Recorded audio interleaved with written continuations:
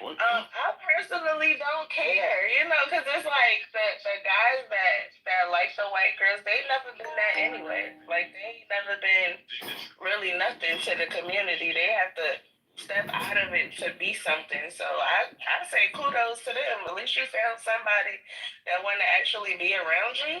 Okay, And you know what I'm saying? Like a community to pretending, I don't know. I just don't really care about those people, to be honest with you. Go ahead. And that's the rhetoric right there alone.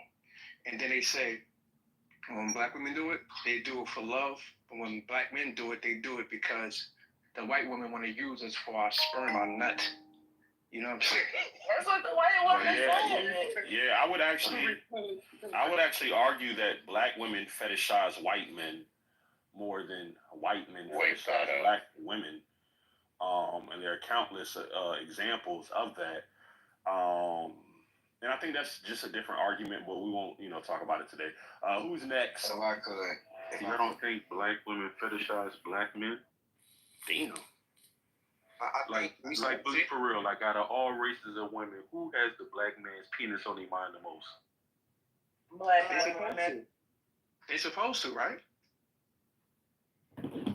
So if black men all we thought about was black women's vagina, that would be okay? That's kind of all we think about. I don't know what we're talking about here. What I was me neither. I just no. What I'm saying is, if we reduce black women to just their vagina and their sexual organs, would that be fine? But a lot of us do. A lot of the don't put that on all black men. We do not. I didn't say all. Did I say a lot? I think about the black woman's mind and how her mind can help our society and help the community and help further us as a black race. The things that they say, the things that they do. I think about a black woman's mind. I love when a black woman sees another sister and she starts saying, yeah, girl, and starts twerking and smacking her on her ass. I love when I see, Sexy Red come up with new music and use her mind to expound and the art form. I think about the black woman's mind. Well, what about my protest when they weren't working? One of the reasons to deter us from dealing with other women is supposedly because of the races of women only want us for our dick and our money. But if you ask yourself, what do black women want black men for? Providing and protecting. Dick and money. Hey, fuck with it. I don't know, bro. Because that's all black men have to provide is dick and money. Y'all don't have to run anything. They're speaking the truth right now. Y'all don't run any industries. It's not like we could fuck with you for power. So all you can provide is literally dick and money. It's unfortunate, but it is what it is. There it is. We in the same fucking boat. So like, what do you say for yourself? Like that was Why crazy. You mad? It's true though. Don't curse her, y'all. You don't own any industry. Hold up, like You don't own. Stay black men need to hear this. Okay. Go ahead and speak your truth. No, I like what she's saying. You don't own any industries. You hold no power in the world. So yes, we are in the same boat. But the thing is about hypergamy and living in a patriarchy is a woman can come up. Men can't come up in those same circumstances. Like a woman can come up in a relationship where you don't come up in a relationship. All you do is provide. So when you go to a white woman, you're providing for her. If a black woman goes to a white man, then he's providing for her, meaning that she's getting some of his power. If a white woman goes to you, they get nothing. They don't get nothing. I think we're to offset. And all they get is some dick. And a little bit of money. You just ran my Hold on. No. I want y'all to because this is how they feel. No. Don't attack her. I want y'all to attack the point. Don't attack her. Don't call her a rambler. Attack her point. Can you rebut it? Go ahead. Yeah, it's like not all white men got power. Like you got white trash. You got all type. Go ahead, Rico. My bad, bro. Go ahead, Rico. Provide no evidence to where she's seen white men in a lot of power that have passed their resources and put black women on insurance policies that they by default left them their companies, their businesses, their stocks. None of this. In fact, out of all the black women that are so-called missing this country, when it comes to the resource locating those black women, white men don't react. When it came to the Crown Act, white men did not vote in support of black women. The truth is, there is no large amount of white men actively seeking black women. It's a lie. It's not true. Yes, it happens here and there, but for the large point, you don't see white men on Saturday nights, on the weekends, say, hey, man, let's go get some black women. It does not happen. Usually this happens in a few instances when black women out-educate themselves outside of their dating market, and she becomes a professor this, the leader of a hospital, and there's proximity to white men, that happens. But for the most part, white men are the face of patriarchy, and black women can't do none of this shit that they do with black men. They can't smack their teeth, their lips, do all this type of shit. In fact, she has to almost assimilate to being white if she's with a white man. The truth is this. For years, black men have been in proximity to black women, and they thought with all their dispelling the black men that this was it. But now, black men are slowly but surely moving up the social economic ladder, and they're having more access to everyday other women outside of black women every day. And while black women want to push this thing about all black men do this and black men do that, there's other women that are actively, in some instances, starting to rub shoulders more and more with everyday black men, white women, Asian women, Latino women, and all different kind of women. And this is just a fear rhetoric of black women, because if you look at, and I'm going to land here, the dynamics and the numbers alone, black women already, black men outnumber black women for the most part. So for now, if these men start to find anyone outside themselves, they try to come on social media and make it seem like, oh, nobody wants you. You guys are the lowest of the lows in the failure society. And it's really just not true. Hold on, what are those numbers you just talked about? You just said something about some numbers. I'm talking about in relation to the amount of single black women that would need a black male counterpart as a mate. Those numbers are in an imbalance right now. If any black men start to go to white women, Asian women, or Latino women, it's going to further create an imbalance inside that checks and balance. Do you agree with her point though that white men do hold power? And yes, do. But hold on. All right, so cool. So you actually agree with her that white men hold power, right?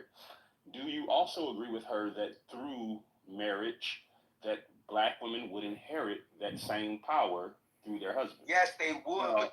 Okay, hold on. Let's walk. Yeah. So would you then, Rico, actually see the benefit in black women dating white men?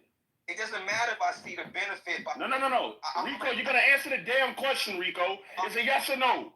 It's not a yes or no answer. It's not a yes or no answer. Yes or no? It's not a yes or no answer, brother. Okay, I'm sorry.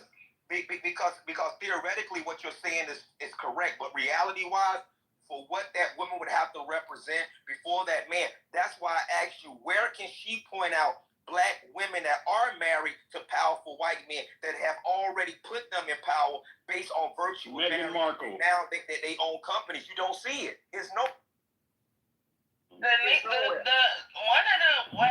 the black women that married to one of the We have another speaker. The only reason I say to my brother, let me say this to Brandon real quick. The only reason I would disagree with Meghan Markle is because he denounced his. Yeah. You're right. You know what I mean? He had to leave the cat. Yeah, you're right. Stupid. You wouldn't even know she was a Then black what about woman. Candace Owens? It's another example. Another bad Candace example. Owens is the breadwinner. She makes more money. What y'all to realize is that their complexion alone has more power than you niggas holding y'all hand in any fucking day. So, and that's to say a lot because I'm damn. So their complexion holds more power than me too. I get it, but you're not seeing the bigger picture. When a black woman, whenever she does, I know it doesn't happen a lot according to you all, but when it happens, when she goes to the white man, however that shit goes, that power alone, her proximity to that whiteness, gives her more power than you can ever have. Even when you decide to marry or get with a white woman, you don't hold that kind of power. You actually bring her down. You actually bring her down, whereas a white man brings the black woman up. You understand? So it's a difference. Y'all can't compare. Y'all can't. What she's saying is 100% false. That's just all untrue. Niggas that you work at, you work at. No, don't attack her. Hold on, Mr. Brooks. Don't attack her, attack the point. The baby nigga, he work at 10 different warehouses. No personal attacks. No, I'm just saying. We hear you, bro. To his white wife. Brooklyn, be respectful. Hold on. Submit to a black man. She's not gonna shut up. Hold on, fellas, be composed. It's on Dark next. Hold on. It's on Dark. Brooklyn is being nice. Hold on, Brooklyn, land. Brooklyn is being very nice. Land your plane, no Brooklyn, and then we're gonna go to Dark next. Fellas, be composed because we are black men. We are strong. Hear me and hear my song. No, yes you can, brother. Can't shouldn't be in a man's vocabulary. I just want to use a nigga on the stage as an example. Baby, for example. Please don't use me as an example. He's probably married to a white No. Don't get personal. Leave your stuff out of that. It's not personal, but it's a good example. No, it's not. Let's have to share the 150 hours a week to support this white woman. 150 hours a week. She's not When gonna he stop. said a black woman marrying a white man ain't working 150 hours a week to support him. You see the difference? The power dynamic is bigger. Like, come on now. Like, you're acting like this is a new show. Listen. Hold on. Hold on. The more y'all cut her off, the more time she gets to speak. Y'all gotta be composed. It's on Dark Smart next. Go ahead, I don't even like crackers. I don't like how they smell. I don't like how they look. This is not a me thing. Don't ask me about me, okay? I'm just saying, in general, when a black woman get with a cracker man, she comes up, and y'all don't have that same fucking proximity or power, and that's just all right, cool. I just want to say this real quick. I'm gonna let Dog have it, but I just want to say this one thing, and I actually would agree with her because a black woman who gets with a white man, she actually saves him money because she doesn't get her hair done, she doesn't get wigs, she doesn't lay down her baby hair. They usually go natural. They usually either have bad wigs or rock the natural. So I do want to point.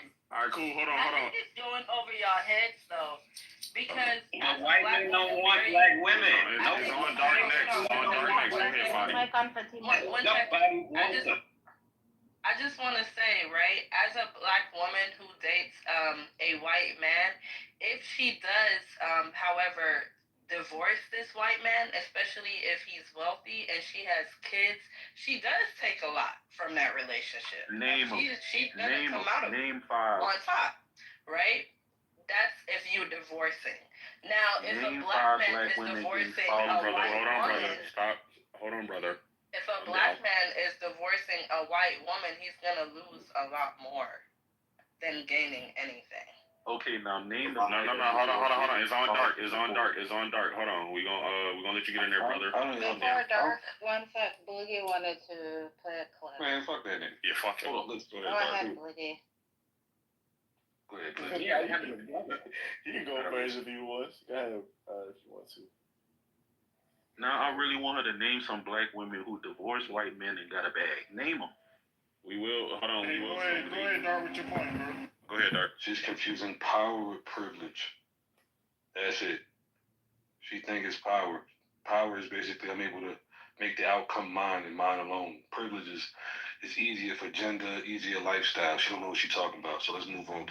Let's go, Dark. We up. I said, it's funny that you're talking about this because I was just watching an interview with Ari Spears about this same topic. And it's so ironic. I was watching it yesterday actually, and it kind of correlates with what y'all been saying. So let me pull it up real quick. Hey, shout out Rico and Ye, man. I ain't seen y'all since season 1, yo. Crazy, man. Long time no see. What's up, Blitty? Yeah, what's the word, We'll play this real quick. You know this shit. I'm about to say what the fuck. You talked about how women like to say that black men who marry white women don't love their moms. Yeah, it's so ridiculous.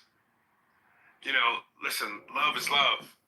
You know, loyalty is hard to find, trust is hard to find, love is hard to find, friendship. And if you find all of those qualities in somebody that just is not the same pigmentation as you, who gives a fuck what other people think? Life is short, man. Do you? But and I'm all for the love and the celebration of my sisters and my black queens. And I always said, for me personally, if I ever get married again, who I have my legacy with, a family with, it's gonna be a black woman or a Hispanic woman. You know, my one baby mother black, the other Puerto Rican. That's my taste. But if it just so happens to not be a black woman, black women, stop. That's because you don't like your mother. What a ridiculous fucking thing to say. That you don't like your mother just because you choose to procreate and share a legacy with somebody who is not black? That is ridiculous. I don't love my mama? That is the most asinine thing to ever fucking say. That's crazy. Deion Cole said this in his stand-up. We talked about it in our last interview. Do you feel that black women give a harder time to black men who date outside the race as opposed to black men giving a hard time to black women who date outside the race? No, men don't give a fuck what pussy you get because we know it's pussy. You know, and black women only get upset when it's a black man of value. When you're Denzel, you're Michael Jordan, if you're the... I call Cat. I'm cooking. But he was cooking, but he asked, I'm gonna say this and I'm gonna try to cook. I'm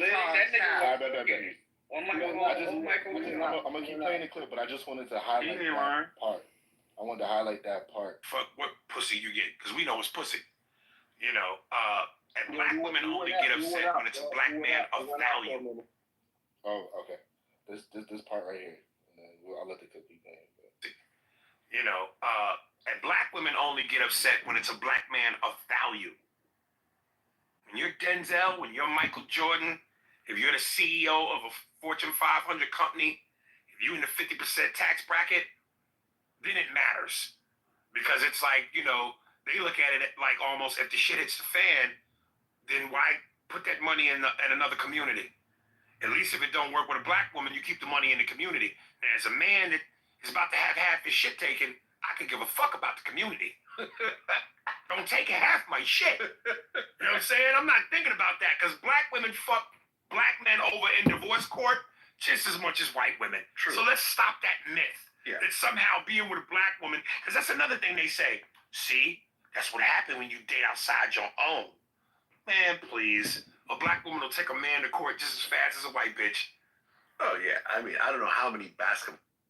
I'll stop there and let y'all cook. That man He was You gotta take a black man with money to I'm gonna put the court. link up top if y'all want to check out that interview. But I know earlier somebody was asking about some examples of what I was talking about with black women winning when they date outside their race.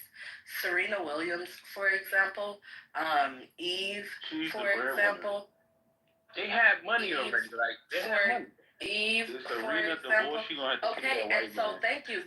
You're right. A lot of those women had money, and a lot of those men have even more money. So Serena is what the is the breadwinner.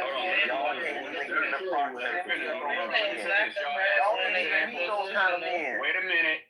Everybody chill out. Y'all relax. Relax, Brooke. Relax. Y'all ask for examples. She's trying to give you some examples. And then once she's finished, then we can tell her that her example was whack. Let her finish. Then we also have, men that lost. O.J. Simpson, Tiger Woods. These men married outside their race and they lost big time. Another example, I know y'all hate this woman, but Kamala won big too. Like, what are we doing here?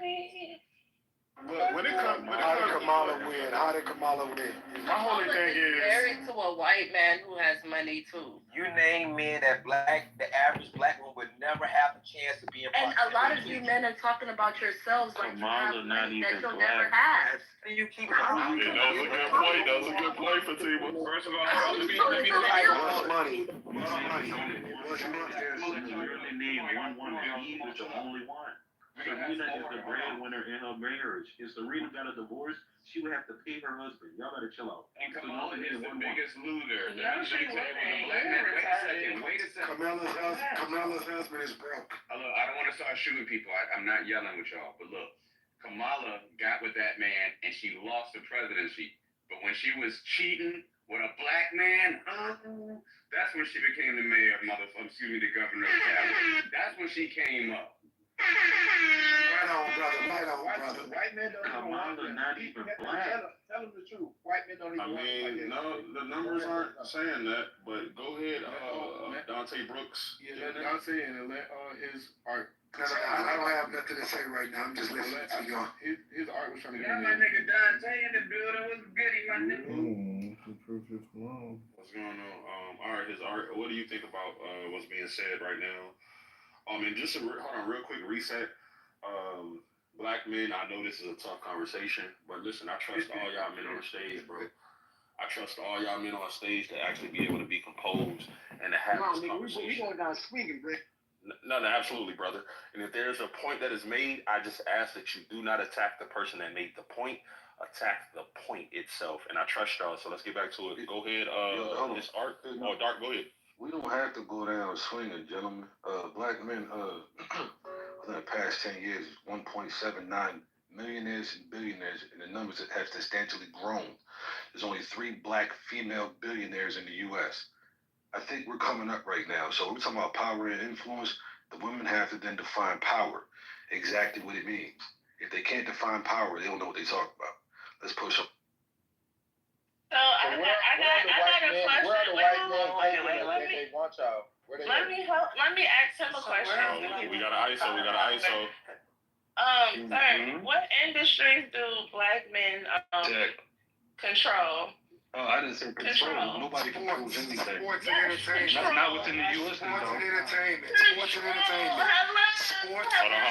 on. Let them ISO real quick. Dante answered the question. I appreciate Wait. it. So you mean to tell me that black men or black people own NBA, NFL, NHL, private equity. The other one? Look it up. Private equity. These teams? They own private equity.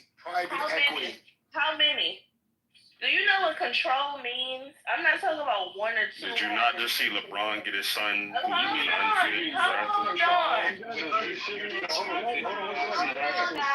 Hold on, y'all. She shifted the conversation from. I'm not shifting anything. You said that it was all of these billionaires, and I'm trying to figure out, well, what industries do they control? You said sports, but I'm trying to figure out what teams are owned by black people. Hold on. This ISO between her and Dark. Go ahead, Dark. Interesting. I'm not attacking you, Dark. I understand, Princess. Listen, are we talking about simply control? And no, black men don't control it, but we're talking about influential, powerful people that happen to be within those industries. A lot of them are definitely black men, and they've risen in the past 10 to 15 years. They just so happen to be black men. Athletes are the number one exploited. So y'all don't understand. Hold on. But we shifted the conversation from power to control. You don't know since control, because in order to have power, you have to have control over. She doesn't want to be wrong. In order to have power, you have to have control over something. And you don't have, if you don't have control over it, you don't have any power. Black men do have control because they make up majority of the team. So without the black men, That's slave but the problem is black men won't boycott. Laborers. That black men don't control. Black men will not boycott the system that controls them. That's the only point she has of power. Those particular infrastructures are racist driven. They're going to block out black people. There are a lot of black people that have enough money to own teams. They just blocked out. And blacks won't boycott these NFL and NBA teams. So Dante, hold on. So Dante. Can I come with her point? Hold on. Really quick. Her point is still, I think, would still be valid, right? Because if, let's say, even with all the money in the world, they can still keep you out of ownership, that still means that they hold the power, right? We've seen it with athletes that have been blackballed, like the Colin Kaepernicks and shit, right? All the talent in the world. But once those white men got together and said, nah, fuck dude, it was fuck dude, right? So I don't think you all, just because we can say that black men dominate in basketball and in football and shit like that, that we have that power, because guess what? The moment that they want to get together and get you the fuck out of there, they will get you the fuck out of there. That's all. So go ahead, though, for 2 minutes. The only point that we had was about the money being made. Right? I just want to add some insight for you all. So I looked up the percentage of power, right? Because there's a difference between power and control. Power that black men have in America. Black men in political representation hold 4% of U.S. seats. That is 3 black governors as of 2021. No black men currently serve as governors right now, right? Federal cabinet, 2 of 24 cabinet members were black. Corporate leadership, only 4 black CEOs as of 2023, down from 6 in 2012. Top 25 companies are just 2 black men. That's Ken Frazier of Merck and Al Kelly of Visa. Oh yeah, he is. Then in judicial and law enforcement, 1 black justice, Clarence Thomas, out of 9. Police chiefs, 14 of 25 largest police departments are led by people of color. The wealth gap. Median black household wealth is $24,100 versus $188,200 for white households. Black men face higher unemployment and wage disparities. Entrepreneurship. Black-owned businesses receive 1% of venture capital. Media and entertainment. Black men dominate in sports and music, but hold limited executive roles. Example, only 2 black studio heads in Hollywood. Political takeaways, so that's just that. I just want y'all to remember those things. Well, there's more black studio owners and studio heads now. And you just named just Hollywood. They're more than that. I mean, we can go and do a deeper dive, but I'm just doing the surface level right here. But hold on, Fatty, and that's a great point. I'm glad you brought out all those stats and facts. So why are black women then so mad when a black man goes out and gets him some milk of magnesia? Because they realize that the nigga that they mad at is out of their fucking league in the first place. Well, I think that's because black women. No, they're mad because the man that they overlooked has the power now. That's the issue. They overlooked that man. That's why they're mad. Hey, don't attack me. Just talk to the point, like they say. Talk to the point. Talk to the point. You overlooked him. You overlooked him, and now he's winning, and y'all mad. That's what it is. You've got to let him land. They not gonna let me land. It's the same 4 people talking. One second, right? According to the stats, Herm is right. Why are black women mad? But I do believe it's because black women want mediocrity, and so they want to choose these black men that are not, worthy or of higher power. That's why they're mad. Define that, because I don't understand. No, wait, one second. We're in the same place. Wow, y'all are unruly. You've got to let him land. Once Dante was speaking, can we let Dante finish his point and then her? Yeah, it's very simple. My point is, the women that y'all are referencing are women that are upset that they overlooked that man or they left that man in the middle of his transition to power. Period. So I just want to say that I love that Fatima takes every chance that she gets to be anti-black.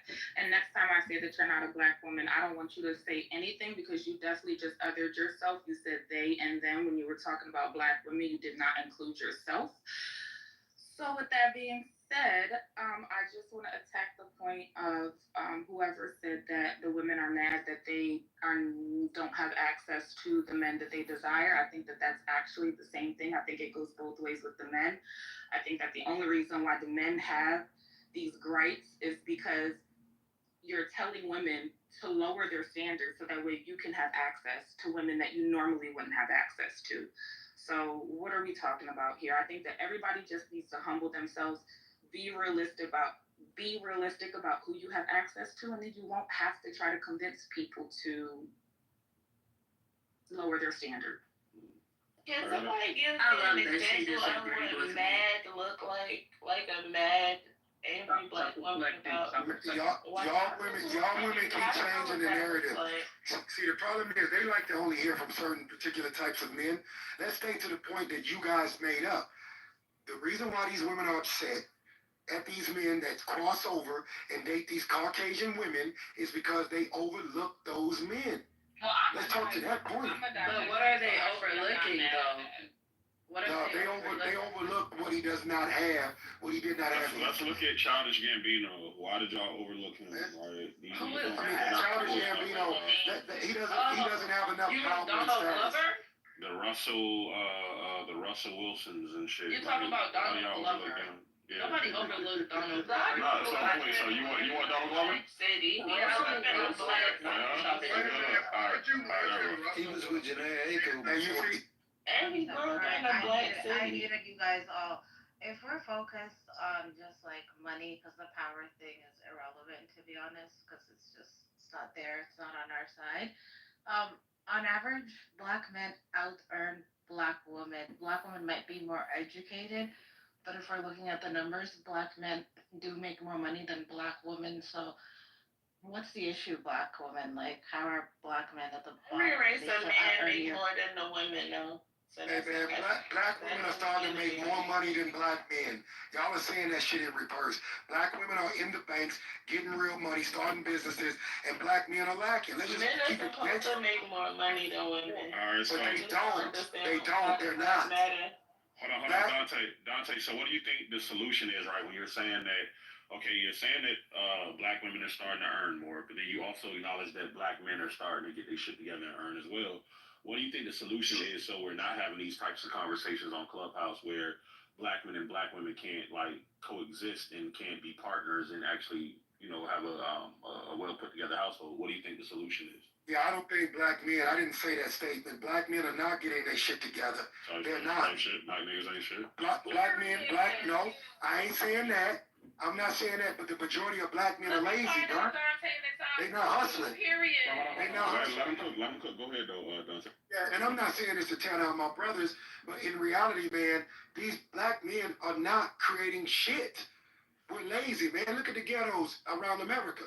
They killing up shit, and a white man is coming in there taking our real wealth, which is our real estate. We don't own shit.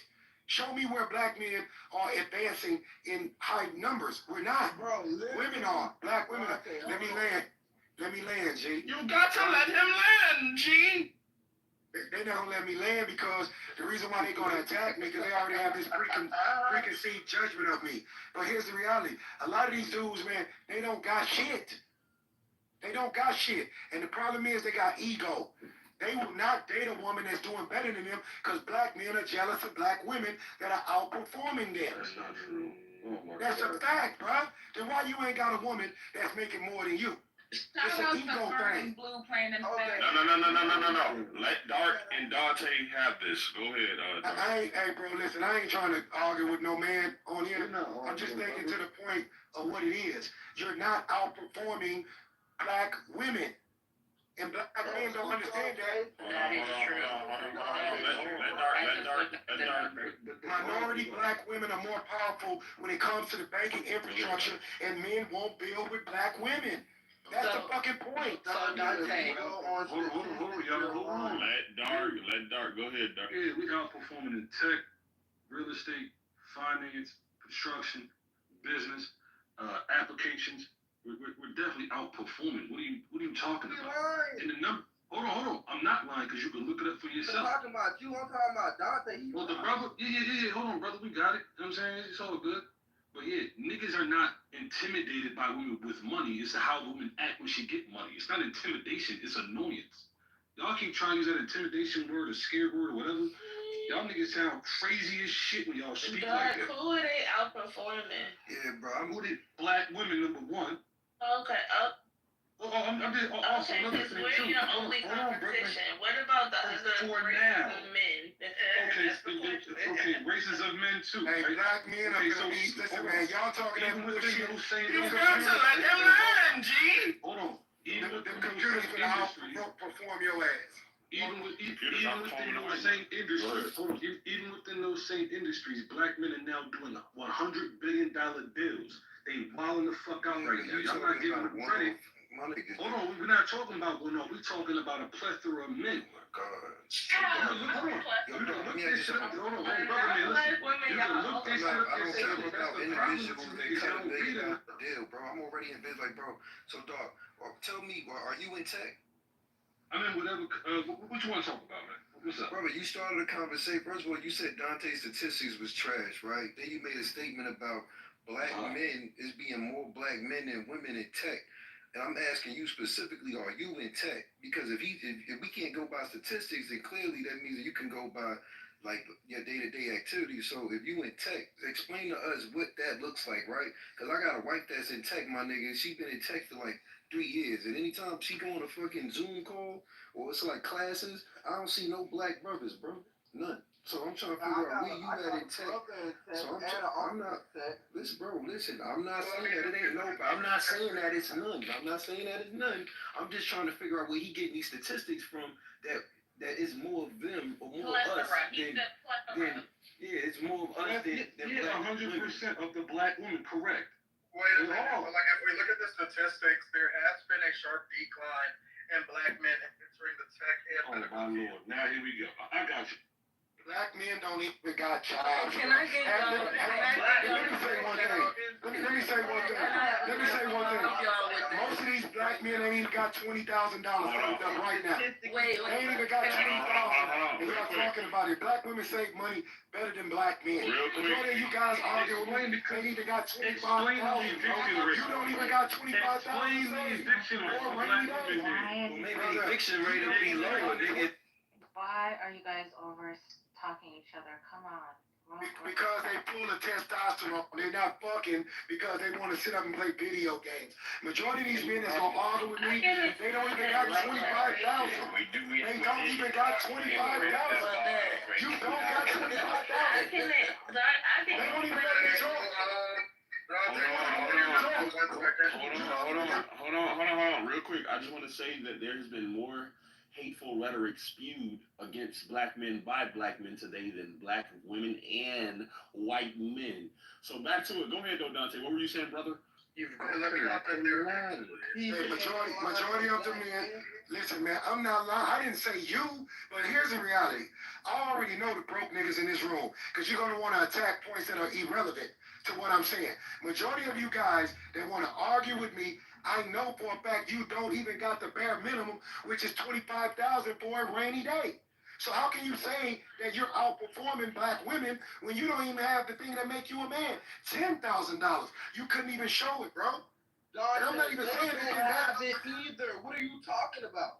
Man, listen, bro. He's holding the men accountable, though, right? So if that's all I'm men are saying. supposed to be the breadwinners, wouldn't it? Either Go ahead, bro. man is Go ahead. make 10,000 before women.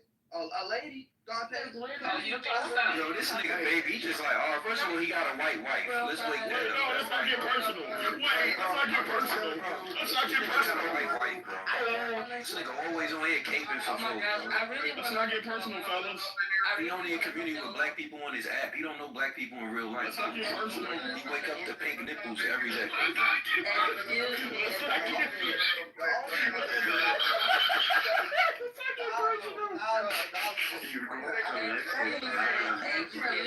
Okay, I guess. Go ahead, so let's not get personal. Guys, one mic, or we'll just start shooting to the goo and bring you up by 2 by 2. This is annoying. Can I hop in here I just want to say, can I just break it in real quick? Because the black men, because all of you are right? All of you are right in your own points. Black men typically earn more than black women, reflecting broader gender and racial wage gaps. Black men earned 0.94 cents for every dollar earned by the white man. Black women earned 0.67 cents for every dollar earned by the white man. This means black women earn 30% less than black men relative to white male earnings. However, unemployment and labor force participation, black men unemployment rate 5.6% lower than black women 6.1%. Higher labor force participation 69.2% versus 61.2% for black women. Black women lost 304,000 304 304 what the fuck 304,000 jobs between February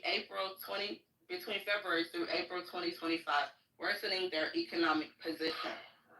Black men more likely to work in higher paying sectors like construction, transportation, or skilled trades.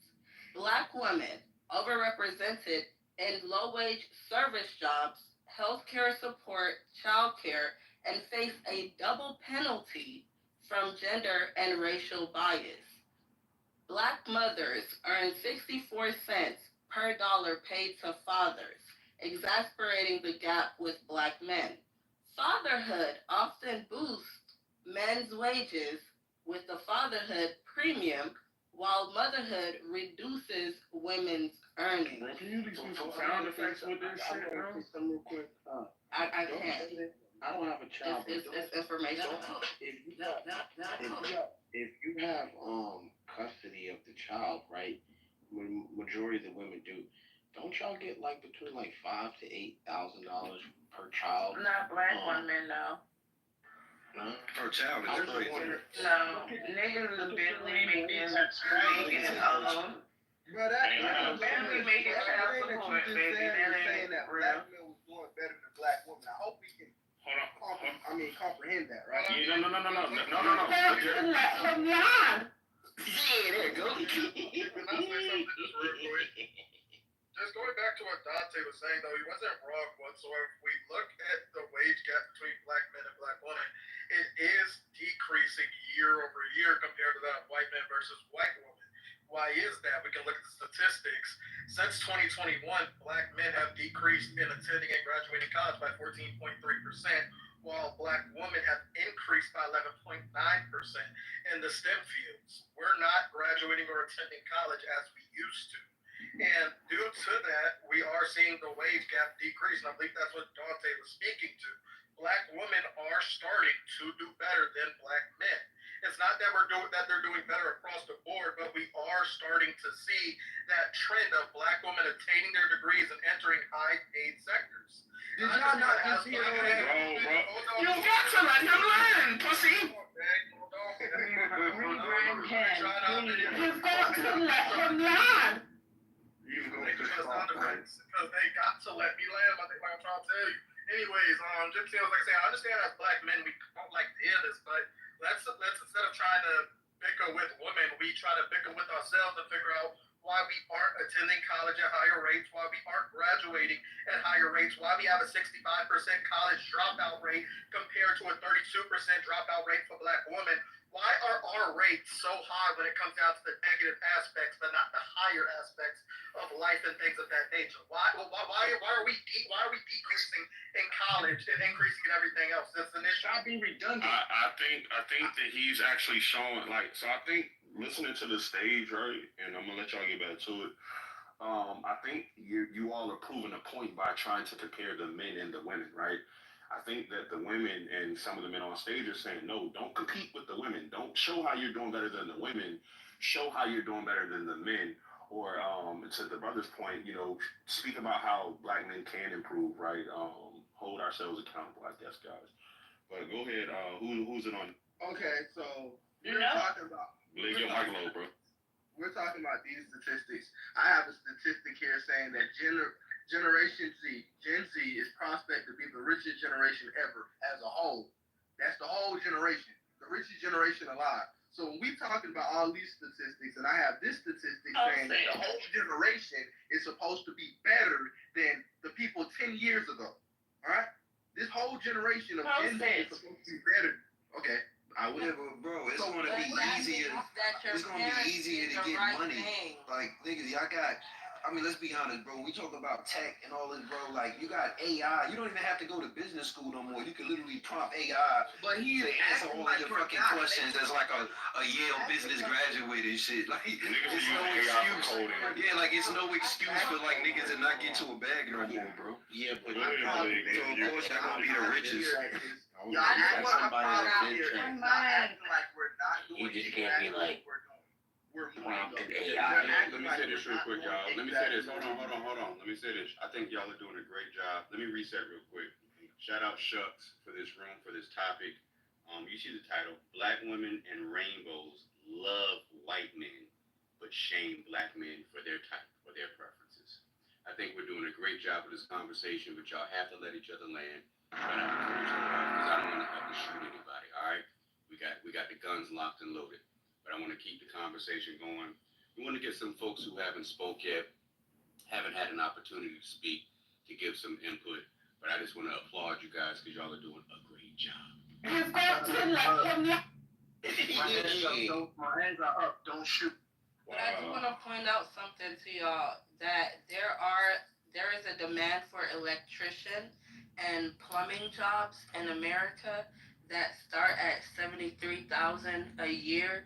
So if Black men didn't want to go to college, you can hit up a trade school and get that certificate and start making money off the rip, because there is a high demand for it right now. Let me respond. Let me respond. Let me cook. So look, why is it that Black men have to take on those jobs, right? Y'all always talk about patriarchy, and it shouldn't just be the bulldaggers taking those jobs. Why don't y'all women tuck your baby hairs down off your forehead, tighten your wig down, and why don't y'all get underneath them? Bro, it's all kind of social media influences that take on blue collar now. Like that's the new wave, bro. Honestly, Herm, like I want to be able to. You've got to let her learn, Jesus Christ. Hold on one second. Fatima responds to everyone. Oh my goodness. We're done. He was talking to me though. So can I respond? Yes, and then Amara, go ahead. Because I don't think Amara is going to tie them locks back and start getting into nobody's toilets fixing no toilets, fixing no drains, and none of that. She ain't doing that. So Herm, I'm saying to get these jobs are in high demand, yes. If Black women wanted to get into those demands, then they could. However, Black women need to be at home to be able to take care of the children, to be able to rear end the house, to be able to make sure that a man has a peace of mind when he comes home, right? And so we're allowing Black men to go out and get these jobs, and it doesn't mean that you have to go out and be the physical plumber or electrician. Then create a company and start teaching others, and the Black woman could be right by your side helping you build that company up. But you got to be able to, start these things, have that initiative, because there's too many Black women at home right now with their babies.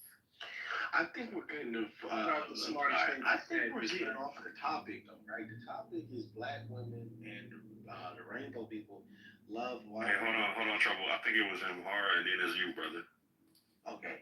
Yeah, no, my bad, bro. Bring it back around to get us back on track, Trouble. Let Amara reply. And then it's on you, Trouble. Yeah, so actually I'm not even gonna respond to that. I'm gonna bring it back to the point.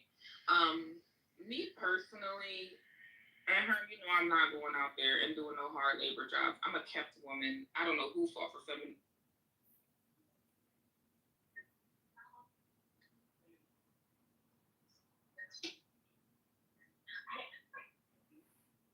So why do you think? What is wrong with that commercial?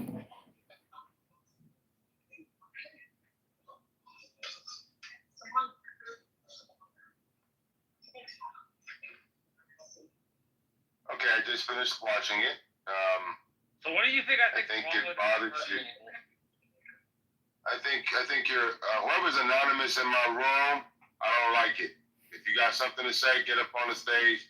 Leave my room and leave it now. What you gonna do I don't about know who's it? anonymous sneaking and peeking. I don't like people sneaking and peeking in my room. So if I gotta cancel you, I will. I know who you are. You already announced yourself. Sneakers and peekers. I don't like sneakers and peekers. Get the hell up on out of my room. Anyway, you don't like that room because you don't like that commercial because of the fact that it paints all illegal immigrants as criminals. No, it's a brown nosing ad. She thought she was important enough to be on national television and had to kiss the president's ass. There is no need to produce a commercial with taxpayer dollars that kisses the president's ass. She can do that on her own fucking time. I think it is so tacky. I think it is like white trash in the trailer kind of tacky behavior personally. You know, I don't understand why I can't figure you out, Marshall. That's a commercial that spreads a message that needs to be spread. You need to let people know, stop coming into the country illegally. I'm sure Trump approved it. And I think you don't like it Absolutely. For a very petty reason. It's a very good guy. Absolutely. I'm not saying we shouldn't settle. I'm not saying we shouldn't say that part. I'm more pointing it's a brown nosing commercial and that she wasted money brown nosing the president even though she really didn't need to because he's already doing it like a fairly decent job. Very annoyed by that, but I mean it's a small room, so I felt like I could express my annoyance without it being particularly too petty. Right. I just still think I can't figure you out. I know you're a very particular individual, but Dr. Adams, if you watch the YouTube clip that I pinned to the top of the room, Marshall thinks that's a commercial that is brown nosing, should not have been taxpayer dollars should not have been used to create it. Absolutely. And she should have done it on her own time. They called it a white trash situation. I don't understand this, Marshall. I really don't understand it. So Marshall. Can he hear me? Yes, he can hear. Okay. So Marshall, as you know, my mom is not a indigenous American, right? And as you know, Marshall, I have family on that side that is serving in Senate. So for me, listening to you talk about illegal immigration and having family members that have been deported, right? And family members that are serving our country, I personally find a problem with the fact that people look at this as trolling. This is not trolling. This is restoring order. Do you understand where I'm coming from with that, Marshall?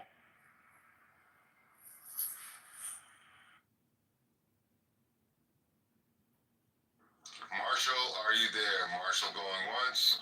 Marshall going twice. I'm here. I'm just trying to use a stall right now, so sorry. But yes, Adam, I understand what you.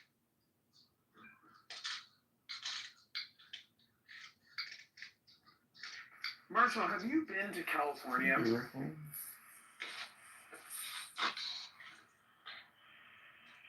I was a kid, I've been back since. Right. So, do you know that when you drive from Orange County down to Riverside, there's signs on the freeway that tell drivers to watch out for people that are, illegal and, could potentially run across the freeway? No, but I'm not surprised. Okay. We have Robert Burgers back here. Right. So this is my point, Marshall. The illegal immigration situation looks a little bit different in Texas than it does in California. It looks a little bit different in, California than it does in Arizona. Right? So I feel like, again, the illegal immigration issue and the, how should I say this? Like symphony of people getting along is a little bit different in Texas than it is in California. Like Los Angeles is looking more and more like Tijuana every single day. Like, I'm not talking about the food, I'm not talking about the culture, I'm talking about the crime, the graffiti, the vandalism, and, you know, the issues that come along with living in a third world country. This is now being imported into the United States.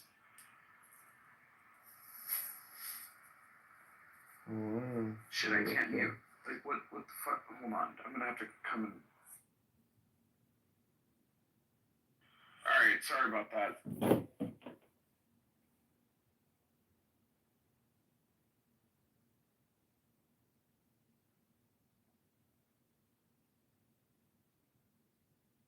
Hi, Isabella. It's John. Hope you had a lovely Sunday. I don't know if you're working tomorrow, but it's going to be almost 80 degrees and sunny. If you're free, we could go to Montrose Beach in my boat.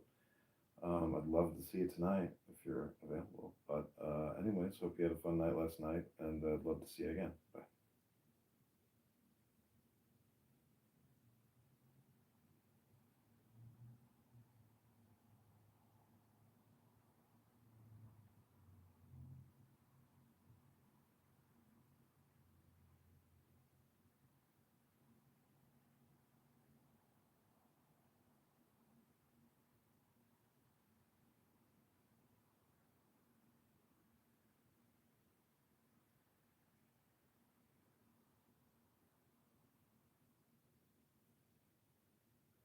You know, he's like fondling his balls really hard. Yeah, so I tried to watch like the 3-hour long video that he did on the theory, and it was like the most like, I mean, I'm not like a grad level physicist or anything, so of course like I don't like totally understand all these things that are like brought up in his theory, I guess. But like he's acting as if the video is supposed to be like understandable to people, and it's just like fucking completely indecipherable. It's like one of the most like incoherent things I've ever watched in my life. And so the funny thing is, post the Piers Morgan thing, right? Kurt Jaimungal has a video on his channel that's like geometric unity 30 years in the making, but it's behind a paywall, right? So it's like after he gets this little feature on Piers Morgan, right? He uploads a video with Eric in the thumbnail about his theory that's like behind a fucking paywall. You know, that's the craziest shit I've ever seen in my life, dude. They are such shills. They're such scumbag people. No, I think Sean Carroll's the douchebag. Why did you want to go back over? So like, I don't know, just a lot of what you said didn't make sense to me. What part of it?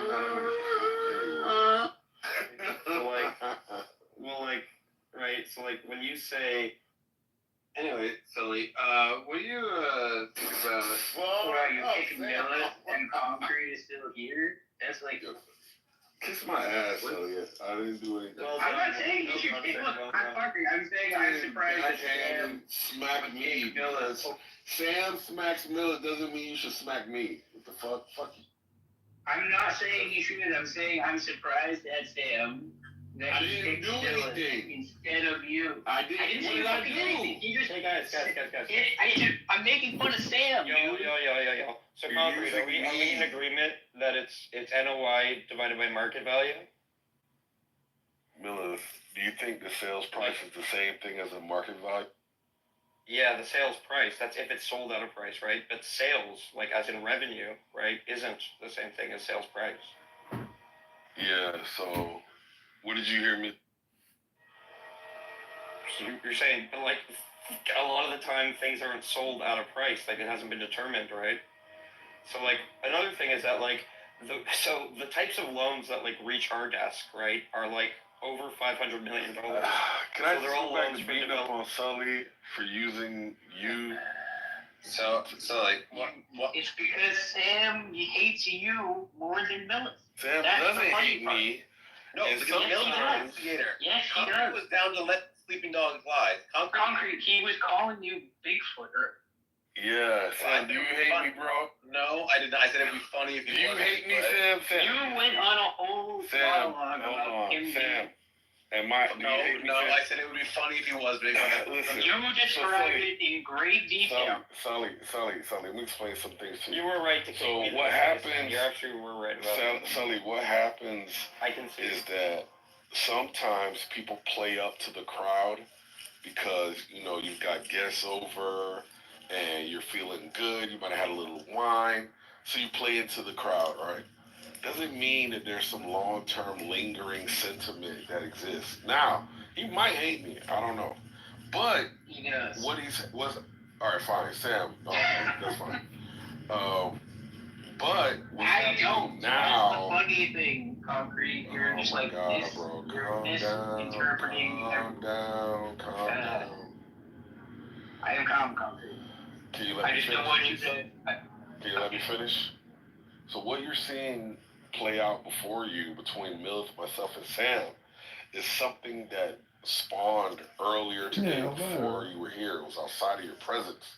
So you don't have the entire backstory that we all have, which is why you don't understand why Mills is going down and not me. Okay.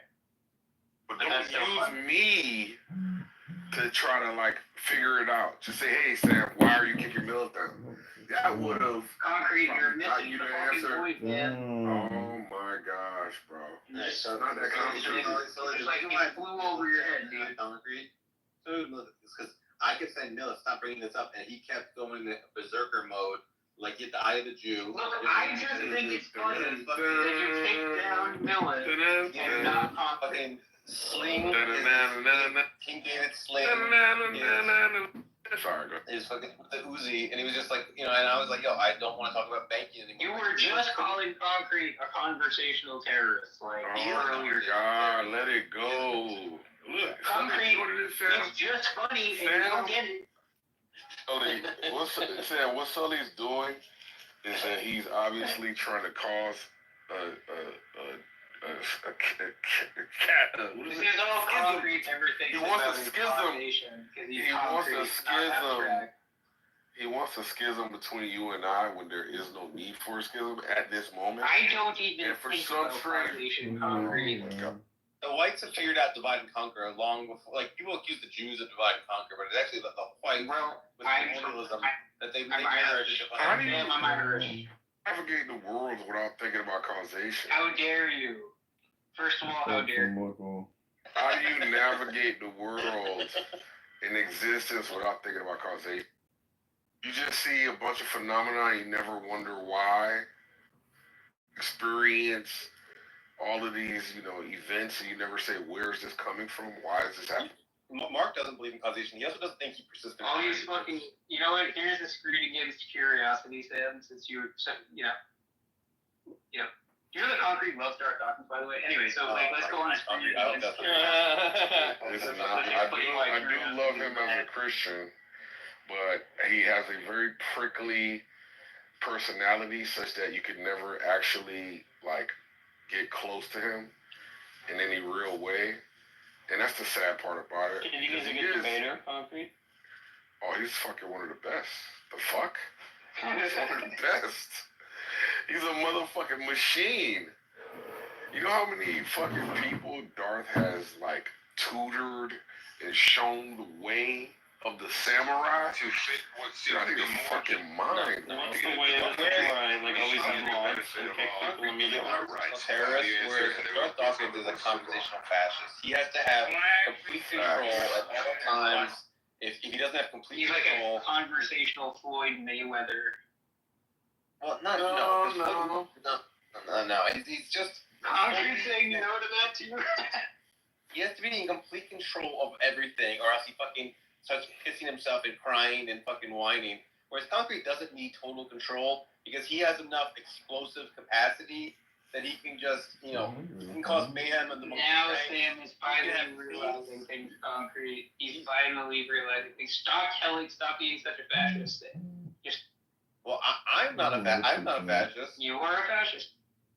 Oh, are you having an intervention? We're having the intervention right now. No, tell him he's a fascist.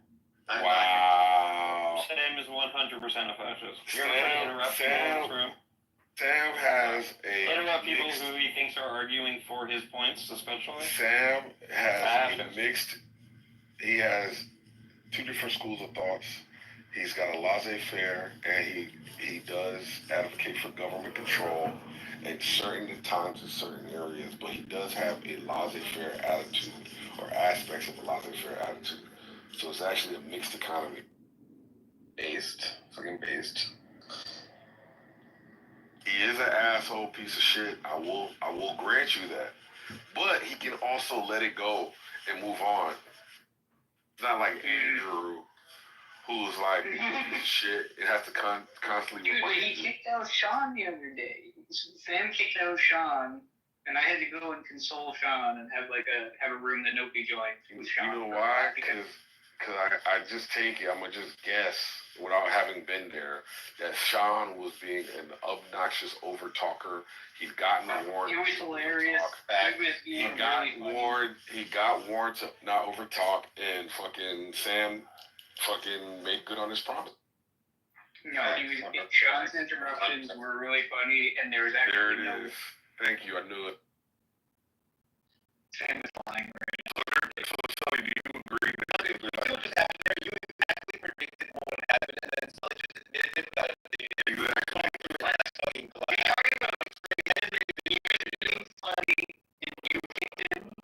You did not work. So, Sully, do you grant that there could be like a indirect warning if, say, somebody else is interrupting, Sam admonishes that person, and then, you know. I mean, I think he got moved down a few times, but thank you. He shouldn't have done. It was this has come up a million times before. His interruptions were funny. And see, actually, I think the person I had a very similar conversation to this with was Andrew. I think it might have been somebody else, but Sean is hilarious. You have to let Sean get spicy and blow up with people because it's some of the funniest people yelling at each other that you'll ever hear. It's out of your mind. Sean is no. I have to find this recording, Sam. Remind me to find this where it's Sean and Apollo. Yo, it's the most ridiculous shit you'll ever. So I recently started doing like a deep dive on the Federal Reserve, central banking. It's so delicious, bro. I love it so much. I can't believe it. Let me give you guys some documents. What's the mandate of the Fed, Concrete? There is no such thing as the mandate of the Fed. The dual mandate. Anyway, there is no such thing as yeah, dual mandate. Yeah, it's to keep inflation under control and to maximize employment. Can you just let me go? You're interrupting me. There's no such thing as a mandate for the Fed. Yeah.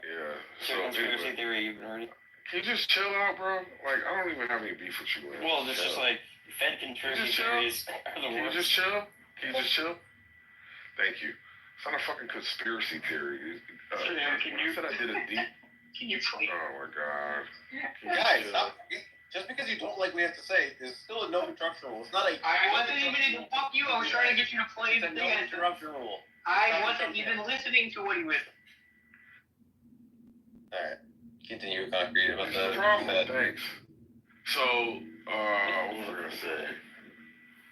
Doing a deep dive on the Fed doesn't mean conspiracy theory realm, because obviously there's multiple ways to look at the Fed, and you can do so in a purely academic, historical way versus a conspiratorial way, or you could combine the two.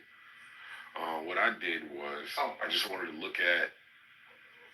You're such a faggot, Scully. What is going on, bro? This is boring. Yeah, you think what the fuck you were trying to argue with Mark about was interesting? You think that was the shit that we needed to fucking hear for today? Anyway, so the whole point is... We have a hostile audience. You just keep cut the chase. Is it the Jews to blame? No, listen. You could look at the Fed in this way. You could look at it in this way. Fucking or you could even look at it as a combination. Shut up. So, the documentaries that you want to watch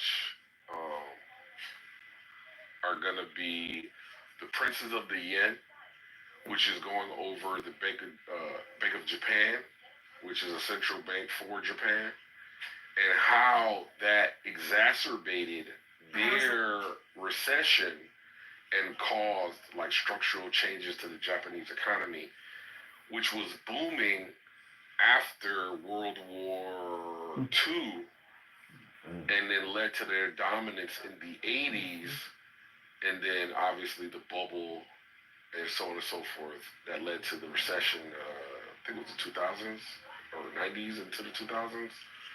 And it just talks about how they prolonged it for the purposes of a structural change. And I thought that was pretty interesting. What did they do to prolong it? They didn't stimulate the economy. Exactly, that's right. So, have you seen The Princes of the End? No. I was just kind of like seeing it. Okay. All right. So I would recommend you take a look at it if you were interested in seeing. All right, that's fine. As a banker, yeah, you shouldn't fucking watch documentaries about the Federal Reserve. I'm sorry, about central banking and how it affects economies. Yeah. Okay, great. Anyway, all right. And then the second documentary, I'm almost done.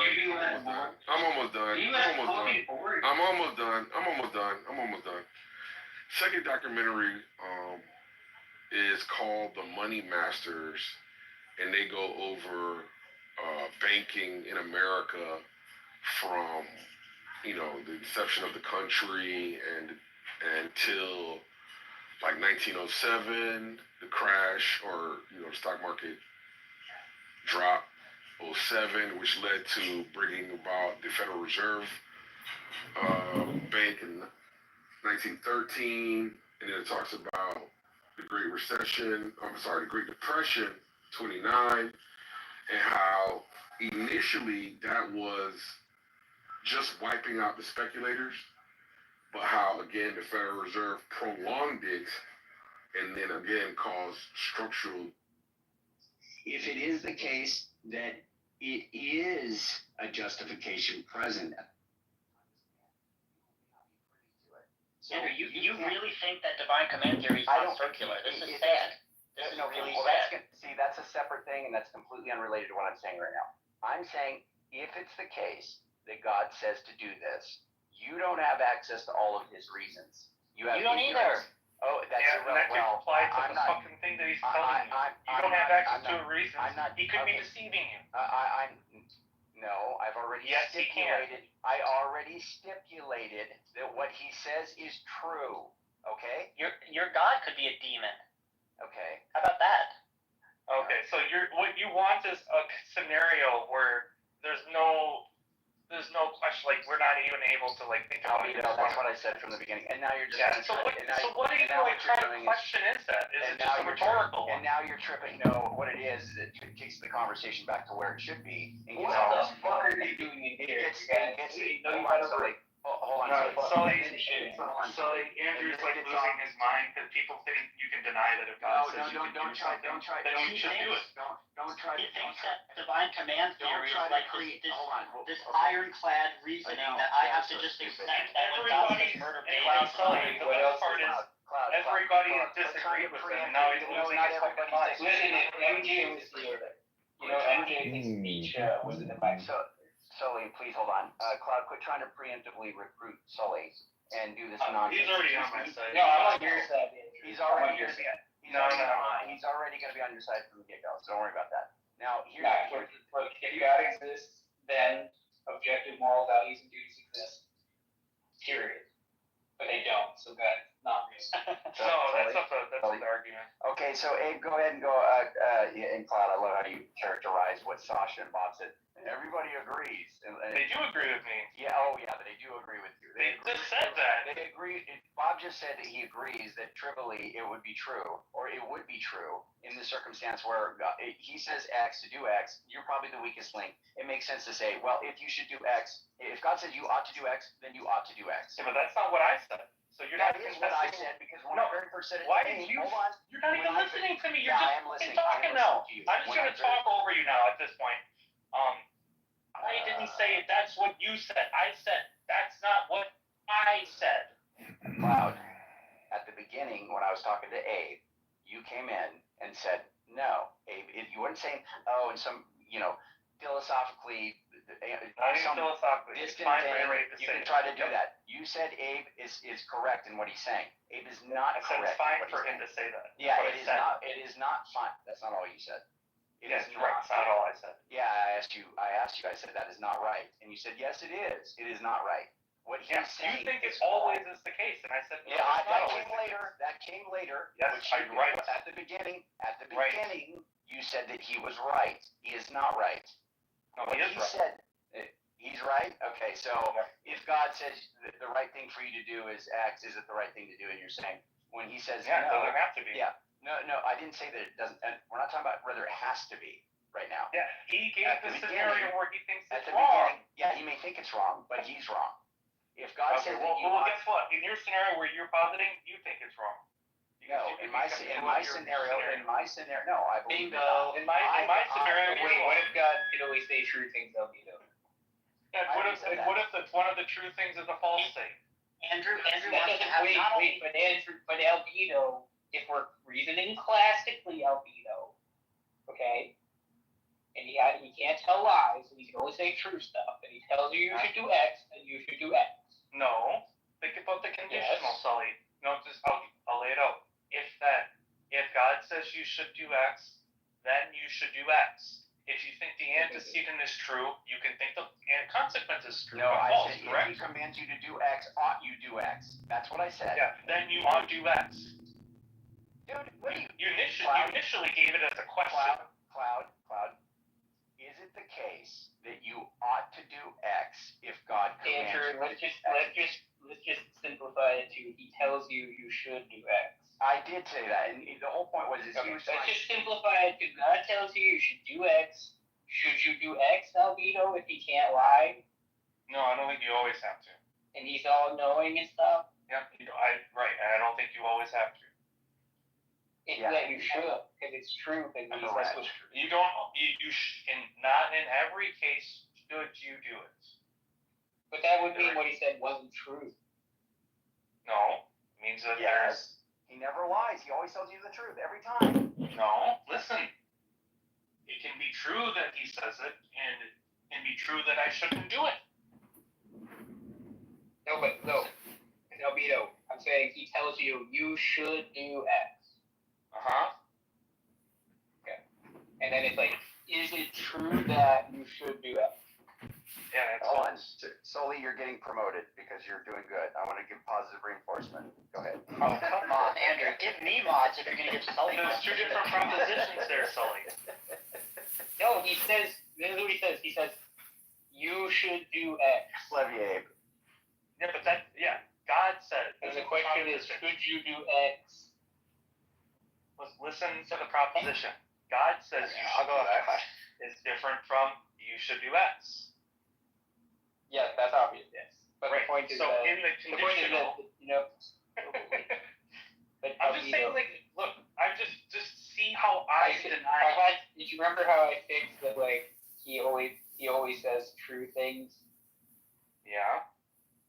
Okay, so that means that God says, right? We can just drop that, right? Because if God says it, then it's true, right? Well, that's building into the proposition, right? No, he's trying to look. So whatever God says is true, and of course it is. Right. Whatever he says is true, and this is one of the things he says. And this is another proposition that can be either true or false, correct? If he says you should do X, right? That's the thing he says, and we're saying everything he says is true, right? And then I'm saying, okay, given that, that's another proposition. Is it true that you should do X? But that's another proposition, correct? That can be true or false. Wait, guys, can I just talk for 60 seconds? Yeah, Andrew. Yeah, just make sure. I gotta go to bed soon, Abe. You're probably gonna be up the next 6 hours. Okay, so just albedo. Premise 1, God says P. Premise 2, if God says something, it's true. Conclusion P. Right? Yeah, and premise 2 is false. Wait, but then you're saying God can say false things. Well, look. However we're structuring this, I laid out how I'm denying it. Just did did it just now. Stick with what you just said, Cloud. You said premise 2 is false, and then you said you're just saying that you're just saying that God committed it. Okay. Yes, because plausibly, if you're committed to two things that are in tension with each other, what you should do is hold on to the thing you're more committed to. Right, Sully? Wait, if you're saying that you don't know if what God says is true, and I'm not holding that fixed, and you're just saying somebody tells me something that I think is false, right? Should you think that then everything they say is true, right? And the answer is no. Well, right? I mean, if they said something that you think is false, right? Rather than I don't want to do stipulations here because you're right though. Not as you're not using your brain here. You're committed to the truth of a few things. There is a God, and we're going to build in all the things that Andrew said. Okay, but that's what we mean by God. And He says to do something. Okay, but one of the things He says to do is something that you think is not something that can be justified. And He says you ought to do it. Keep in mind, you. Okay. Do I know that this is what I want you to assess. Right? Do I know that God said it, and do I know that when God says something, it's true? Do I know those two things? There are things that you think you have reasons to believe, and there are things that you think, yes, there are things that you have reasons to believe is occurring, and like I said, the other thing is something you also have reasons to believe is true. They're both things you have reasons to believe are true. Are you just telling me that I come in with a really, really low prior on the thing God says is true? Maybe. I mean, look, there can be someone who thinks, okay, there is a God who exists, and if He says something to me, I should do it. Someone could hold that true. Then they could also have this second belief that you really can't justify things like rape, right? Maybe that's another belief that they have. And then God says, go do this rape. Now, if that happens, what I think that person should do is hold on, because they can't hold both. That they should eject the one that they're less committed to, whether it's the totality of God or aspects of God. The easiest thing to deny is that God said it, right? Well, that's what I think. Well, I think that's fine. I think that's fine. Yeah, I understand, but so that's the thing where in the argument, if you don't, unless you have really strong reasons to think it actually is God saying this, right? But of course, it's a hypothetical you're stepping into, so it's not something in life. It seemed like the hypothetical was that it was for holding fixed that you know that it's God. Yes, of course. And we know He's saying you should do X, right? You know He's saying that, and you know that God only says true things. Yeah, but right, and the rest of it. Am I allowed any other articles of knowledge in this? No, you can. Okay, just if you hold fixed those three things, tell me whatever else you want. I want to say I'm interested if you want to bring in whatever else you want. I know that you can't rape. Okay, is it you? So instead of you should X, it's you should rape someone. Yeah, for this case, God says for you to rape, right? It's one of the things He wants you to do. And I think that but then if we're the whole point is that if we're holding fixed that God says you should do the rape, okay, everything God says is true, okay, and then also it's not the case that you should do the rape, right? Well, I'm just saying, look, I'm not sure how. Then it's inconsistent, right? It's just going to be inconsistent. Yep, right.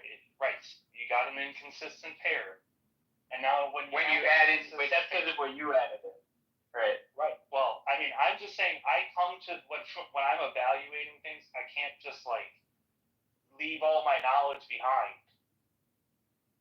See, this is why people don't answer hypotheticals, and this is the thing. Look, even when you guys give me a hypothetical and I do my famous "is counter possible," I'll still answer it. And I am answering it. Yeah. No.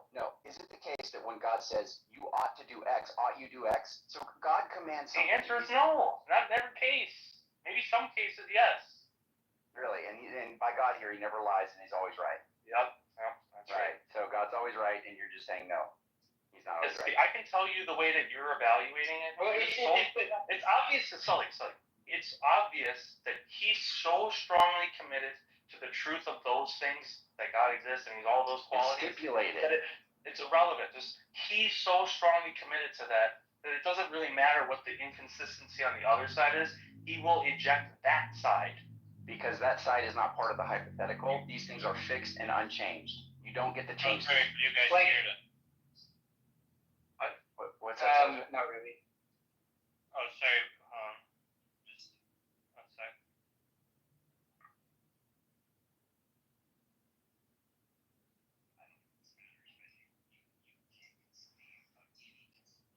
It's really quiet, Sasha.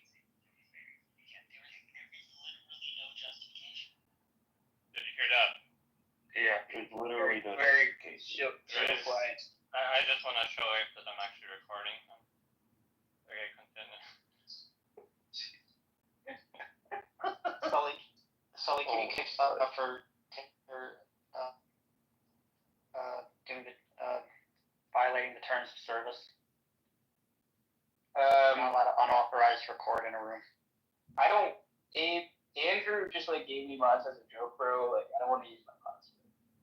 I don't want to be. You don't want to use your mod. It's not a joke. He gave you mods. I just asked to be mod. I don't want to be a mod. What? Don't ask me to kick people. Ask Andrew to kick people. Did Andrew leave? What? He moved to the fucking audience. Don't move me to the audience, Sully. Why would you do that, dude? Come on. Don't mod abuse. Don't mod abuse. That's hilarious. Wait, are you not allowed to record here? I don't know. Wait, technically, Wait. Just I want to make sure this is all fucking wrapped up. Dude, so you see what I'm saying? He's just so strongly committed to that truth that it doesn't matter what's on the other side. He'll just eject that. And for someone who comes into this hypothetical, even though it's being quote unquote stipulated, that doesn't mean that they should just stop using their brain about it. They can think that it you could say, oh, it's true, but the truth is still you can come in and say, well, I think this thing's true. I think you shouldn't rape. And if God says it, even though you say that's true too, that's just attention. Yeah, you can more shift. You can more shift, but for the sake of a hypothetical, if I just say, hey, imagine a hypothetical alethiometer that in every possible world, everything it ever says is true. It only says true things, right? And then I'm and it says P, and it doesn't really matter what P is, And I say is P true? And then you go no, because I don't like what it says in the hypothetical. But it's I don't know, it's just kind of silly. What if it says that it's that the alethiometer is false? What if it says that? Yeah, well then it's a liar sentence, and sure, then you can have a dilethia. Yeah. But that's not what Andrew's hypothetical is. So. Well, it can be. It's not clear that it is. No, it's not. It's clearly. Okay. I think it's clear that if you have to introduce another proposition to have the set be inconsistent, that his starting set is not inconsistent. Yeah, well, maybe not a starting set. I'm saying that the pair. If you give a liar sentence and you say that the thing that always tells the truth says that what it says is false or something. Are you saying? Yeah, that's a liar sentence. It's a. No, the Grim Reaper paradox has the Grim Reaper paradox has the unsatisfiable pair built into the hypothetical. Right. Andrew's hypothetical doesn't have that. It's just saying okay, suppose God tells you something, and suppose anything he says is true. Is what he said true? Yes. What he wants you to do is say, okay, I should be skeptical of any of my thoughts that disagree with God. That's something he wants built into that. No. Yes. What are you talking about? Okay, then what he's saying is just trivial. No, it's not. It's either if it is trivial, then what the fuck is the point of asking it? Well, it's Andrew saying. Yeah, I didn't understand. Wrap your mind around that. He's saying that if God says something and God is always truth, speaking, it's going to be true, right? Right. And since that's the case, then it would apply in this case as long as I can show that being exists. That's where the conversation should turn. Now, if you just deny this, then you're just not stepping into the hypothetical. And I think that that's something you guys don't want people to. It's an impossible hypothetical. Like, what's wrong with saying that? You can say it's an impossible hypothetical, but you can still answer it. Yeah, it's an impossible hypothetical where it's false. No, it's not false. Yes. No. Yeah, but because impossible situations are false. No. Okay. In the hypothetical. Logically? Yes, logically. But it's logically impossible in this circumstance.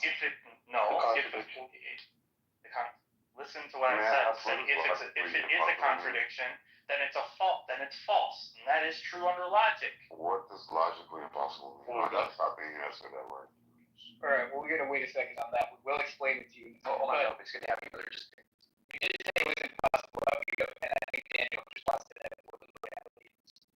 Yeah, in this case, it's like a metaphysical one because we're obviously saying God exists, but yeah, I mean, like you have two things that you hold, and they're inconsistent, and you have to reject one of them unless you think that you can have two inconsistent things be true. Yeah, but you're like, okay, look, he's not. Andrew didn't. Okay, it's God says P, and then it's if God says P, that P is true. Okay, it's like P is true. It's just like modus ponens there, basically. Yeah, but you can think modus ponens. That's false. Like the condition was false. What's that called when you can have two opposing thoughts? What's it called? Look, again, that was the thing we were on like 20 minutes ago, where the idea is that if the conditional is false, then if the conditional is false, then you're saying like, then it's true he could be wrong. God said something, and yeah, he said something false. Yeah, what's wrong with that? Like, that's why I'm trying to say, look, Sully, I know what you're trying to get at, and in that way, maybe I'm not disagreeing, but I was very specific about the way that I disagreed with Andrew. No. Yes, I was, and I'll tell you, that room wasn't, as far as I know, wasn't recorded, but I specifically said, go talk to Andre. Andre, you shouldn't do that. I don't care what Andre says. Here's what happened. I said, if it's the case that this being exists, and this being cannot lie, okay? We're talking, hold on. We can call that God. Can we just call that thing God? Yeah, sure. Just for those that haven't heard. The being that cannot lie knows all things and is morally perfect, without fail, without flaw, okay? And it is the case that this being said you ought to do X. Is it the case that you ought to do X? Yeah, you said that it doesn't have to be. Yeah, so then you're just not stepping into the hypothetical. You're literally just not giving an answer. It should follow. It's false. Wow. Yes, I can. Like, there's nothing wrong with saying that. Okay, so Sully. That's what makes it counterpossible. So from now on, when you guys give me hypotheticals, I'm going to set the precedent here so everybody's on the same page. From here on out, if you guys give me a hypothetical where I have a commitment that is in conflict with one of the things that you're stipulating in the hypothetical, I can just say, not only is it impossible, it's false, and not provide you an answer. Is that right? Yes, you can do that. So then where do you go from there? Like some culture, Andrew, I don't know if you know this. This is like the whole point I said to go talk to Andre. Is he was I don't want to talk to Andre. Okay, then listen to what I'm saying, so I'll just repeat. I want to talk to yes, please quit. Andre? Yeah, please quit quoting Andre. Because he's a Christian brother, Sully. And that's why. And that's not persuading. That's not persuading necessarily. And I feel like I missed a lot of stuff. Yeah, you did a little bit, but no. What I gave I don't have much time. Just let me explain. Cloud, can you saying up just for you? They're gonna talk mad shit after we leave out people. So try to like really Iron Man yourself. No, please wait. So no, please wait, bro. Andre was trying to say that you can have semantics, in which case far away possible worlds conditions like that don't hold, but there can be conditions where it still does hold. So some things you can say in this counterpassable scenarios, it is true. And in other counterpassable scenarios, it is not true. It is false. You can answer either way under counterpossibles. Okay, so Sully, again, so just to be clear, are you going to be fine? Just to be clear, you have to jettison classical logic to do all this stuff, Andrew. Okay, cool. So Cloud, that that's pretty crazy. And if that's what you're committing to, then obviously we're not speaking the same language. That's so stupid. So stupid. And if that's what you're saying, which is not what you said, if that's what you're saying, then go ahead and be forthright that you're Daniel, don't stir the pot. You're jettisoning. No. I said that's so stupid. Stop, Daniel. You're jettisoning classical logic. Is that right, Cloud? I don't believe in classical logic anyways, but like that's not even the point here. Is that no. It's required to do this.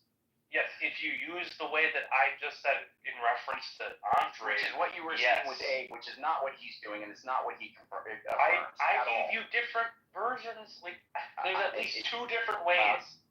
Listen to me, so I can tell you. Yes, in the way that I just framed it, you don't use classical logic. That's true.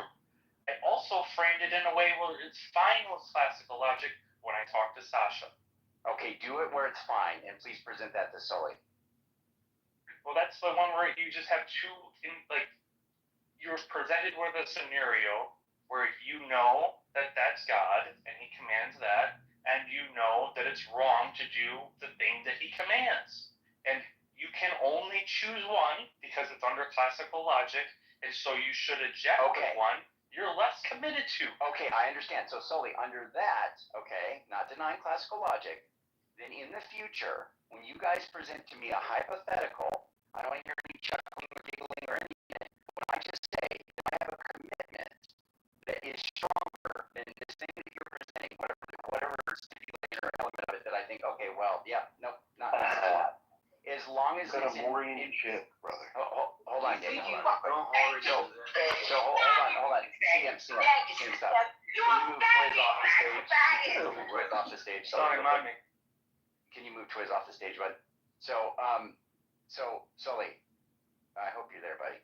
So, I was trying to fucking. Sully, don't do it. Okay. All right. Just listen.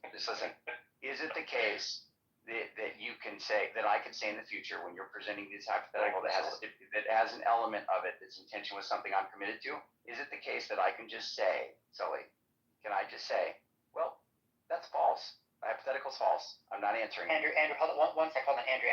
Can you please whatever the and you and I can get to the bottom of this. Cloud said he has to go to bed soon. Banana well, Sasha's not here. Cloud said he has to go to bed soon. Hold on, Andrew.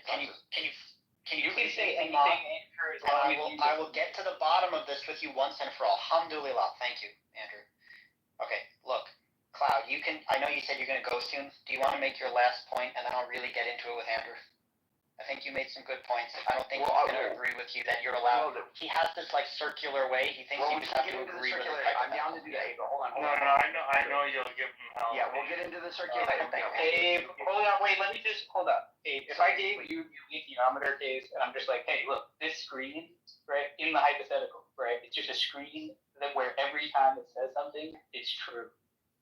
Okay, and then I just tell you, the screen said that you should do whatever. Okay. If the screen told me to kill Amalekite babies, I would think it's malfunctioning.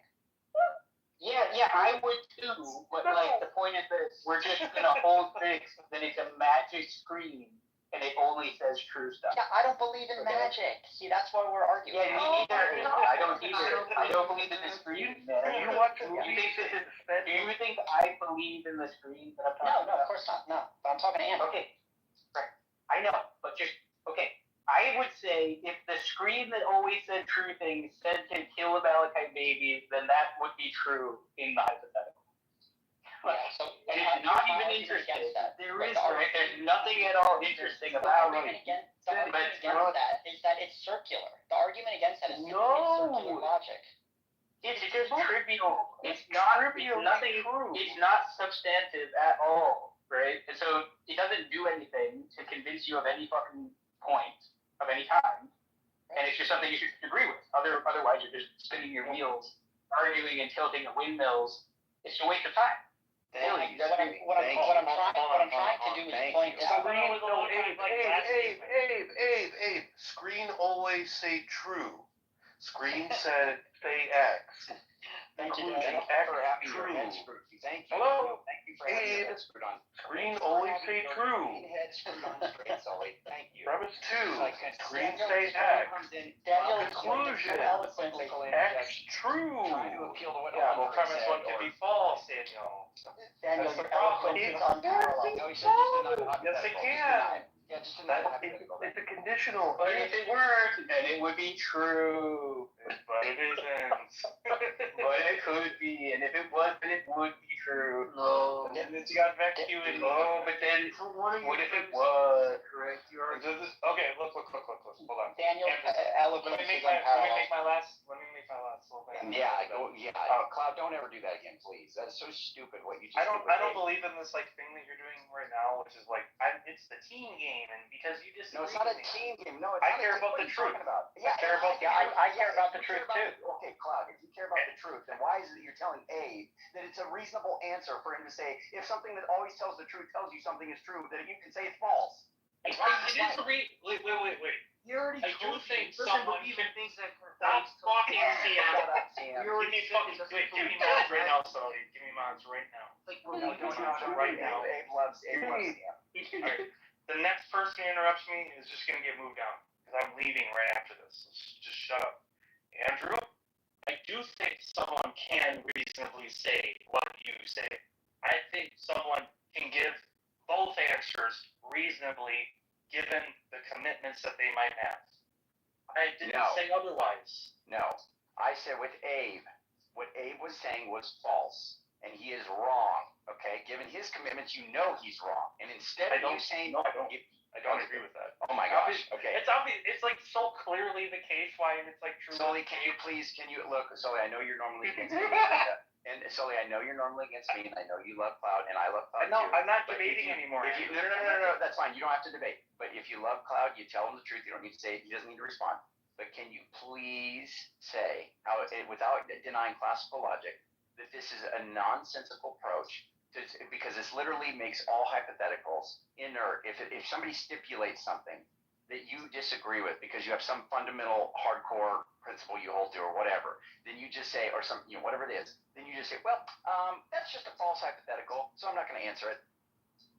Can I explain? I do think that you should stop Albedo. I think this is a rather trivial thing that, like I said before, nothing substantive is going to turn on this. I already answered that. I said, if you're using it in its acuity sense, then there's no point in even bringing it up. No, there is a point in bringing it up. No, there's not. Logic, hold on. Classical logic. There's not. Andrew, there's. No, that's fine. That's fine. That's what makes it vacuous. That's why it's so vacuous. Sully. That's why it's crazy that y'all are having this debate. Sully, is that? I was not making. No, Sully. I was not making. Right. I was not making a case for its Sully, is that vacuous? It's trivially true that if a being who always tells you,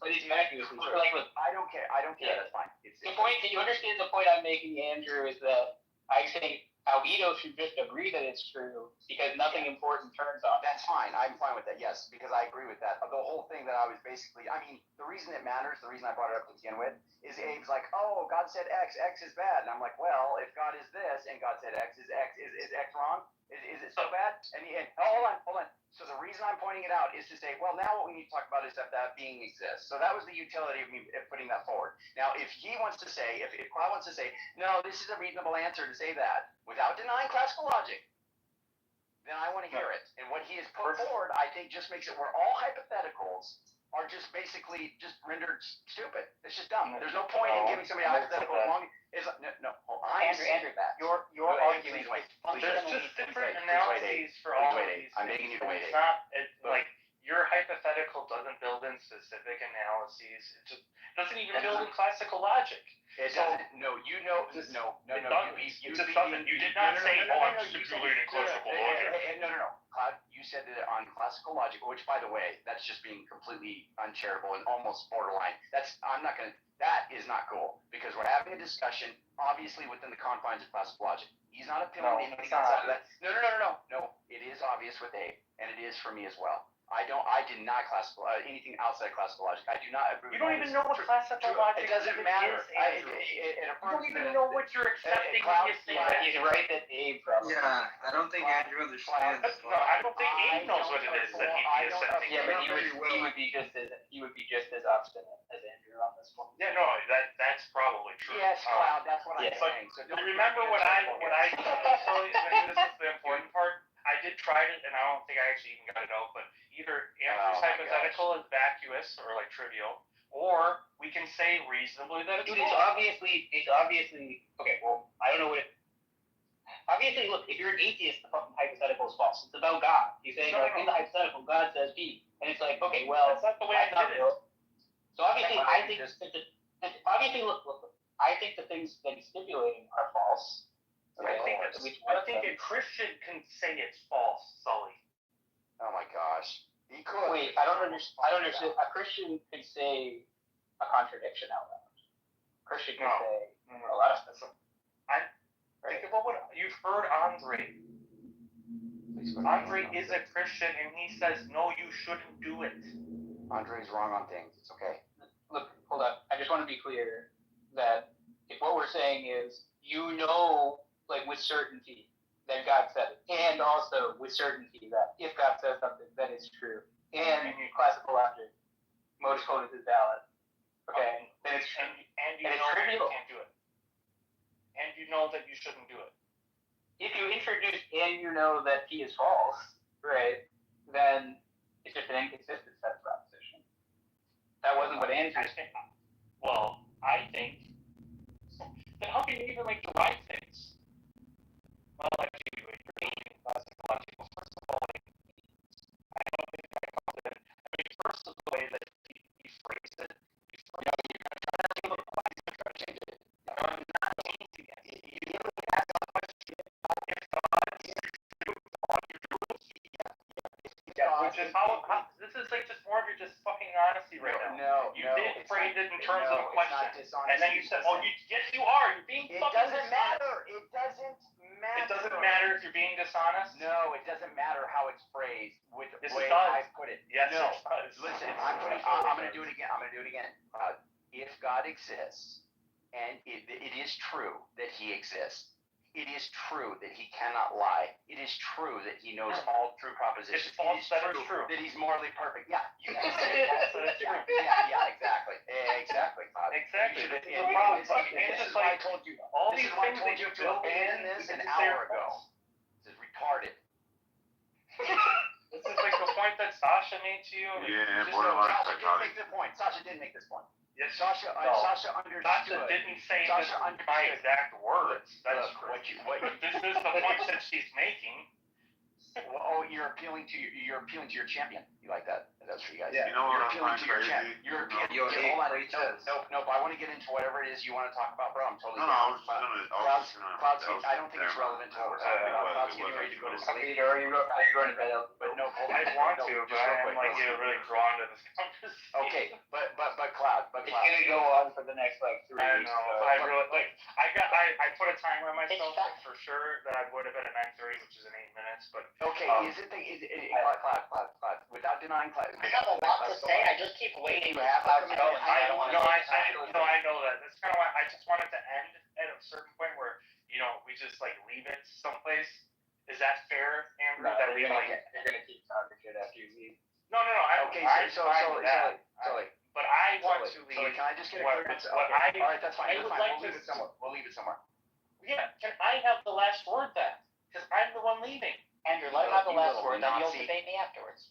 You little Nazi. Hold on, you can have the last word, Albedo, but I want Sully. Hold on, no. I want to make sure. Sully, can you say? Can you just say, Sully, be the voice? I know it's difficult. I said a lot. I've already said a lot, Andrew. I know you're an arms dealer, but can you just put it on the record? Let Albedo finish his closing statement. You guys are gonna talk about it after I leave anyway. I'm not gonna talk about this. This pisses me off. Go ahead. So he really wants me to say something to you, Albedo. That's fine. I mean, I've got 7 minutes, so I mean, if you really want to say something to me, you're being a silly boy, Albedo. You're being a silly boy, Albedo. I'm not. Can't believe I Nope. I want to hear what you're gonna say. I really do. I lost my train of thought. It was a question, but I forgot. Nope. Are you an atheist? Nope. Are you an atheist? Nah. I mean, I thought about it because I started looking into it. I can't be a believer and atheist, right? Okay, we'll come back to that. Okay, we'll come back to that. Go ahead, Claude. Go ahead and see what you want. Andrew's logic. Well, I made a very specific point that someone reasonably can say no to the hypothetical because no matter how much you try to build in, that they can think, like, especially the way that you phrase it, you didn't say, oh, I'm building in classical logic. Obviously, that might be reasonable. Just assume that. I thought I was getting a ending statement. You are, but please don't. Okay, go ahead. Whether it's not us, I'm just saying, it's reasonable to expect someone, they are using that. I didn't say otherwise. That's why you should just listen to me. But it's not part of your hypothetical. Okay? And then, because it's not part of your hypothetical, someone can say, I think it's still wrong because here's like a non-classical logic where it's not built in. Okay? That's the first way. The second thing I said was, or this whole thing is just trivial, in which case there's no point in even bringing it up. That's like the two main points that I made. The thing that I talked to Sasha about was about whether or not you have two inconsistent things, that if you did, you probably should just reject one of them. If the scenario in which, and especially the way that Sasha thinks is closer to the way I think, at least in terms of this, is that the scenario is just purporting something that you believe is true and you have a justification for its truth. And in the other scenarios, you also have that belief about what is like moral here. And in both cases, you'd say you know it, you know both. And then the question is about, like, if you think that you can't have both, you need to reject one of them, because that's like what you would do under classical logic. And the way that you figure that out is by finding out which one you have more reasons to believe. And maybe for some people that's God. Like in this case, you should be skeptical of like your own beliefs and do what God says. I think that's fine. But I also think it's fine for someone to say, well, I'm not as committed to God, or maybe like certain aspects of God, that I shouldn't do what he says. So I shouldn't do it. I think that's also reasonable. It's reasonable to say either one, depending on their commitments. That's okay for me. Thank you, Cloud. Let me say something before you go, if I can. So the only project no. The only project. I thought I was gonna end it. That was you are ending it. That's fine. No, like I thought like we're gonna leave it. Now we say thank you, Albedo. Good night. We'll talk to you tomorrow. You kiss in the morning. First thing in the morning. We'll pick you right back. You even got a kiss there, okay? So I did hear that. I'm very surprised. Yeah, that was for you because I don't want you to think I hate you. I love you, buddy. I still like you, Andrew. All right. Well, I like you. Just don't be an Amalekite, Cloud. I think Cloud. I think you might want to hear this though and just ponder on it. Okay. Will you let me say my statement before you go? He has to go to sleep now. Andrew, I definitely want you to, but I think that we should just save it for another day. I'll probably say that after you leave, but I'm just saying I don't want to hear it. Okay. I really do want to hear it, Andrew. But okay, that's fine. We'll spawn the conversation for. Yeah, that's fine, bro. That's fine. I don't want you to get. That's fine. All right, brother. I really respect your patience. I respect your patience. I appreciate that you tried. Thank you. Thank you. I'll see you tomorrow. Yeah, good night. Assalamu alaikum. Good night, bro. Well, now get the fish out of your Cloud. All right, Andrew, here's the deal. So me the only 1v1. Yeah, that's fine. Listen, the only project that he is going to embark on that he's going to fail anyway is the one where he's trying to say that we have two things in tension. The thing about classical logic is already assumed. When all of us are debating and talking with each other and try to call each other out for, don't say, oh, well, are you affirming classical logic? Because then it's a contradiction. No, we just assume that. Most of us operate by that. Even if we think the true contradictions are possible and all this other stuff, we just assume that. It is just the MO that we have when we are in dialogue. So he should be, and by the way, he never denied it on those grounds. He never said, oh, I'm appealing to something. Yeah, but you know who did, though, was Agamemnon. And he was like, you guys were fighting over Agamemnon. Well, that's fine. But I told him, don't. You know who he got that from? I can send you the paper. It's from like a Grand Prix paper. Oh gosh. Okay. Well, so I was just like, look, if you wanted to. It's about so it's like they have an impossible world semantics for counter possibles. Yeah. Then you can be a non Right. So counterpossible. The point is, like, there's nothing about your hypothetical that's like there's no like strict like logical contradiction in it. You know? That's why I was just saying, look, it's trivial. It's like saying if I have a screen that just says true things, is the thing it says true? It'll say true things. Right. So there's nothing you're gonna be able to do with that in any debate, you know? Like, what's the point of arguing about it? I don't. Well, it's only meant to correct what Abe is. It's only meant to move the conversation where it needs to go. The question then becomes, does that being exist? Because it isn't the case. That's been the question, right? This like whole thing is not anything to do with the question. We don't. You've had a pointless argument about a tautology, and you've been silly. But Sully, for people like Abe though, it's necessary because here's the thing, or at least I think it's maybe not necessary, but it's helpful, right? Because if Abe says something like, okay, God in the story, God commanded X. X is wrong, and I say, well, no, because if God is actually morally perfect and all of these things, right? Then if he commands X, is it wrong? He should then say no. And then when he says that, then the question becomes, does God exist? That the God with those attributes, right, as defined. That was always the question. No, this verse is trash, bro. This shit garbage. It's like you're telling Shit trash. Remove it, dog. Shit trash. Hold on. Okay. Anyway, what I'm saying is, he said that God commanded the Amalekite slaying, and that was immoral. And I'm saying, well, if God is morally perfect and knows all things and cannot say something that's a lie, then it wouldn't be immoral, right? So can I address this? Yeah, I know, but this is like a silly. That's true. Like a silly point to say, right?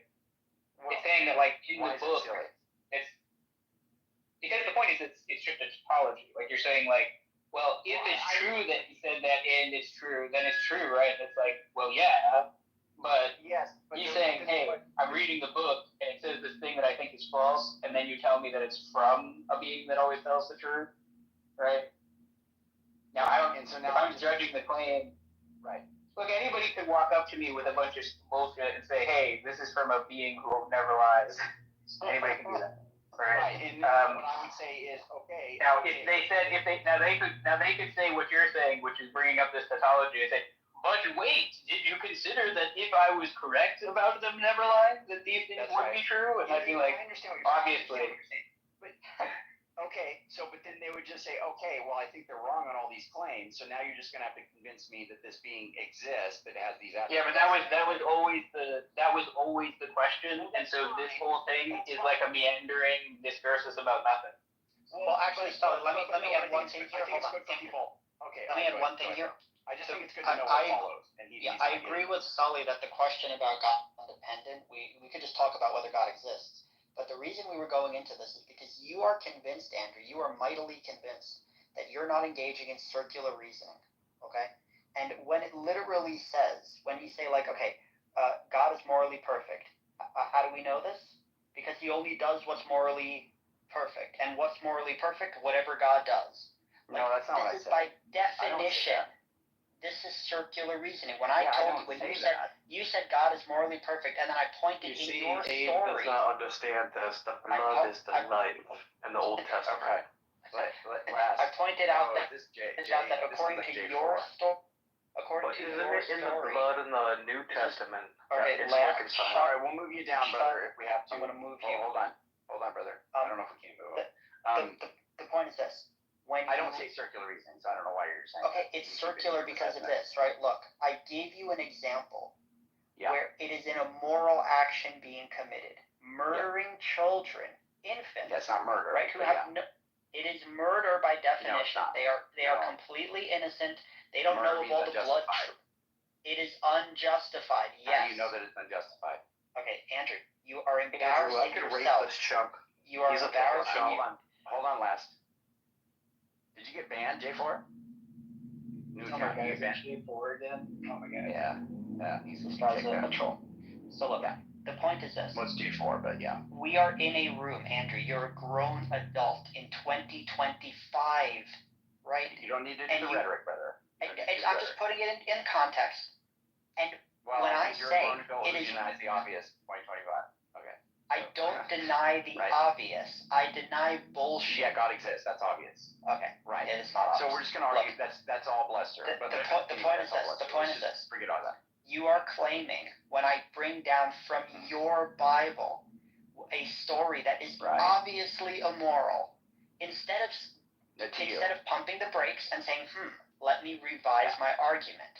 You don't. You charge ahead, both feet on the gas pedal, the brake, and you're going to be like, God is all moral. He's perfect. Right. And when he said to kill the Amalekite babies, I have to find it into existence that he's all perfect. No. That is called incorrect. circular Not reasoning. No. You're So not here's- revising your definition based on data that contradicts your initial definition.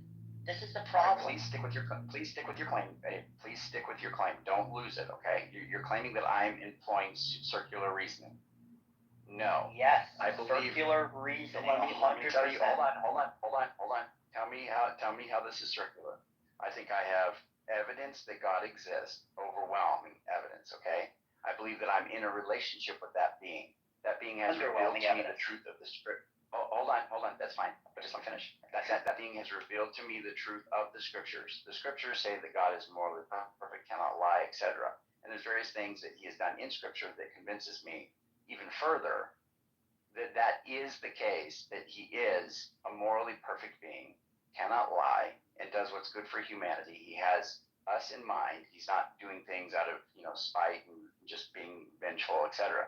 Now, It literally that says being your said, God is a vengeful God. It literally says that in the hold on. scripture. Okay, whatever. I said just being vengeful. Please listen to my words. He's not just being vengeful. When he does something, he does it for good reason. There are moral justifications for the things that God does. Show me where any of that stuff that I just said is circular. That's not circular. It's circular Where do I say that's when circular? we talk about the Amalekites. And when it says, How's that kill circular? the men, women, and infants, right? And I say, Andrew, this is obviously evidence that your God is not morally perfect. And you say, instead of saying, Abe, you made a great point, these are obviously brutal, barbaric, genocidal stories from 3,000 years I agree ago. it's brutal. I agree it's brutal. No, don't say you agree it's brutal. If you actually think it's good, it's not brutal by your lights. That doesn't follow. Something brutal can still be good. Okay, let's stick on the morally perfect point. Well, You think it's morally perfect? Yeah, fine. But look, you think it's morally perfect to murder innocent Amalekite babies? It's not murder. Okay, you think it's morally perfect to kill innocent Amalekite babies? It can be. Yeah, if I did it, sure. This is a problem. You just said Why is that a if problem? God did it. Yes. Because again, when you said if God did it, you are remarking on God's actions. You are literally saying whatever God does is by definition perfect. Right, because I'm convinced that he is. And then when I say to you, how do you know he's perfect? What are you going to answer? He revealed that to me. Okay, and how do we know that he reveals the truth? You may not know it, but I know it. How do you know it? I know it because he revealed it. He's the justification. You revealed it because he revealed That's it. Not circular. That's not It is circular. circular. No, he it revealed that he always tells the truth. How do you know his first revelation was truthful? Look. Regardless Circular, of how, no, that's not circular. Regardless of how. If I say to you, how do you know? Listen to me. And you say, because he revealed it. And I say, how do you know his revelation is true? And you say, because he revealed it. That's circular. I'm sorry. No, the mechanism by way of which God convinces me that he is who he is not something I need to be able to describe to you for it to be the case that it's true, that he has done that. Okay? What? So if God has done that. Of course it is. That's the very thing that we're arguing about. No, you think his revelation is perfect and good. I don't. You think I need to hold on. So again, let's do another hypothetical, Abe. If God exists, which yes he does, but if God exists and he wants to reveal something to me in a way that I don't understand how he revealed it to me, can he do that? Andrew. Can you please answer? Can you please just answer me? And you what? Can he reveal to me information about himself, who he is, whatever, in ways that I don't know how he revealed it to me, but he did? Can he do that? Is that possible? I don't. Maybe. I don't. But look. Okay, but well, here's the problem. you have- Here's the problem. Even if he could, then you can't fucking believe.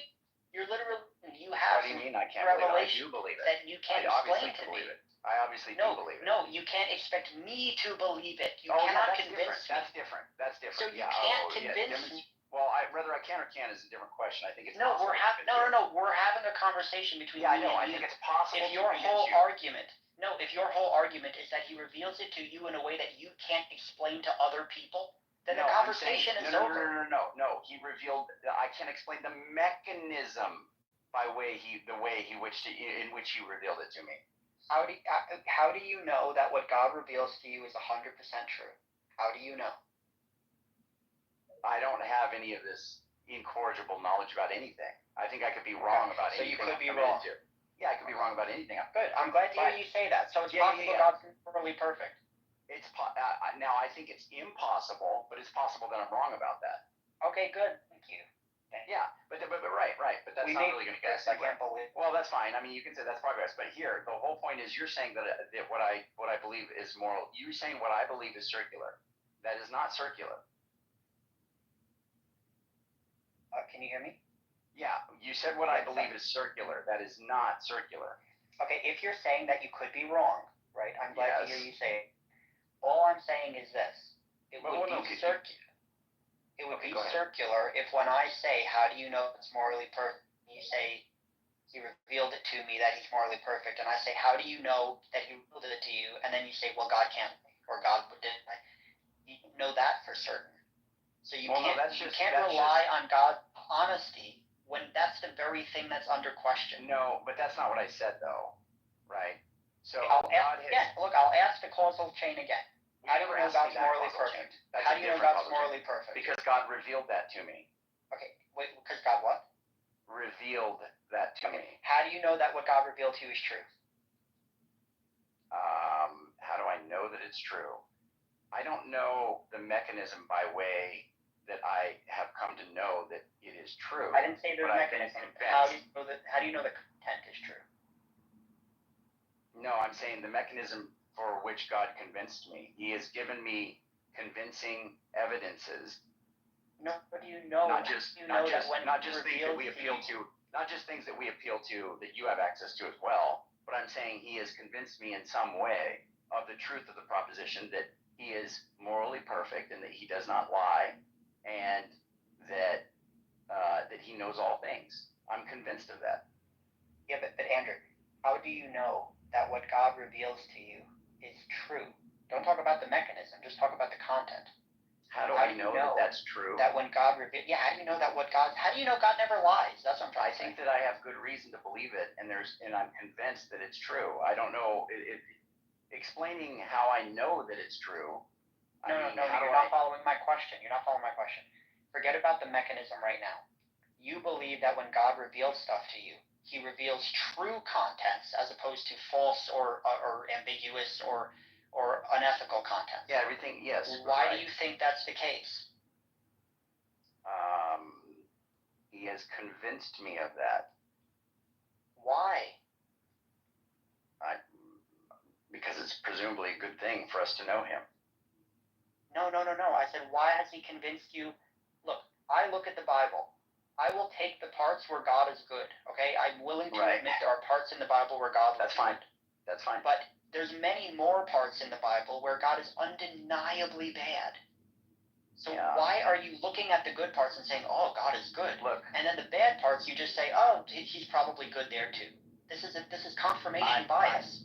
No, look. I'm way, way more committed to the goodness of God than I am to whatever moral tension I might have with some narrative. Okay? So if I see Andrew, is it you or me? Because you keep breaking up. Yeah, can you hear me? Yeah, but is it your connection or my connection? I don't know. The internet's... CM, do you hear him breaking up too? I wasn't paying attention. Yeah, try again, Andrew. You was good, bro. They fucking with you. Okay. So what I'm saying, thank you. So what I'm saying is that I'm way more committed to the goodness of God than I am to there being any issue with this character based on these narratives. Okay? So all of the ways in which I have that conviction, I don't necessarily have the ability to describe all of that or show you some causal chain of how I got there. But it is the case that that is something that I hold to be true. And it isn't a circular, it's not. So wait, Andrew. Do you agree that the way you came to this, did you get your moral intuitions about God from reading about God in the Bible, like the way He acts? No, I got it from God. Oh, okay. So you're not even getting it from the stories in the Bible. No, the stories in the Bible are things that God has said, so that's also from God. But I got it from God. Yeah. Well, here's the thing, Andrew. Here's the thing. What I'm doing is I'm looking at like the narrative of the people who purportedly, say they believe in God, and you definitely believe that they were like saints or holy people, and they wrote down all this story about how God. I mean, you believe the Bible is true, right? The Old Testament, the New Testament. You believe that God did all these things, right? Yeah, of course. So when I'm looking at it, I'm just kind of using that as like the metric to gauge God's behaviors. And for me, it's fairly easy to like just make a plot and put all the good, horrific shit God does on the right side, and then we can try to craft an idea of His personality and whether He's morally perfect or trustworthy or truth-bearing or whatever. It's pretty obvious that that list is not one-sided, right? There's going to be a bunch of stuff on the right side and maybe a couple things on the left side. But the evidence is going to actually be overwhelmingly that God is not morally perfect. He did way more bad shit than He did good shit. Well, no, you would only have to, well, first of all, I don't know what metric you're judging that it's bad. But secondly, the stuff that no good or bad. Yeah, the stuff that he did, you don't have access to all of his reasons. You don't know how everything affects everything. You're not him. So you don't know all of the circumstances. You don't know all of the effects that doing X affects, No, that's true. That's true. But here's the thing. There are some things that are morally unambiguous. It is morally unambiguous to say that killing Amalekite infants is bad. I know that for a fucking fact. Is there ever a reason to kill an infant? Not in the story of the Amalekites. No, in other instances, in extreme cases of like your child is dying of cancer and they're suffering greatly, yeah, there might be justification. But in the case of the Amalekites, no, there is no justification. If they were all demons, can you kill them?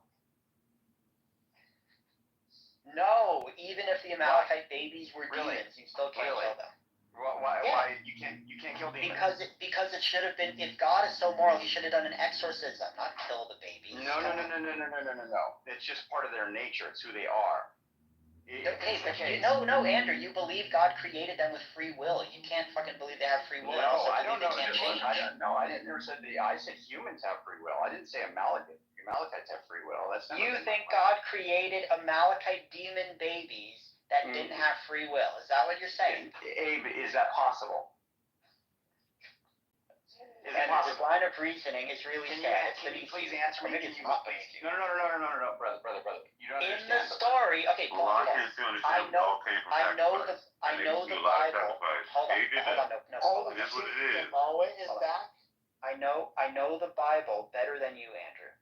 Nowhere in the Amalekite scripture does it even imply that the Amalekite babies were demons. You're just making shit up. It doesn't have to. Shit up. It doesn't have to. It doesn't have to. It does have to if you're going to use it as justification for God's decision. It's a possible reason. You don't have to know. Look, first of all, there are. Andrew, is this how you read the Bible? Is this how you exegete the Bible? Please listen. It's really sad. Please listen, Abe. You're not thinking correctly here. Okay. There are demons in the Bible. There are six-fingered giants in the Bible. There are polluted bloodlines in the Bible. God floods the earth. And the Amalekites were none of those. They were just people. No, actually, you don't know that. So the whole point is, how do you know that? Oh yeah, really? How do you know that? Because everywhere in the Bible it refers to an argument from a He floods the earth and then it doesn't say they're men. Hold on. It doesn't say they're men. Yes, He flooded the earth. It doesn't say they're men. Okay. And he burns it. Yeah, thank you, brother. Hold on. It does not say that they are humans. You are assuming Of course that they it are not. does. No, it doesn't. It says Where the does it nation say? of the Amalekites. The The nation nation. doesn't mean humans. Nation Of doesn't course, mean humans. of course, they're humans. It refers to a No, it bunch of doesn't. other nations. The No, Philistines. can there be a nation full of persons that are not human? Not in the Bible. Anytime it refers in the Bible to What are you nations, it's talking literally about? referring to people. How do you know that? That's a presupposition. Because you can't show me one example in the Bible when it said nation and someone was a demon. Silence. That's an argument from silence. God. You're arguing Andrew, from silence right now. You're not exactly a Bible scholar, are you? Yeah, brother, you're arguing from silence. This has nothing to do with biblical. This is not scholarship. I know. That's the problem. I'm talking. No. It's not even in that field. What we're doing right now is we're just talking about what's possible, and how arguments work, and what you're constructing an argument here that is an argument from silence. You're saying because the Bible didn't say that they're demons or some kind of hybridized person, because it didn't say it, therefore it follows that they weren't. Andrew, your argument is an argument from worse silence. You're saying there's no evidence in the scripture that it literally does not even imply that they're demons, but since it doesn't say that, you're going to assume that it's possible. No, that's not correct. Converse went through a lot to show that actually it is the case that they are. And the Bible does teach something like that. I'm not even making that strong claim. Tell me the verse. Tell me the verse if you think they're demons. Brother, hold on. You're missing my point, and this is why it's frustrating. It's possible, and you can't rule it out. And you know what else is possible? It's possible your God is not morally perfect. That's also a possibility. Yeah, that's fine. You'd have to show that. No. Look. I disagree that that's possible, but I could be wrong. Okay. Now here's the thing. Here's the thing. You can't say that it's impossible because you don't have grounds in the Bible to say that they are not demons or whatever. Andrew, you don't know it that. says in the Bible the nation. Now, if you're going to say, since it doesn't say explicitly human nation. Well, I think it talks about tribes, but whatever. If you literally wanted to say human nation, it doesn't and then have it's to not say human. I know. Look, can a group of persons be a nation? Yeah, of course. Okay, can a person be an angel or a demon or something like that? No.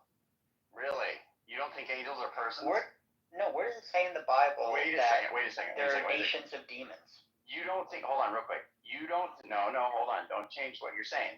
You're telling me that an angel that has volition and will and can act, has a mind. You're telling me an angel is not a person? An angel is not a person, no. And a demon is not a person? A demon is not a person, no. And God is not a person? God is not a person, no. Whoa. Was Lucifer a person? Whoa. Why is that even controversial? Wow. Why is that even controversial? Talk it out. Theologically, people have argued for millennia about the persons of the Trinity, the first, second, and third person of the Trinity. Now, you must have some understanding of person that is not what has been understood historically. People have understood that term to include something like an angel, if angels exist, for those that don't believe in it. If angels exist, they would be persons. If demons exist, they would be persons. God exists, he's a person. Now, Andrew, what do I have to do in the story and the context to literally show that the Amalekites were another tribe of humans at the time? They attacked the Jews when they left Egypt. Yeah, I understand. And then this was like a blood feud between the two nations. Yeah, but you don't know. Nothing in the context of the story even remotely implies they were demons. It's an argument from silence. The whole point is if I just say, look, I don't know all of the reasons God has, and you don't either, then what you don't get to conclude is that it necessarily is the case that God did something that's morally wrong here and that there's no justification. Andrew, because look at the bubble yourself. You're literally saying whenever I show you an example of gross violence and brutal physical behavior, what you're going to do is you're just going to say, yeah, you don't know the context or any reason. Like, what if I show you Kim Jong-un, who he, like, takes his brother and executes him by throwing him to dogs. And I'm like, that was pretty fucked, right? And you're like, wait, we know Kim Jong-un might be a dear leader. Maybe he had reasons for feeding his brother to dogs. No, we have good reason to believe. Well, I don't know. Maybe. No, Andrew, no. See, you don't understand.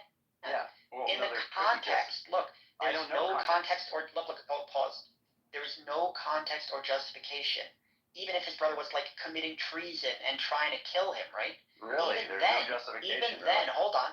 It still wouldn't be justification to feed him to wild animals. Really? You might say you can put him in jail. You might say you can. But you can't justify him feeding him to dogs. Well, okay, it's just completely morally abhorrent. If the situation, hold on. If the situation was such that if whoever his brother was going to, if Kim Jong-un or Kim Jong, whoever the fish you're talking about, if it was the case that he's like getting ready to kill a bunch of innocent people, and the only way, say his brother is whatever, incapacitated in some way, the only way he could do something is to let go of some leash or some chain that's holding a bunch of animals to kill him. Okay? Now, if he unleashes that chain... That's not the only way. Why are you saying it's the only way? No. I'm saying if it is the only way, if the person that you're talking to... This line of reasoning is tiresome. Listen to what I'm saying. Listen to what I'm saying. No, listen to what I'm saying. If the brother is disabled, he's bedridden, he has some kind of button, okay, that he hits and it opens a mechanism that lets wild animals out of their cage. And he knows his brother's getting ready to do something that is going to murder a bunch of innocent babies or do whatever. If it's the case that he hits that button and those wild animals go free and eat him, he just fed his brother to the wild animals. Was that morally justified? So look, let me just say, if this is your argument, then not only is it trivially like it's stupid, like Sully said, it would be true because it's true. No, the argument is this. The argument is this. Look, the argument is this. In the same way that you're saying there's a space for you to be right, that same exact space is there for you to be wrong. So in the same way when you say it's possible, you are heavily leaning on this idea that it's possible, that there's at least one scenario obviously that it's okay for God to murder Malachite babies. So if you're going to say that, Andrew, so in the words of Hitchens, just like that, which can be asserted without evidence, can be dismissed without evidence, the fact that you think it's possible, okay, well, I'm just going to say, okay, yeah, but it's also possible it's not. So now we're at a standstill. Right. So that's fine. So what you don't get to say then is that it's wrong. That's good. That's fine. I get to say it's wrong for the following reason, right? No, you think it's possible that it's wrong. I know it's possible that it's wrong. I know that for sure. But I'm going to take the hold on. Right. And now, how do we adjudicate between both of us? How do we do? We're going to just have to talk. We'll probably have to do something that's more fruitful, which is deal with the existence of this being. If the being exists, but look. But we can talk about the existence of the being now. But look, from my lights, I am taking all the possible context that I'm aware of in the scenario of the Amalekites, and I'm saying, wow, this overwhelmingly looks like a human nation, that they were in a blood feud with the Israelites, and not only did God say to revenge them and murder them, which, okay, we could talk about whether that was okay, but then he said murder the women and the children, and that is morally abhorrent given the circumstances of those times. You're saying given the context. That's all I need to know. Hold on, you're not taking all the context, because the context, including the text surrounding before and after, says that God is upright in all of his ways. Abe, are you accepting that? Obviously, the God can't be upright in all of his ways. So you don't agree with that. The babies. Right. Yes. So of the two that's in tension, you think that there's a tension, and I'm just saying no. I don't agree with you. I think this is what you do. This is what you do. You accept when it says God's morally upright. You accept that definition is true, no matter the evidence that comes in. What I'm saying is, even if it was true, hold on. Even if it was true at the beginning, the fact that new evidence came in makes me reassess the definition. Oh no, and it's after. It's before and after.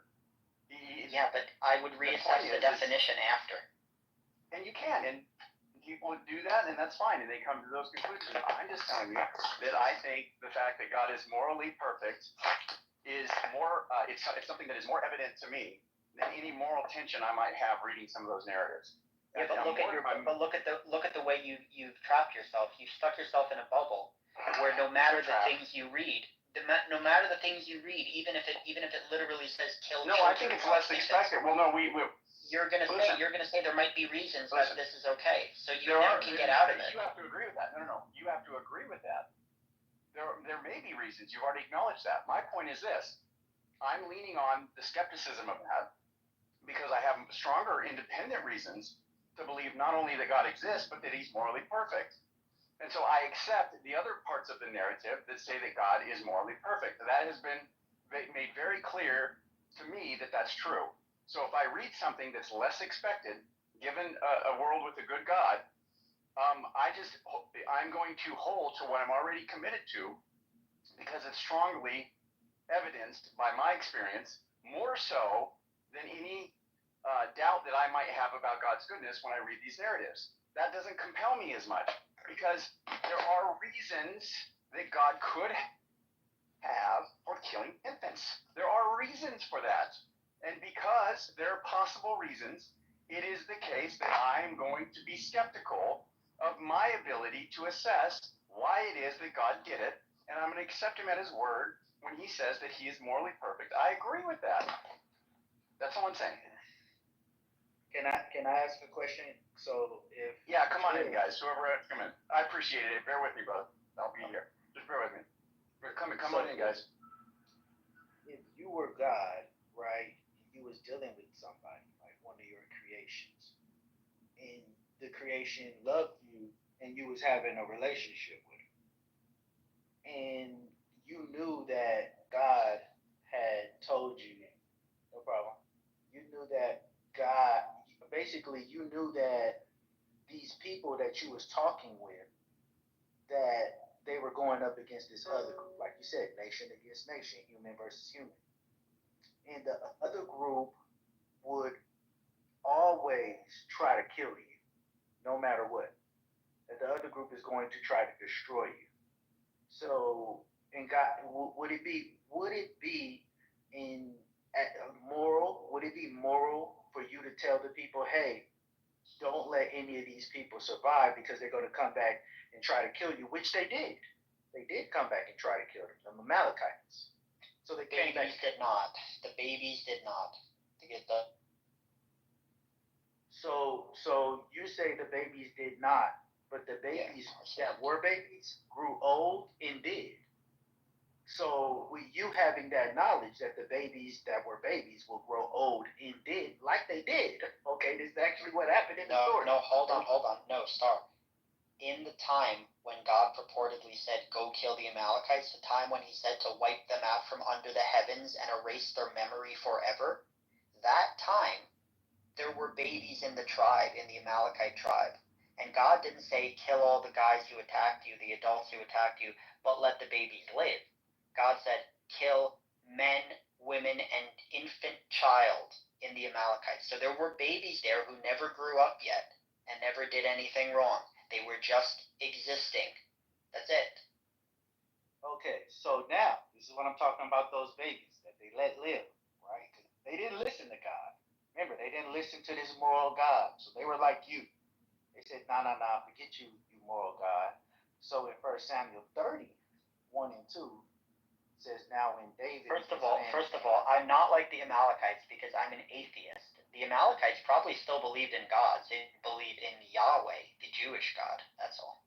Yeah, no, you're an atheist, but you are like the Amalekites. You're a prophet. No, I don't think the Amalekites were atheists. Well, I don't think it's right. So you're a proplyist. This guy is too smart for me.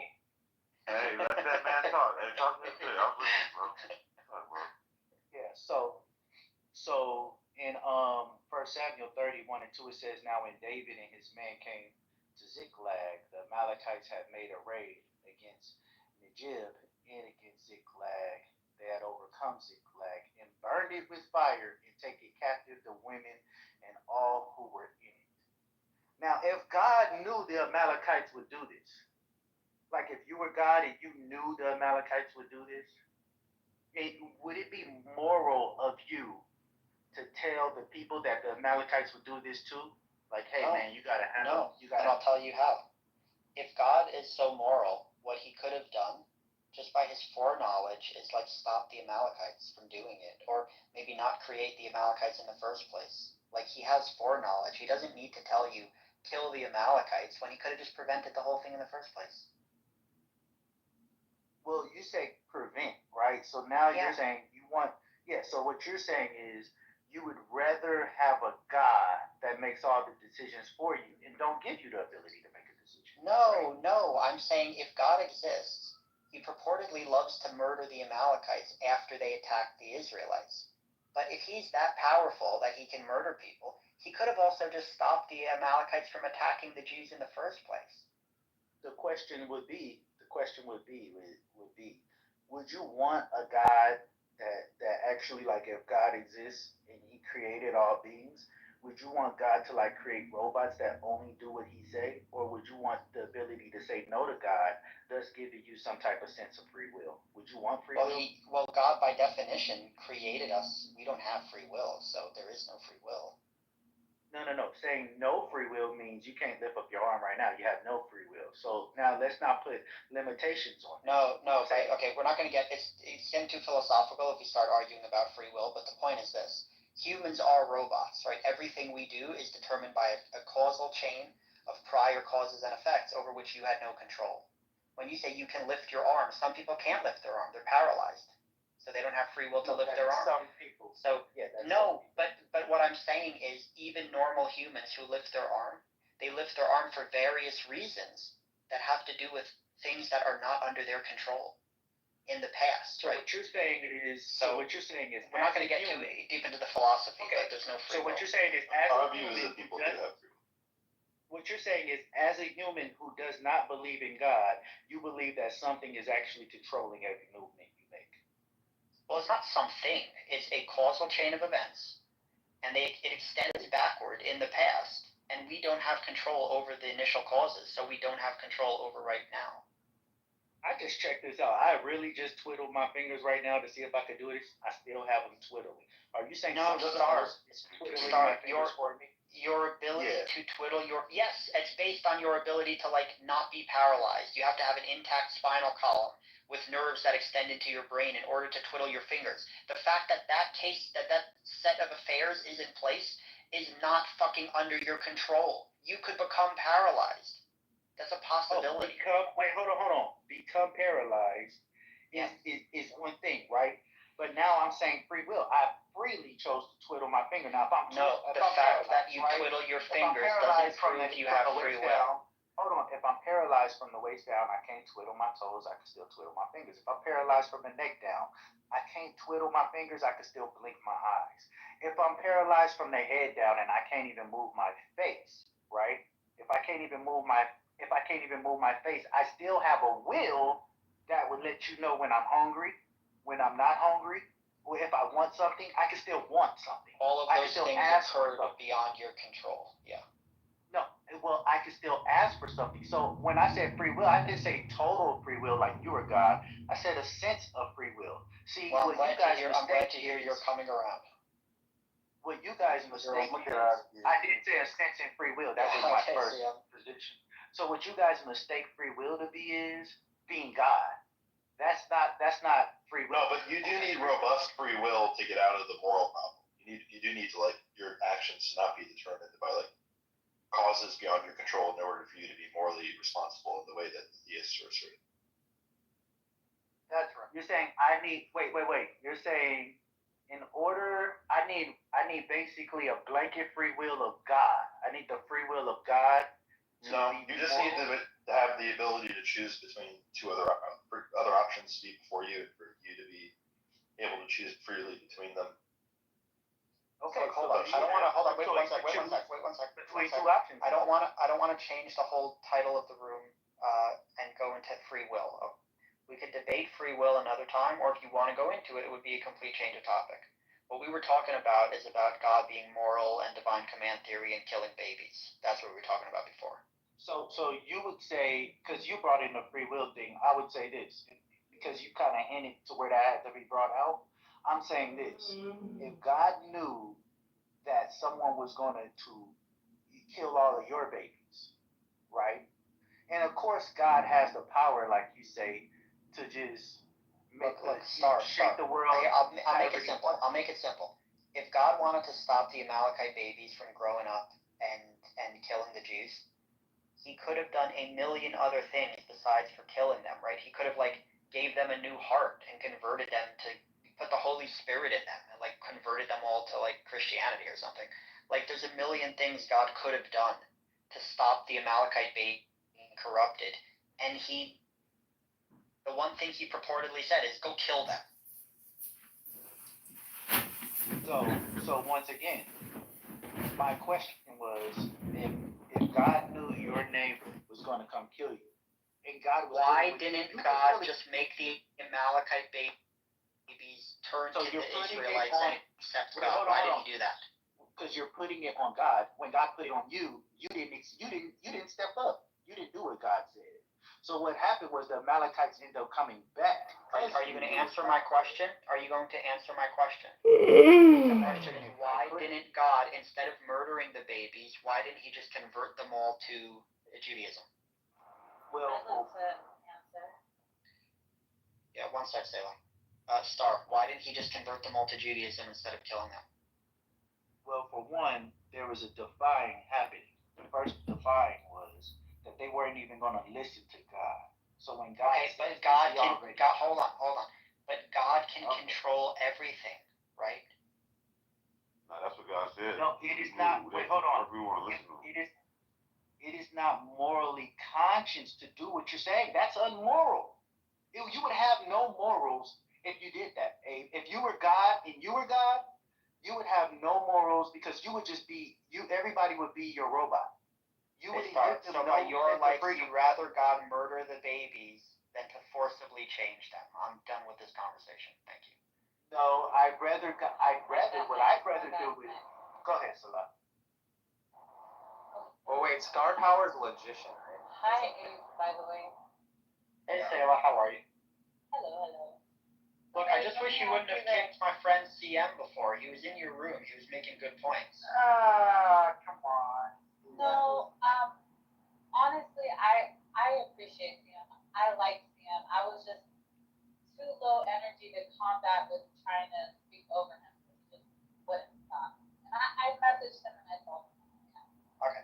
So, anyways, let me ask you this, Abe. Is there any... Do I need to have background? Antigas, leave one room in the past. Please, let the past be the past. Okay. All right. So, Abe, is there any conceivable, is there anything that you can conceive, any scenario possibly that you can conceive that it would be justifiable to kill the Amalekite baby? In the story as it's presented, in the Amalekite story, no. Is there any scenario that you can see that it is warranted? No, not in the way that the story is told. Okay. Well, I'm not just talking about the way the story is told. I'm saying, is there any predicament, is there any scenario that you would say is morally justified? Just remember, silence. I know, hold on. I just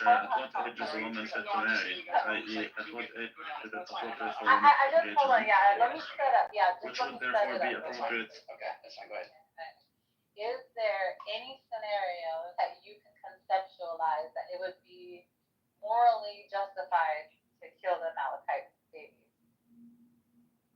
Can you think of one? No, because, like I said, they were If she innocent. had the knowledge They didn't even, of what they was didn't even evil know and what was bad because she happening. hadn't eaten the fruit yet. So again, it seems unfair to punish her So let for me doing ask something you that she this, can't okay? have known If we was were bad. living The in a third real question I've life raised zombie is apocalypse, why the and serpent is there in the first place. there If the was serpent like is a this whole evil group of creature zombie people, that's sort of crawling and around there Eden, was like this why is the zombie serpent in toddler paradise that was in the walking first place? Why towards would God? you. Would you think it's justified to football kick the zombie toddler?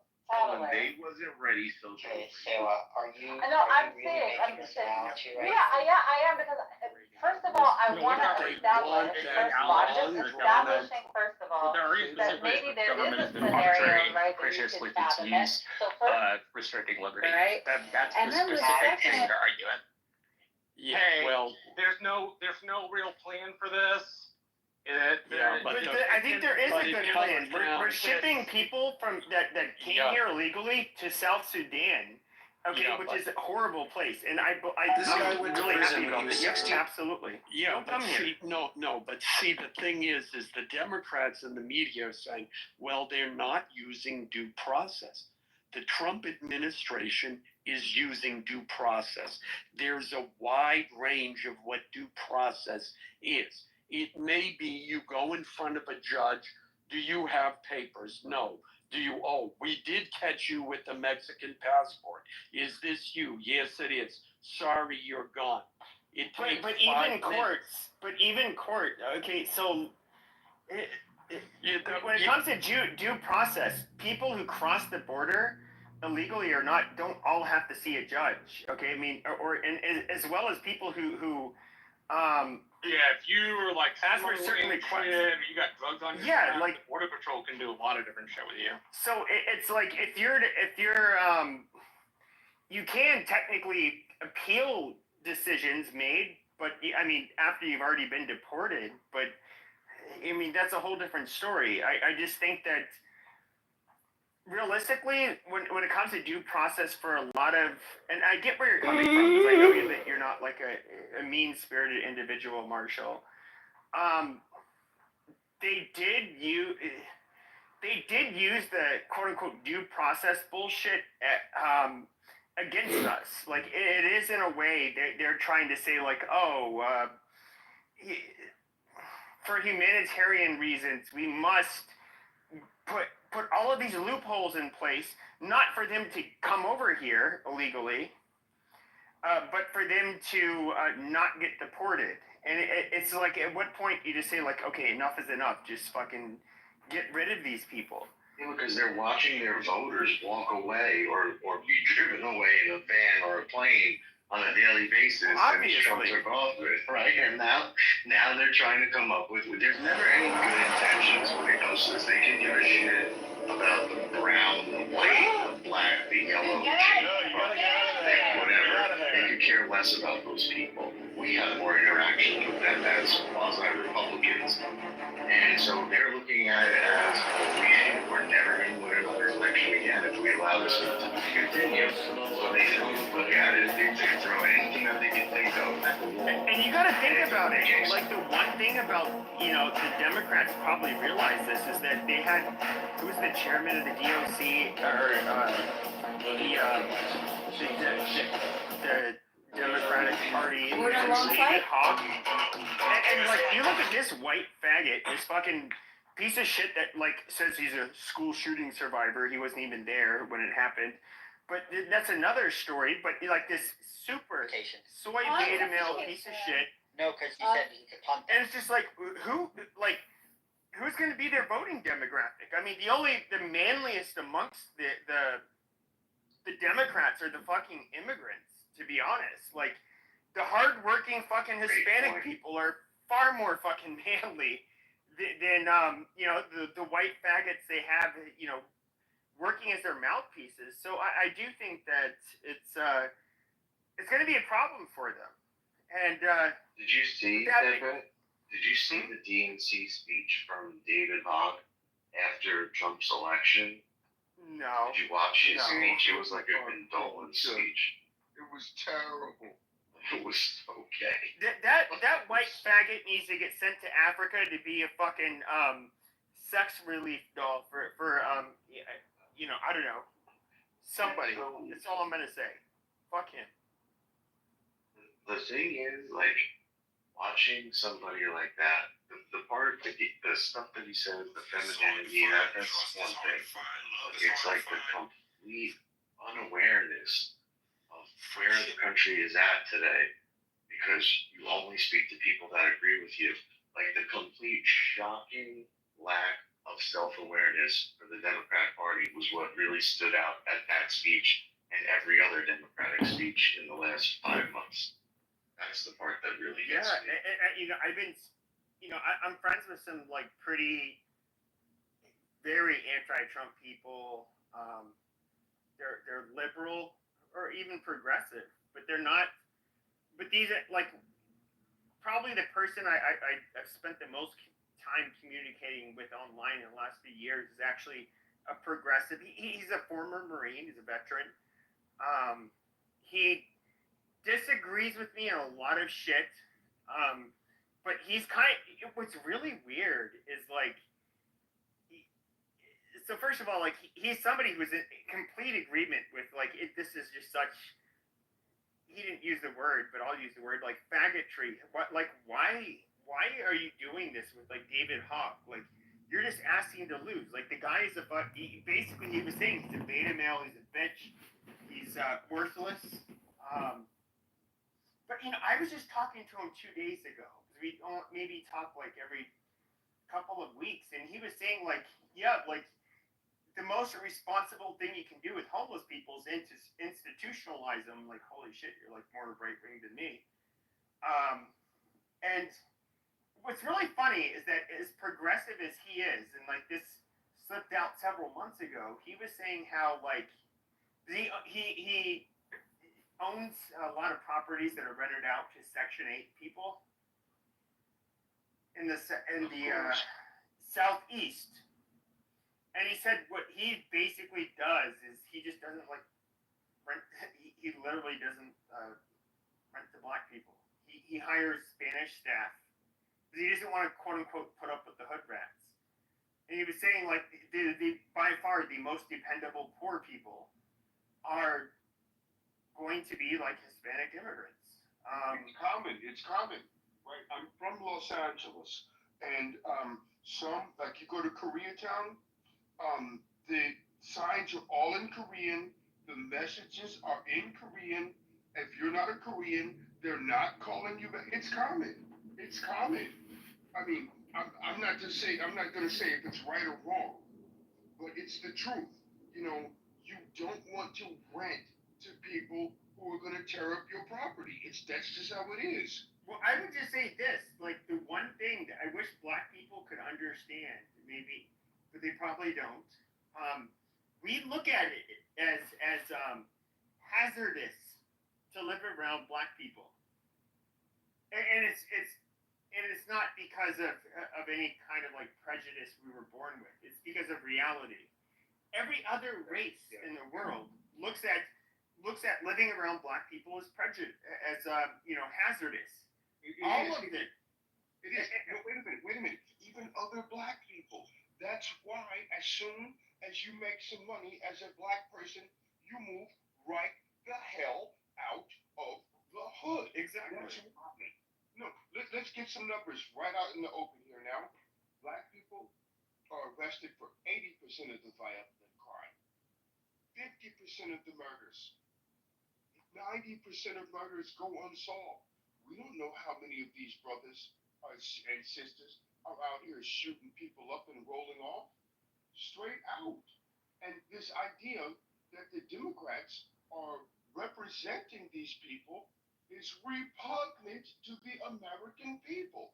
Now, look, I don't care what color you are. I only care if you share my values. Straight out. But it's the reality. And you see it in California. And in California, now, I left.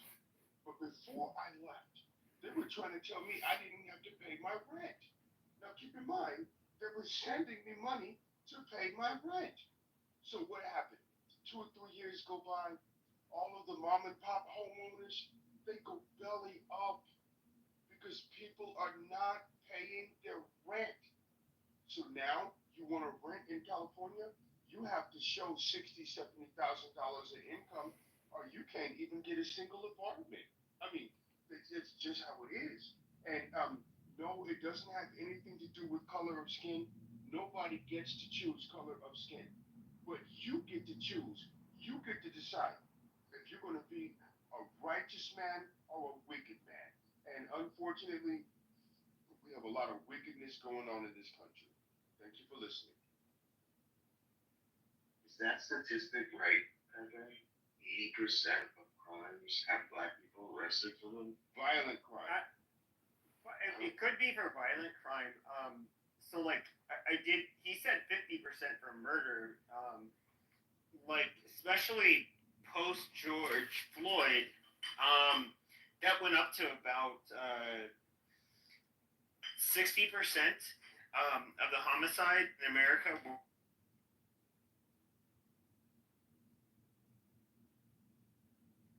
Hey, you're in the Matrix, man. Oh, my bad. Can you hear me now? I can hear you now. Okay, so I would say I don't know if the 80% is correct for all violent crime. I don't know that statistic. When it comes to homicide, yeah, it's generally been around half of the murders in the United States have been committed by black males. Post George Floyd, it went more to closer to 60%. It would, in fact, I think they breached 60% for 1 year, and so it is a. Here's the thing: is like what is mind-boggling to me is that they're saying you racist, you scared of black people, you scared. No, like I'm not scared of tigers for the most part. So I'll shoot a fucking tiger, just like I'll shoot one of you fucking monkeys if you try to, commit violence against me. But with that being said, if the stats are true, I mean, the fact that they always try to, instead of being, the biggest problem with black people in the United States is instead of trying to be grateful, which they are the most prosperous black population on the planet. Instead of that, they focus on grievances and they bitch and whine and complain. They act horribly. They're just a fucking shit show. Now, my personal opinion is that blacks and just like how not every race is the same. I would say like out of every race, like sub-Saharan black people have probably the worst distribution of traits like intelligence, impulse control, a propensity to violence, basically anything. Americans in general? Because yeah, you're absolutely right. Americans are absurdly bad on all those things you just said. Sure. And so I would say that African Americans are not. No, just Americans, right? That's what you mean. Just people. No. They're really dumb. Sub-Saharan Africans. They do a lot of crime. Americans. Yeah, can you have the stats, Jarl? Yes, Canada is much more educated and commits a lot less crime, so Americans are just terrible. Yeah, but if you were to look at how we stack up, if you were to look at how we stack up globally, if I recall correctly, I forget the name of the test, but we're literally white people. We're about in America. Canada has. We are number 7 in terms of being the most educated. When it comes to association, you're arguing with a fool. Canada has the population of the state of California. Thank you. Do you know what per capita means, Dr. Adams? Yeah, you're an idiot. Yeah. Okay. Conservatives never know what per capita means. You're literally an idiot. Okay, but America is still commits a hell of a lot more crime and scores worse on IQ, and they're less educated. No, but white Americans. But Jarl. What you're not understanding is that white people in America number 7 in the world when it comes to how they perform on standardized tests. When it comes to how they have to see like the quality of education you had, which of course is also going to be heavily G-loaded. I'd love to see that source. Intelligence. See your source, Sure. but yeah. And so, and the Asians in the United States do very well too. What the fuck, dude? You're just making random shit up. There's no study about white people being compared to the rest of the world. That's not even like a metric. You're not even black, Jarl. Like, You can look you're not even black. Okay, census data is taken in the United States. You're not black. You're Canadian. So that takes blackness right off the map. No, they're not. Yeah, There's no Jarl. black Canadians. So when you look at IQ Okay. comparison studies, white is the median, not median. White is the comparison group. So you will look at, and they will That includes non-Americans. Asia. What about if you compare that to just American whites, eh, Alan? Have you looked at that? So, but when you talk about crime, when you talk about Asian supremacists right now. yeah, necro, yeah, that has nothing to do with anything. But when you talk about crime, again, I'm gonna first of all, if you removed all of the crime committed by black people, this country, or excuse me, never mind that. You're gonna have to remove the black people too, right? Have you done that? If you remove all of the crime committed by black people, And the the black United people. States has Nobody in America is stopping black people from going back to Africa. Okay, so again, nobody in America is stopping any of these monkeys from going back to Africa. Jeez, I am mid-sentence. If you remove all of the gun violence committed by black people, the United States has less gun violence than most other European countries. And that's it. That's so that's just number one. Let me say. Number two, again, I brought this up last night. I will put it in the chat. Look at my PTR picture, 2017 to 2021.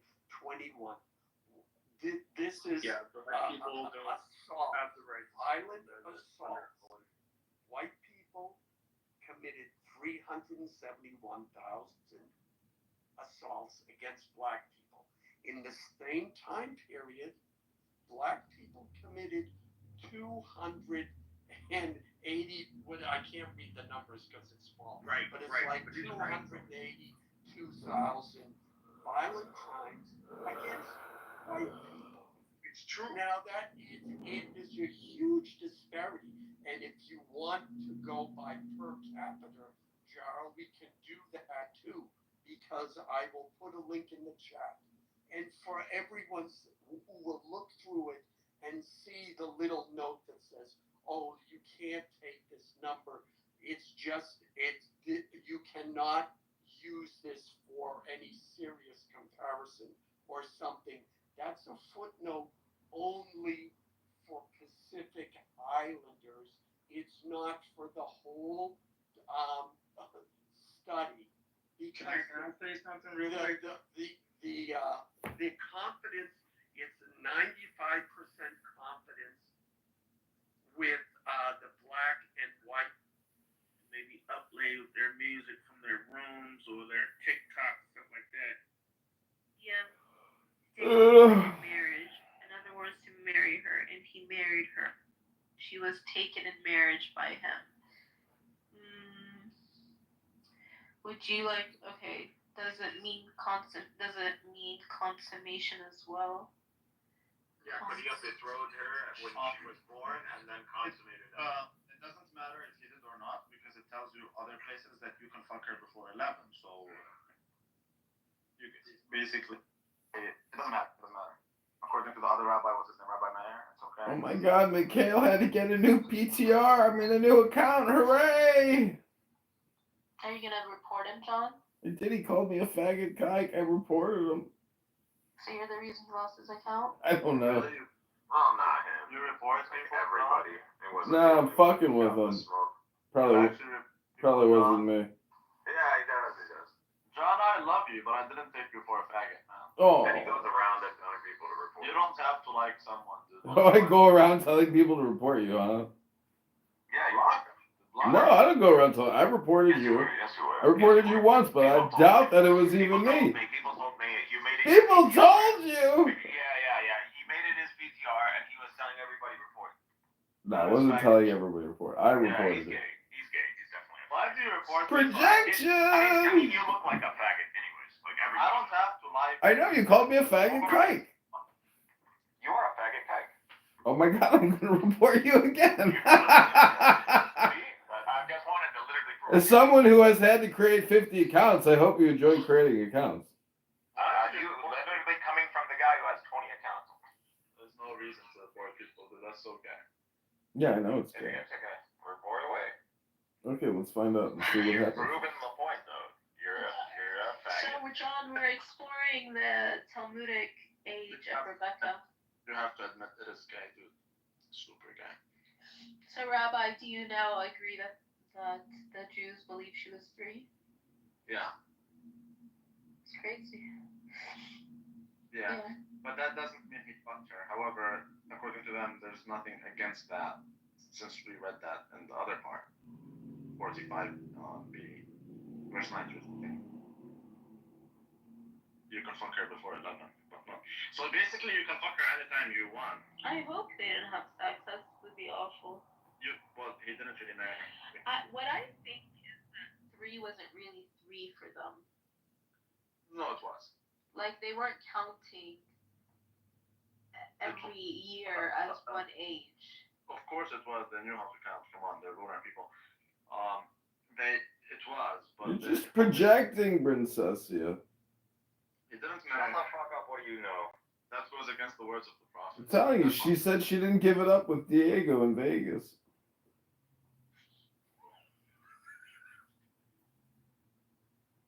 Yeah, this is faggot shit. Okay, PTR. Pretty damn wild. Don't worry, I reported you. I reported you too for calling me a faggot kike. You're a faggot. Okay, then we'll find out if the report works.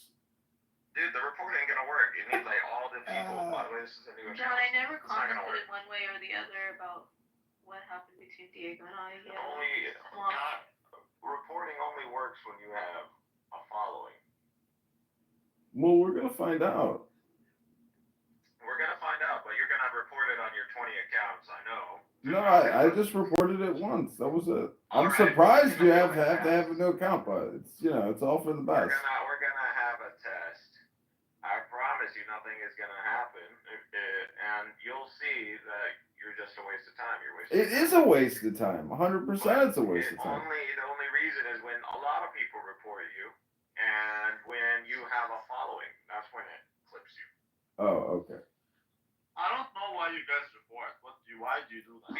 Just because I want to. This is the dumbest shit in the world, and I just want to make the point that it's a total waste of time. I mean, I block people I don't like. If reporting someone is gay, dude. It's 100% gay. Alright, then why are you doing it? I'm a faggot kike, according to Mikhail. This is what a faggot kike does. You're right. There you go. Yeah, but it is gay that you reported them. No, I want the best for Mikhail. I want him to stop using the app. It's a waste of his time. Yeah, but I'm just saying, I'm not gonna stop using the app. You're a waste of time. I thought this was a waste of your time. It is a waste of my time. Shouldn't you be? Then why are you here? Why are you here? Because I want to remind people that it's a waste of their time too. Because I'm a nice person. This is what good people do for good people. They remind them this is a waste of your fucking life. Why don't you be a nice person to yourself and stop wasting your time? I am. This is me rewarding myself with doing good things charity. I'm running a charity here.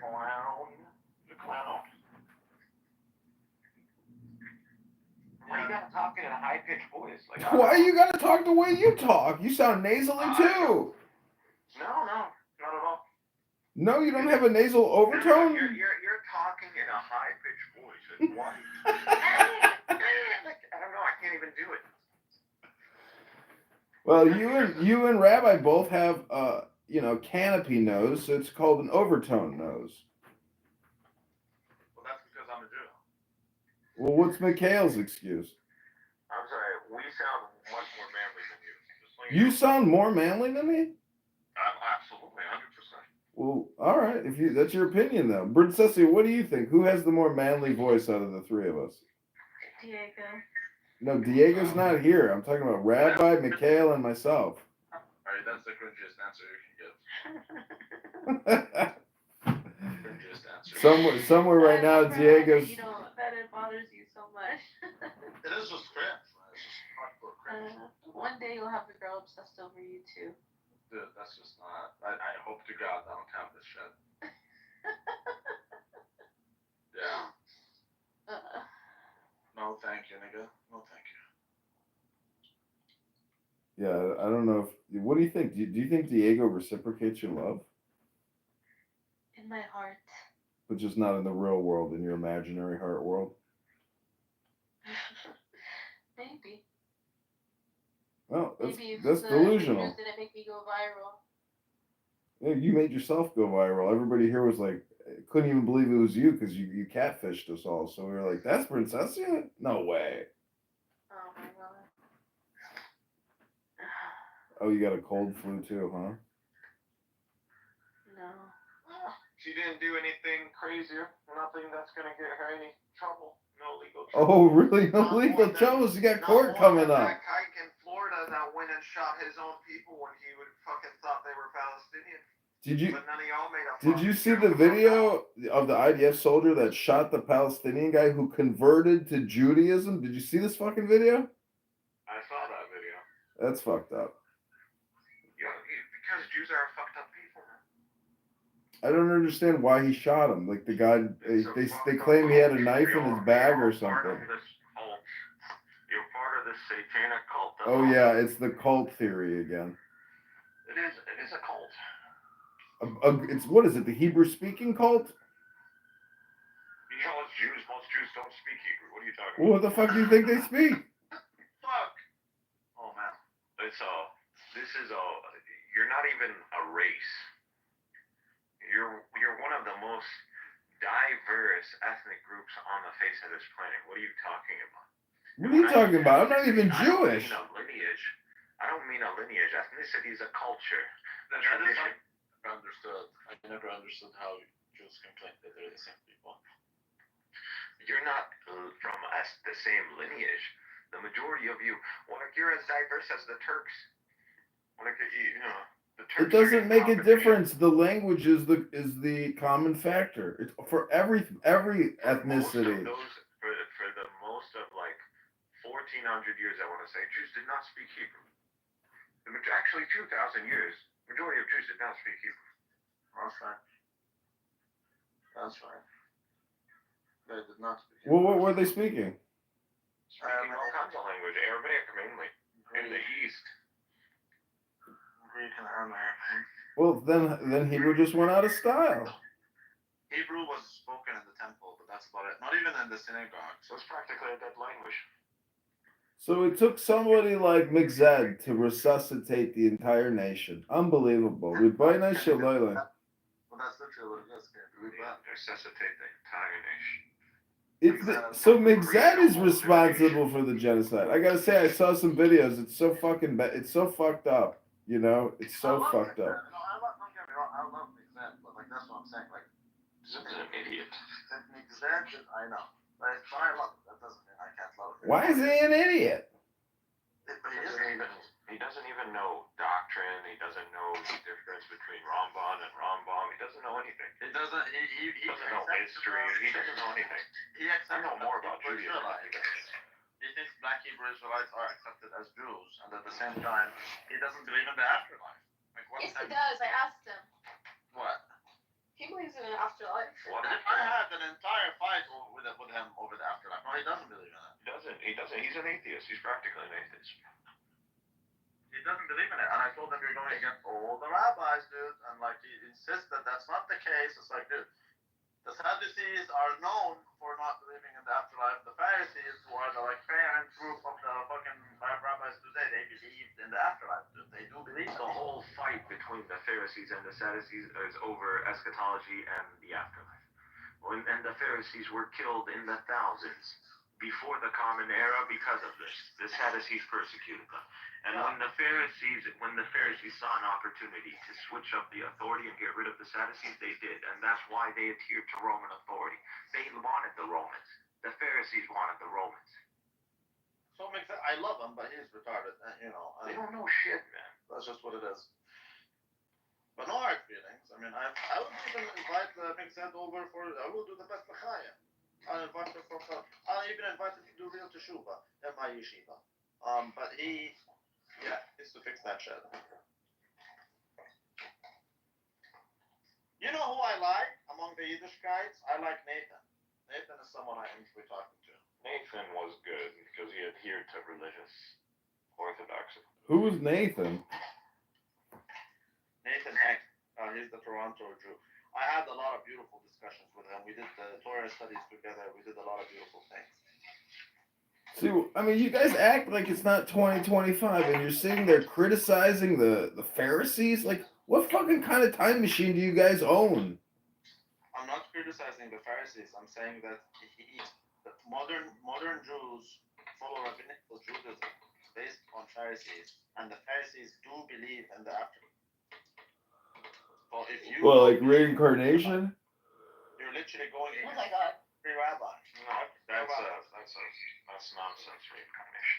No, I'm saying when you say they believe, That's a cult that came out in the 17th, 18th century, started talking about reincarnation. no, but when you say afterlife, is that reincarnation or like afterlife as in like a Christian retirement center? Forget what the afterlife is. It exists. They believe in the afterlife. They believe in hell. They believe in heaven. They believe in an eternal dwelling place. They hold to eternal damnation. It's in the Talmud. It doesn't matter what the afterlife. If you do usury against Jews, if you perform usury against Jews, you will end up in eternal hellfire. In the Talmud. Why is that so complicated? Oh, you don't think that that's just like a metaphor? Why can't you understand that they believe in an afterlife? It doesn't matter what it looks like. No, I agree, but I'm just saying like it's such a ridiculous concept. That's my only point. Is that Mixed doesn't. So that's a problem. And he can't handle it when I tell him no, that there is an afterlife. Well, clearly neither does John. John doesn't know what he is. He doesn't know what he is. I'm just a Mishling. I'm just a Mishling here to record, observe, and then just go have a hot dog. I don't know. You guys are the subject matter experts here. You claim you read to Kabbalah. What do you understand from the Kabbalah? I don't know. There's a lot of information in the Kabbalah. You don't know anything about an afterlife from the Kabbalah? No, it's all about the now. John's a convert. He is converting to Judaism, but good luck. Regardless, I'm just telling you, man. Mixed just doesn't know what's up. Like he's not. If you ask Nathan is much more in line with the Jewish beliefs, which are Nathan, humble opinion, but he is not retarded. He just subscribes to retarded. Well, what do you think about those ridiculous Jews that are like pro-Palestine and side with Iran? What are they called? I don't care about Palestine or Israel. No, those are real Jews. Those Jews, they are willing to adhere to an authority, just like the Pharisees with the Romans. They are willing to adhere to an authority that allows them to practice their way of life. I know, but I was wondering if Rabbi thinks that they're cucks. No, I think I don't care. No, because they Jews. See, you have to understand who you're talking. I'm more in line with the Natura Carta. I believe that Zionism is a direct attack on Judaism, and there's a lot of Jews who believe that. Yeah, but then there's the opposite who think that Zionism is what's preserving it. Dude, I get that, but I'm telling you, I'm not troll. I always troll about these things, but right now, I'm being super honest with you. My perspective is that Zionism is a hijack of the Jewish identity. I do believe that. I get it, but I mean, the soldiers who look at these Orthodox who think they're cucks because they're siding with Iran and Palestine. Yeah, I know. If you check the writings of the early Zionists, they said the same thing about the disgusting Jews who are so weak and pathetic. Like that's the most anti-Semitic people are the Zionist writers. Just read what they say, dude. Right. I mean, they're nationalists. They're nationalists. Well, yeah, but the problem is Jews are not a nation in the modern nation sense. Like the Jews are the people who accepted the Torah and the Old Covenant with Moses. They're not people who are belonging to a certain nation of a sort. They don't belong to a certain country.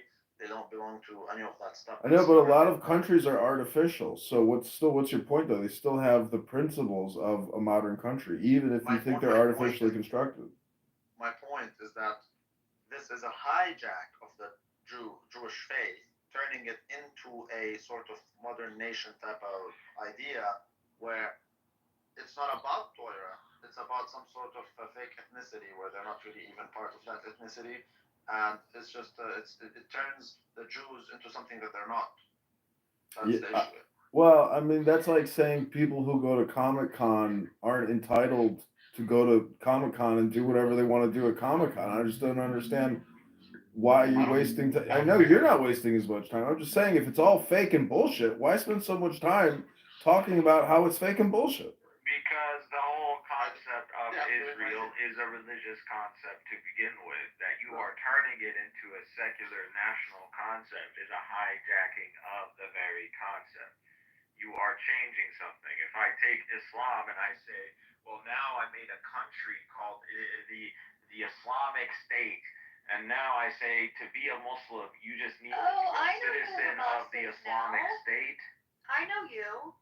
Then you're just hijacking Islam. That's all you're doing. I know you. You are hijacking Islam if you turn it into like if you say you have to believe in Muhammad to be a Muslim. That is a hijacking.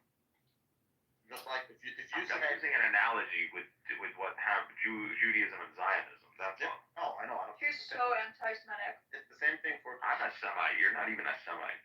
It's the same thing for Christianity. Like if you say I don't. I'm probably white. You're probably white. Really white. Wait, I'm white. Okay.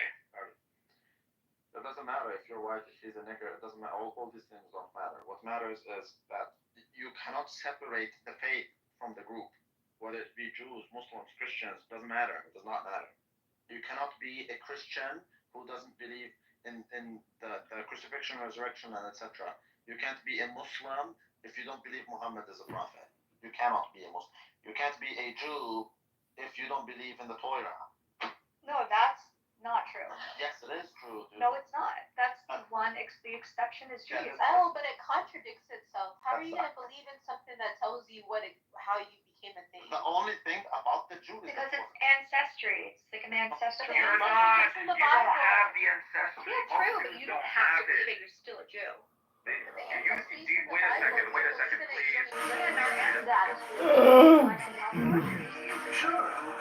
They're a common lineage. Yeah.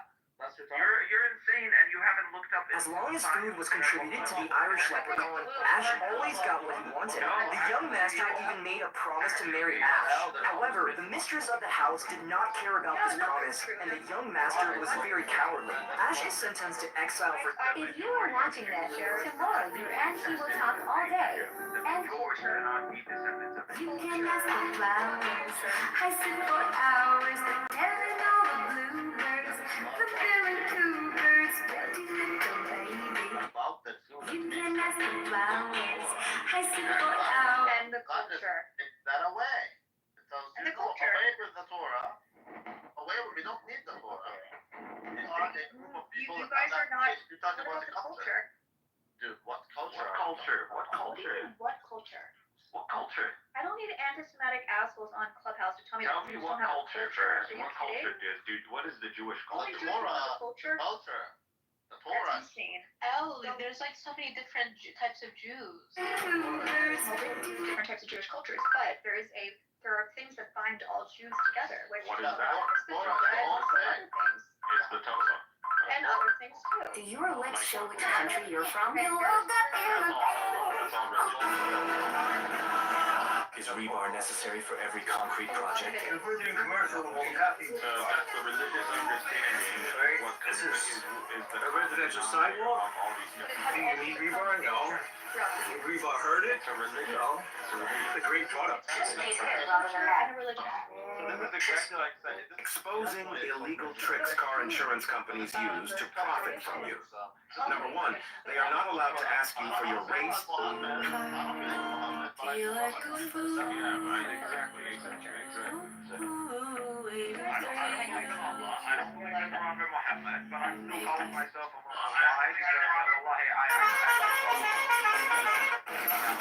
Some Jews who are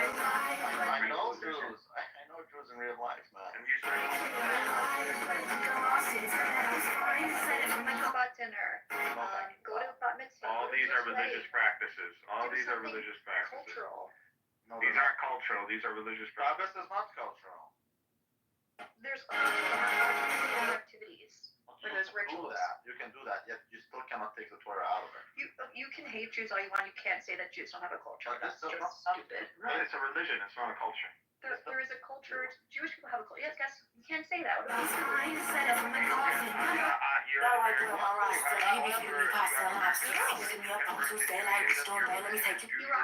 people have their whole entire their own cuisine. What culture? What food? What about Iraqi Jews and their food? That's Iraqi culture. That's Iraqi culture.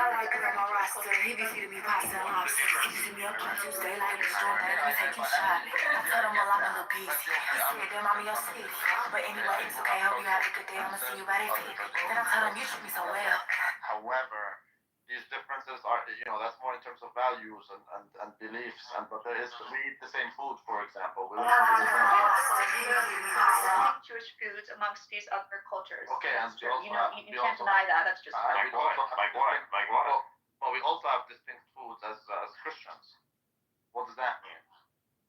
Christians don't have specific foods amongst. Big. Okay, so what names that? Depends where you're from. I'm Greek. Like in Iraq. I'm Greek. It's not about Iraq. What? You keep saying Iraq. What Iraqi Jew is exclusive to Jews? What Iraqi food was exclusive to? Tibet, I think it's called. I don't know how to pronounce it.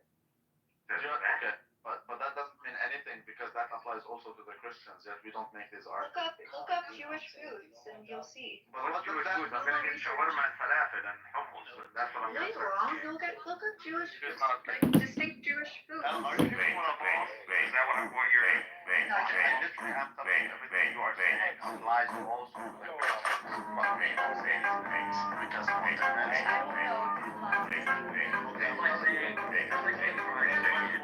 is black culture, fried chicken. much more. Look at the foods, for example, that the Greek Orthodox do versus the foods that the Orthodox do. So there are differences even between each other in terms of food customs and whatnot. So of Yeah, I'm course just we have trying to differences prove. with I don't know Muslims. why, Of but I'm course trying we to do. prove to you that Jews have a culture. I don't need to prove it, But but I'm that's trying not to. what What about Jewish music? They're just blocking. You're blocking the incoming info. That's all What you're about doing. Yiddish? What about the way that's not in the Torah? What about the way Do we Yiddish get is that? spoken by Jews all over the world? That's an Ashkenazi Jewish She Yeah. doesn't want to get it. She doesn't language, That's culture. which they took from German, which is practically German. So what? It's still part of Jewish culture. But that's still a waste It's of not time. in the Torah. Hell, So food, language, music, art, Jewish art. There's These no are distinct to conversation. Jewish art. There is no conversation. Jewish art. Jewish family values are not related to the Torah. $7. Silence the noise in my mind. I'm not sure Jewish art. And hold in the eyes of my inside. He creates some art.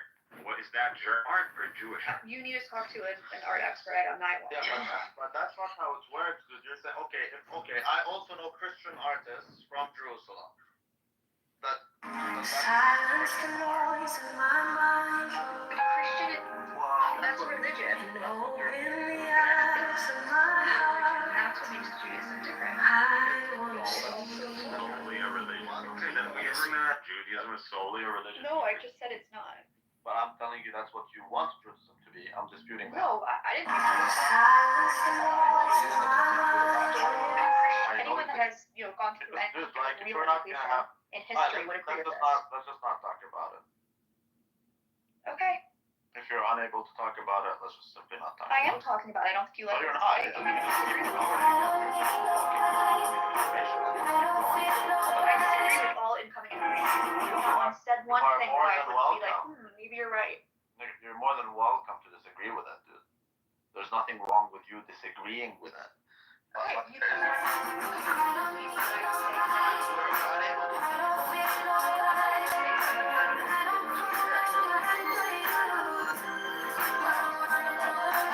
I know a Christian artist from Jerusalem. That doesn't mean this art is Christian. Now you insist that when a Jew does it's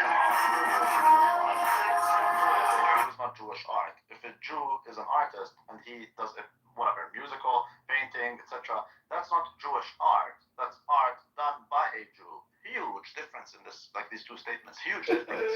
So Listen, I don't have enough knowledge on art history to really speak on this topic, but I'm guessing talk about well, you know I love art you like that my exists child. that's not considered a painting or You know I love you like my child, but like if you don't, if you're not, neither of us I feel are, don't credited enough to speak on No, I am art, but I'm I am- sure I there am are distinct 100% Jewish aspects to art. I am 100%. Characteristics too. I am 100% confident about it when I say it. Cynic, do you know? Talk about the definition here. Yeah, of course. Burger King. Okay, she's a Christian. Her music is that Christian music? No, not. Okay, Chili's. that's music by a Christian artist. That is Arab music. That's Arab culture. exactly. So that is it is. So you insist on coining it as Jewish art, but it's not Jewish art. It's art done by we have that as common ground. I'm not sure we can have a convo about. Okay, let's go back to food since art is a little murky because neither of Well, us it's the really know same. anything about Well, art. it's the same thing. Let's go back to food. Okay, then explain tabit, an Iraqi Jewish dish made only by Iraqi Jews. How is that not part of the culture Then of explain Jews? burbara. Explain the burbara, which is a Christian dish, but that doesn't mean. Okay, so there's a Christian culture of that. We're not talking about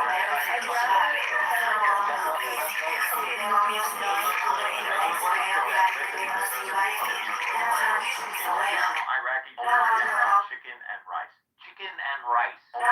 Chicken and fucking rice. Are you telling me? because two ingredients it can't be Jewish? Yeah, you think Have Iraqi you ever cooked anything in Jewish? What, you think you're the Jews in Iraq? It's the way of cooking it. Look into it. Read it the next What four more lines. do I need to learn? What is it?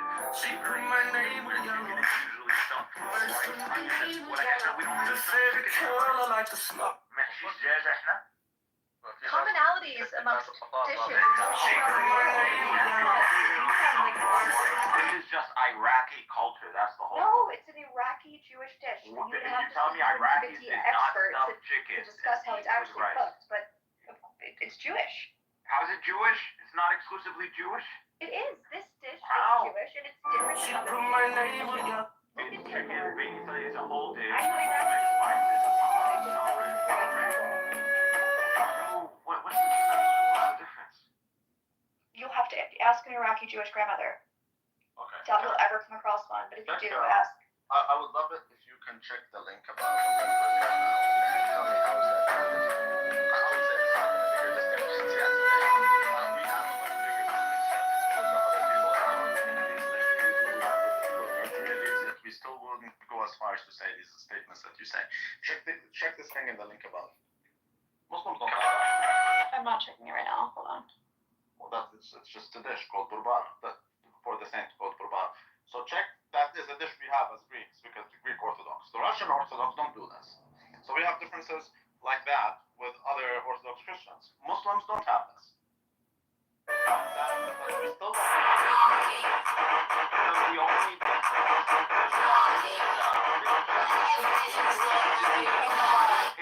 It's before the Sabbath, so on Friday, and it's low, and so it continues to cook until Saturday. So because they're not allowed.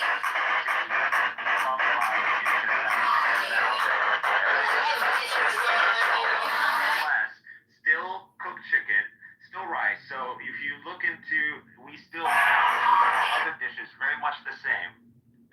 Basha, biryani, timmam. So all these things are Iraqi dishes that involve pretty much the same ingredients. So we have much bigger differences because this thing above is not a different. It's not waiting more to cook something. It's an actual full-on different dish. There are tons of Jewish dishes. That was one I mentioned I thought would be a good example. It is a good example, but you just No, it's because not. you think there's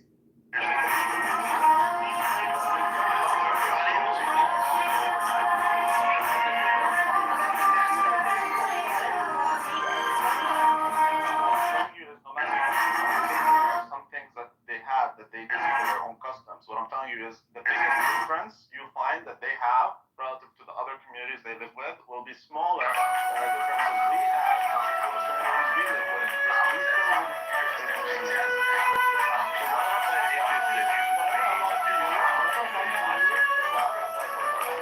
Like 10 times more. So if we go Easterners, we go to the West. Our group is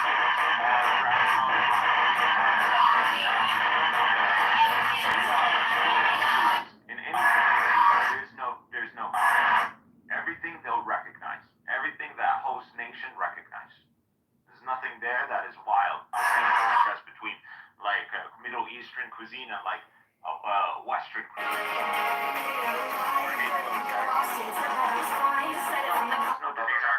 Pretty much the same. If you're in Germany, German Jews, Ashkenazi Jews, are pretty much the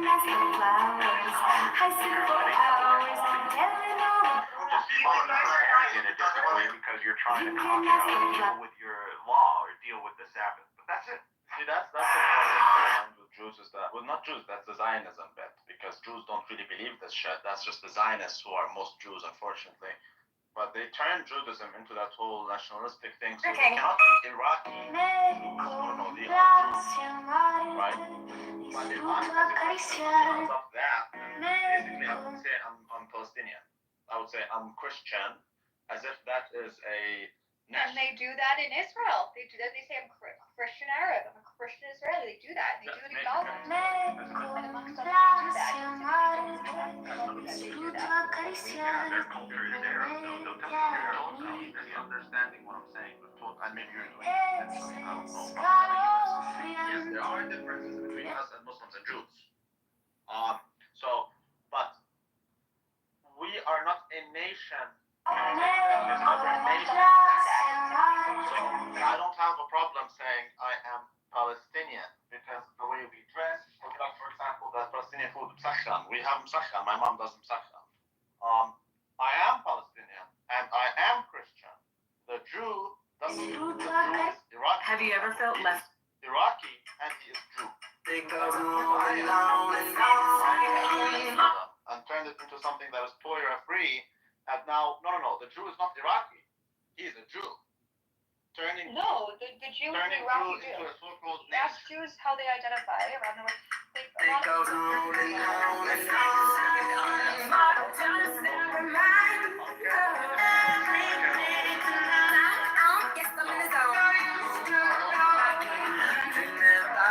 Considered Iraqi Jews and not just Iraqi, because they've lived in their own societies with their own cultures and their own ways of life and their own practices. They identify, and therefore they are not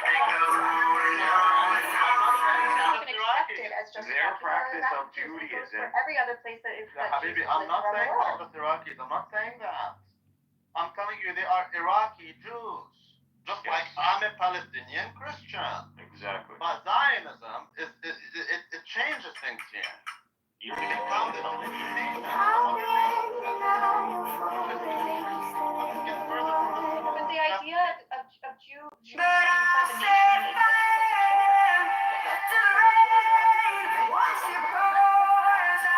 that's part of the Hell, I love you so much. I don't want to call you a nigger. Can you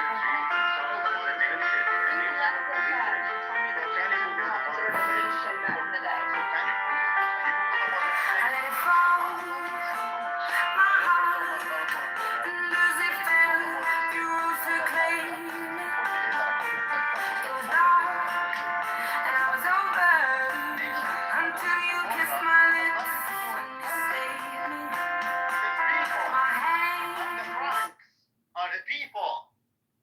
It's not the area of France or whatever. Come on, let's get real here.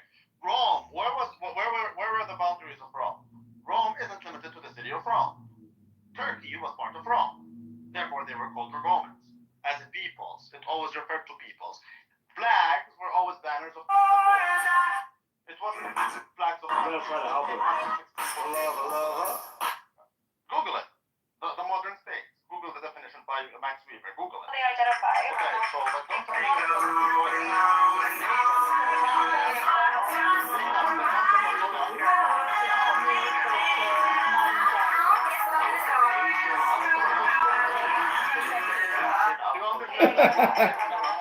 the word nation today is not the same as the word nation back then. There is no nation. The word nation in the Torah. It's in Hebrew. Yes. I'm not an expert, so I'm not going to sit here and discuss the intricacies of the Torah with you, but I know that the concept of Zionism is not a modern concept. This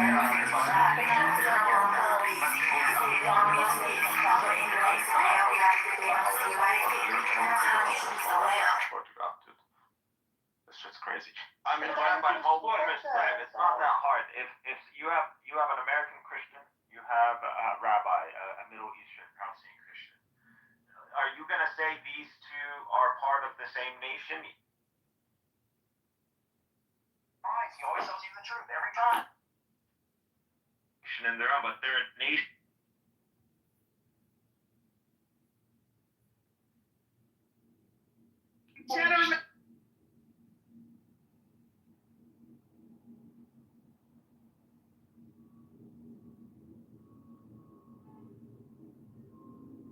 Showed me different. God put me in situations and put me in rooms that provided different things for me. And I know, and that's why I continue to do this. And I'm going to continue to do it. I'm going to continue to reach out and touch youth and let them know you're allowed to go through bumps. It's about how you get up. You're going to always fall, but it's about to come up. It's about to get up. That's what everybody's watching for. They know everybody's going to fall. But when everybody's looking, they want to see, can you handle the adversity to get back up?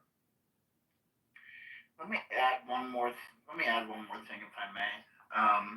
Because what I've noticed from listening to the kids or the young adults, I should say, and also the volunteers and the staff, is a lack of bitterness about what is happening.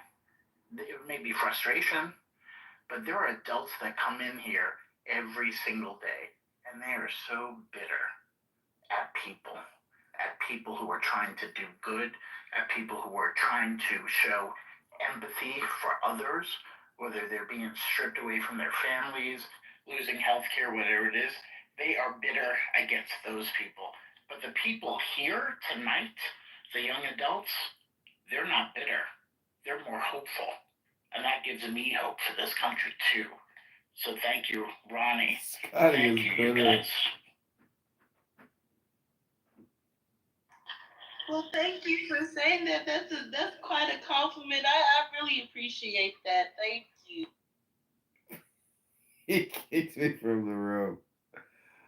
He's sitting there telling how everybody comes in there, they're all bitter. I'm like, you fucking Scotty, you're bitter.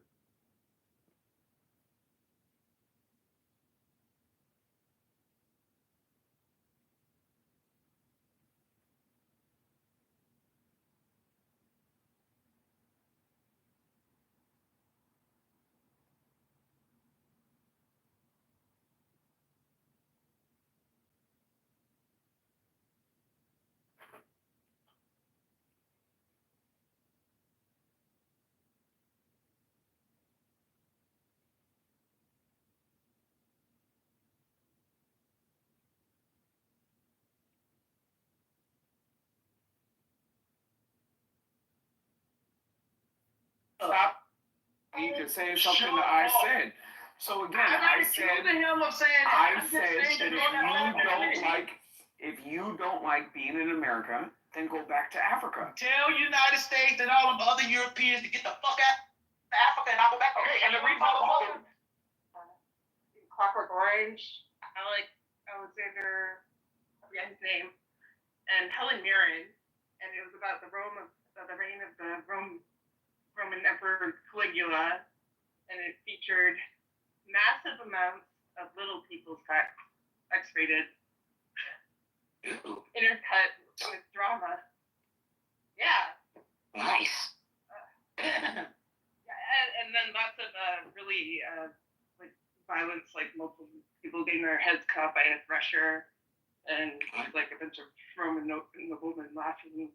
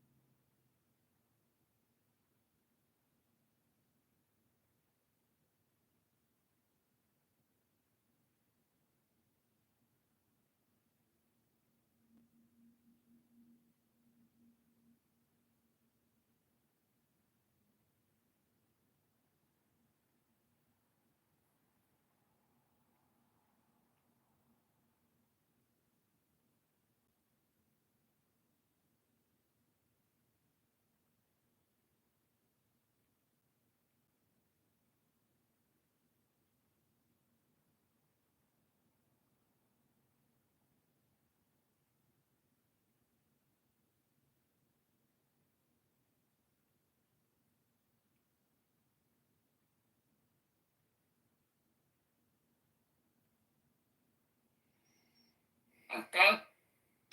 So again, you guys want to. No.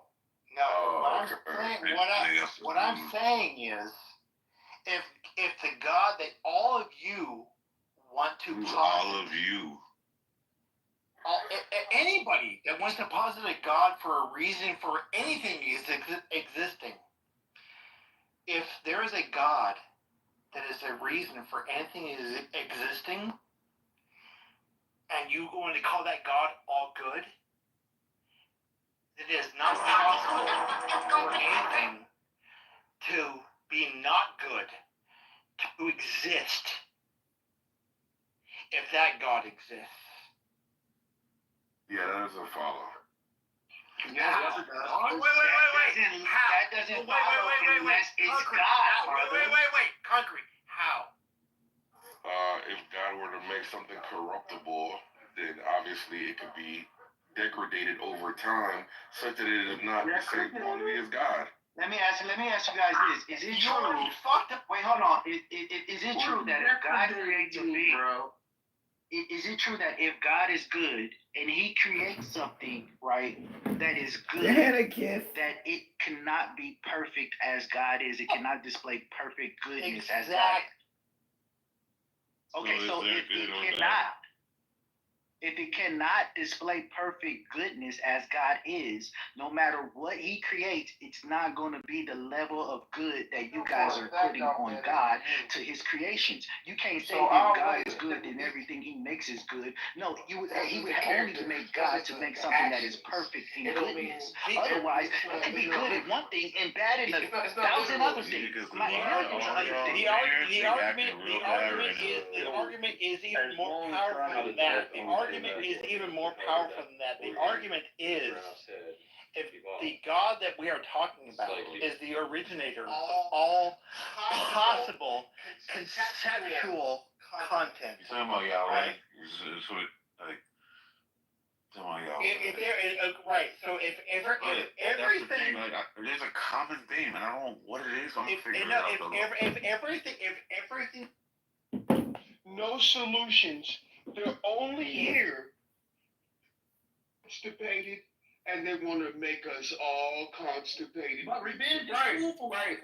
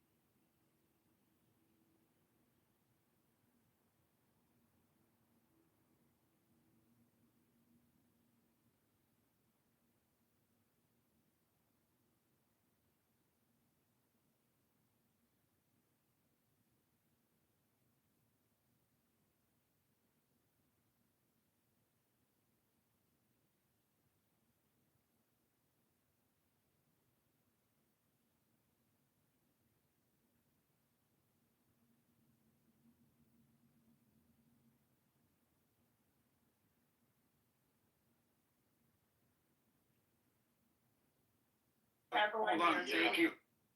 Thank you. Go on, you. Thank you. Go ahead. Aren't fine for 400 years anymore. And I've said this before. Carmelo Anthony raised, what, $550? That was a lynching. That was a lynching. Yeah. Austin Metcalf, that was a modern lynching. And Shiloh Hendricks. Grab me a fucking river, white man. Yeah, well, Grab me a river. Fucking fool. I'm not buying it. We're white here. Get the fuck out of here. I'm not buying that shit. Fuck out of here. It was a lynching. Shut him up. Okay, but Don, what you need to pay attention to is Shiloh Hendricks has raised over almost $800,000. That just tells me what America's always been. I'm not shocked at that. That's who you are. I'm not shocked. Well, the thing is, great thing is to run your state. that what They're not running our state. We're listening to dissenting opinions. Well, if it tells you what America's That's the question. Who invented something? People want to own everything. Who invented something like this? Was it the black man or the white man that said something like this and black man take it? I can't be Which heard man wants to argue with when another man and say Winnie something? Mandela Who made starts that? speaking. Okay, Who invented that one? White man? Wait. Okay, listen, Cool Runnings. Okay, chill out. All right, go. Like, So chill out. that tells you, thank you, Dr. Adams, if that tells you that that's what America's been all about, and slavery in America was the worst thing in the world, well, thank you for the compliment. That You got means slaves with all the money. What are you talking that about? means Americans Slaves were with the all the money. Done. What are you doing? Like, what are you that doing? means is America was the best country in the world for slavery. And do you really want to fuck with those motherfuckers? Okay? Yes, Do because you at this really time it's want on the water to do down. that? They're not even I white. mean, you're It's on the talking white. out of They're not your even ass. white. Okay? The If colonizers you just really lost your believe hue. that, You're not I just don't white and believe yellow. that. You look like the But, Spanish people in you the know, store. I don't believe that. But this Look at whole it, Wait, Miss, hold on. It ain't Hold on, gonna Alan, pause for a second. Miss Cleo, okay? You need to go on mute, okay? You need to stop interrupting these people on You don't have stage. to call me Winnie Mandela. I'm not no Cleo, because if I was, I would. All right. Listen, Miss Cleo, okay? You can call me now, okay? But again, you're not going to interrupt. Right. You're not going to interrupt people on my stage. Otherwise, you can sit in the. Okay. Thank you. When can Nathan go? Nathan wants to Go ahead, Nathan. Oh, thank God. Yeah, I mean, all right, Adam. I just came to a few minutes ago. Yeah, what were you talking about? 400 years of what slavery, right? And how America needs to pay it. That's the topic, right? Correct me if I'm wrong. I mean, what's the argument? Of course, they owe money to slaves, Jim Crow people who've been in Jim Crow, right? Am I like the only person who think that? Well, let me ask you a question. Where is this money coming from? Where did the money come from? You said money to Ukraine. Well, like, where did the money come from? Like, that's stupid. I mean, if you honestly, I don't say stupid. We can talk about Ukraine. Okay, so Dominique. We can talk about Ukraine. But I asked you, where is this money coming? You think you deserve for work I that had one viewer and Yo, y'all actually stupidly. I have it. So you've been a slave. My grandfather was in Jim Crow. His grandfather. I didn't ask about your grandfather. I'm asking you. Where is Dominique, this money coming from? So let me help you. If I'm driving down the street, right, and I run your lawnmower and kill her, the insurance claim money pays for your next of kin. It comes from the government, Dominique. Are you saying that? Are we in kindergarten? You don't know? Of course, taxes throughout the country. No, Dominique. so who pays taxes?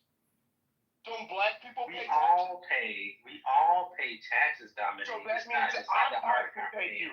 That means I have to pay you. Your broke ass that can't pay me. For work that you've never done. That means I have to pay Hold on, Dominique. What you're not gonna do, hold on, Dominique, I'm defending you right now. What you're not gonna do, bro, is you're not gonna insult a veteran on my stage. Okay? I'm calling. No, I'm talking, Dominique. I'm defending you. Okay? So again, yeah, you definitely don't sound like a veteran. So at the end of the day, Nathan, you're not gonna sit here and disrespect somebody who fought. This is my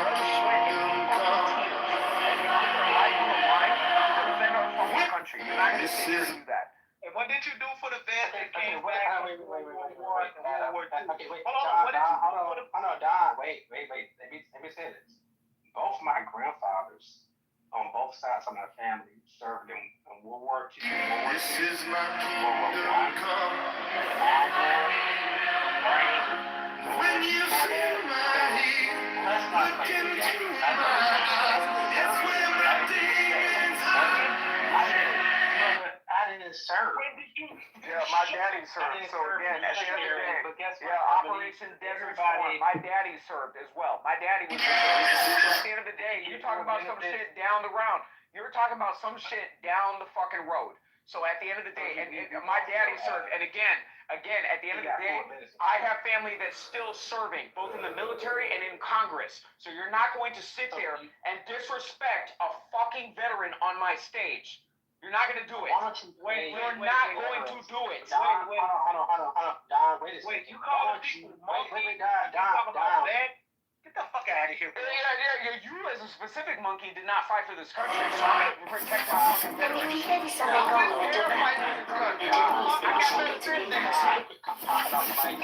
on, let me finish. So if we supposed to protect veterans, which I agree, right? Shouldn't we all give them all And if you hear something wrong, better back. I mean, you popping up the mic. If any veterans and their families didn't get full benefits, shouldn't we pay those men the full benefits that they're due? Adam? Yeah, we should stop giving to DEI projects. So why don't we put funding from HBCUs and let's pay the veterans? Okay, so let me repeat. So no, hold on.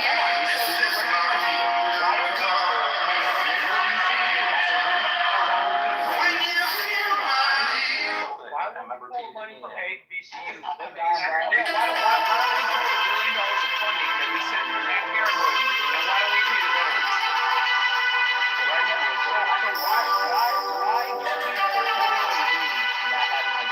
don't we streamline the immigration process to cut down legal expenses and pay the veterans?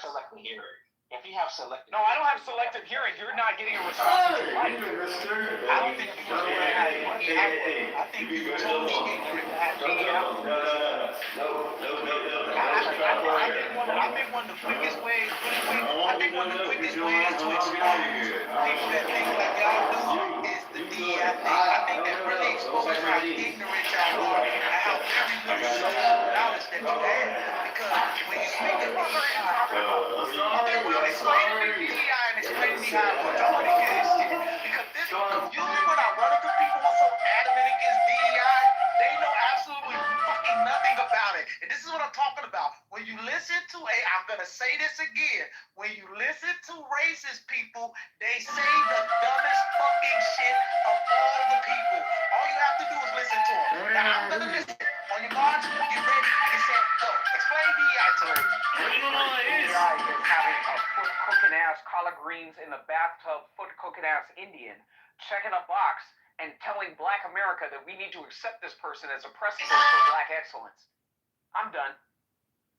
Serious from somebody who thinks like him. Hold up, can we get a serious? Hold up for a second. Can we get a serious response from somebody that actually thinks the way he does, but wants to offer up a more serious response? They're going to give you the same answer. I don't think anybody's disagreeing with Adam's done. And just yeah, man, that's not worth responding to, man. I'm not gonna respond to that shit. Like, get the fuck out of here with that one. I looked up this whole issue of black vets being denied. And first I looked up the percentages, and it said 61 versus 71. That's the difference between black and white vets. So then I looked up the total number of black veterans who were denied. And it came back saying, well, we can't really determine the total number of vets, black vets that were denied compared to the total number of whites. So then I asked, well, how can you calculate a percentage if you don't have the actual numbers? And they said, well, it's speculation. So that whole line of narrative that black vets were denied, it's speculation. World War II, was your black grandfather in World War II, Alan? They came back to Jim Crow. I don't know. We're talking about the statistics. We're talking about the statistics. I'll break it down. There's no actual number. Whether my racial background or if I had someone in the family who was in World War II is irrelevant to the numbers. We're talking about math semantics here. We're talking about statistics. So whether you had a grandfather in it or not. Listen. This is not the conversation that I'm used to having at the country club, okay? Allow a person to finish speaking, and then you can respond behind them, right? This is not World Star Radio. Go ahead, Alan. Well, that's the whole point. I mean, you bring up a thing about that Dominique fought, is a veteran and fought for this country. And instead of saying, oh, yes, you're right, I won't disparage him because he is a vet and he made a sacrifice, it immediately pivots to, oh, well, but black people were denied benefits.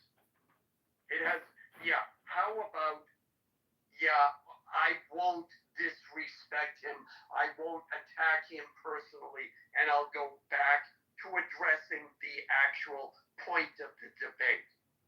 How about we do that? That's the point. Okay, let me say this, right, so you can comprehend it. It's just like when Nazi Germany was fighting the war. Hold on, let me ask a question. Why are black people hold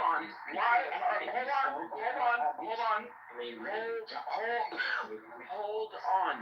Why are black people so preoccupied with Nazi Germany? Can you maybe give me some type of insight as to why black people are so preoccupied with Nazi Germany?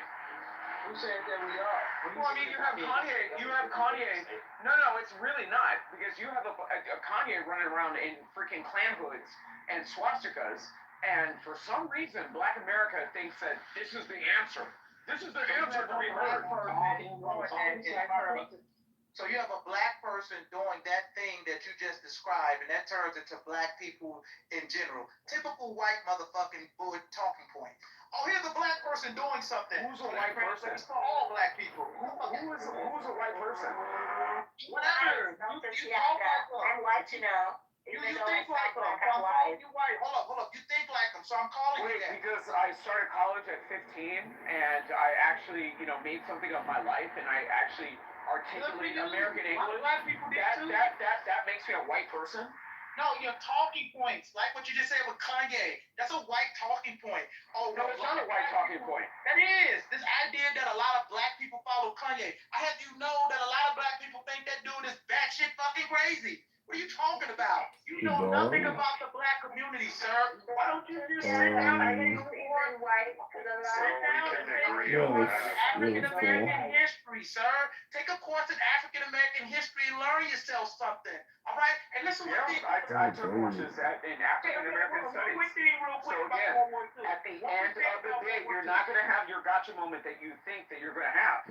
It's not a gotcha moment. I'm just telling the truth. And one quick thing about World War II. You do understand why you up here with all this patriotism, and that's a person who fought for this country. You need to respect them. You do understand. You're fucking right. You damn fucking right. Because again, if it wasn't for the sacrifices of veterans, your monkey ass would be sitting on a fucking app in a free country. You would be speaking German or Russian or probably Arabic. So at the end of the day, right.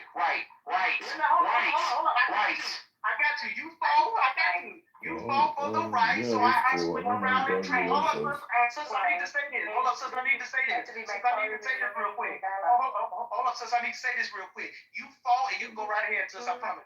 You fought for the right that I can swing around in trees in America. Okay, I understand that. But you do know that during that war... So stop throwing bananas at white people. That's all we're asking. Wait. Stop throwing bananas at white people. Wait. I want to say this. You do know during that war, that during that war, when America was supposedly fighting the enemy, Germany, this big enemy, okay, in the mess hall, to POWs from Germany, can sit in the mess hall with American white soldiers and eat at the same table with them, but black American soldiers couldn't sit at the table with them. So this is a white man honoring a white man. So you can miss me with your patriotic bullshit, because at the end of the day, you motherfuckers each other. I'll give you that. Listen, I will pay for your ticket back to Africa. I will literally pay for your ticket back to Africa. If you are so upset,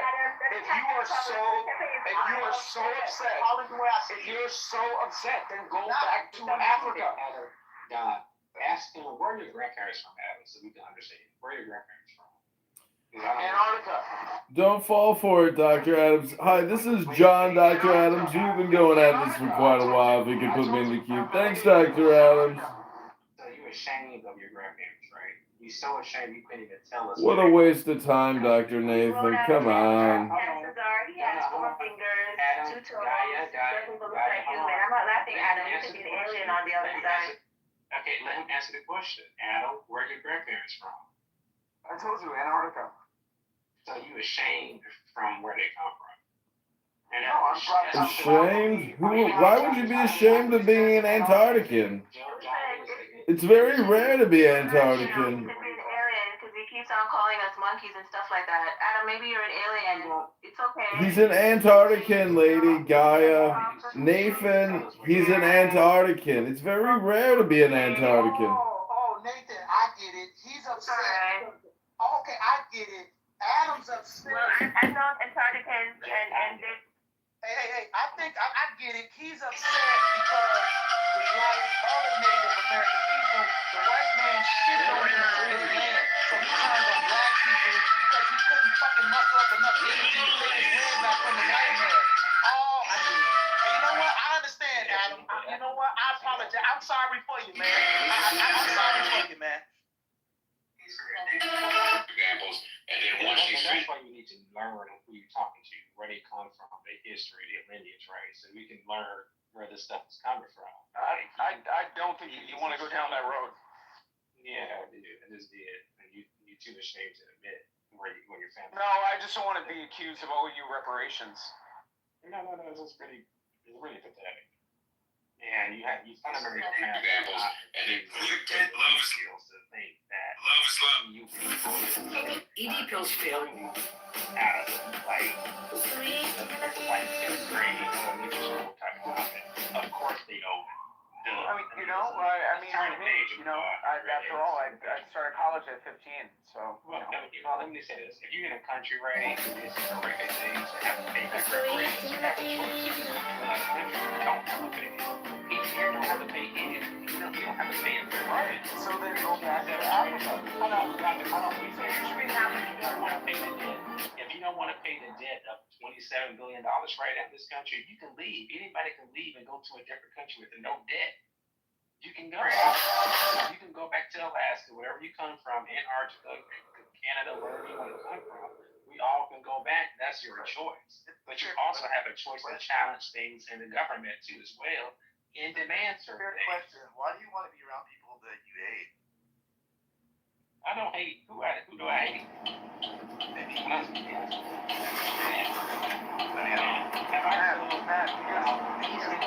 are so non-technical. They're around people that they hate because they have their moment putting them in the right place. That's all it comes down to, Matt. It's a narcissism. You know what makes me feel pain? When the small content creators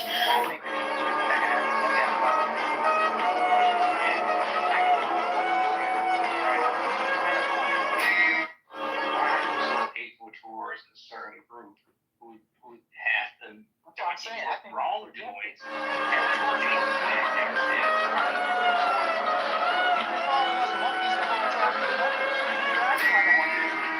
acting like a monkey.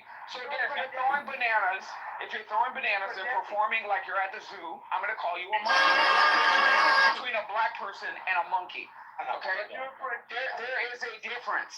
There is a difference. A monkey is a black person that doesn't agree with what you say. That means you're projecting.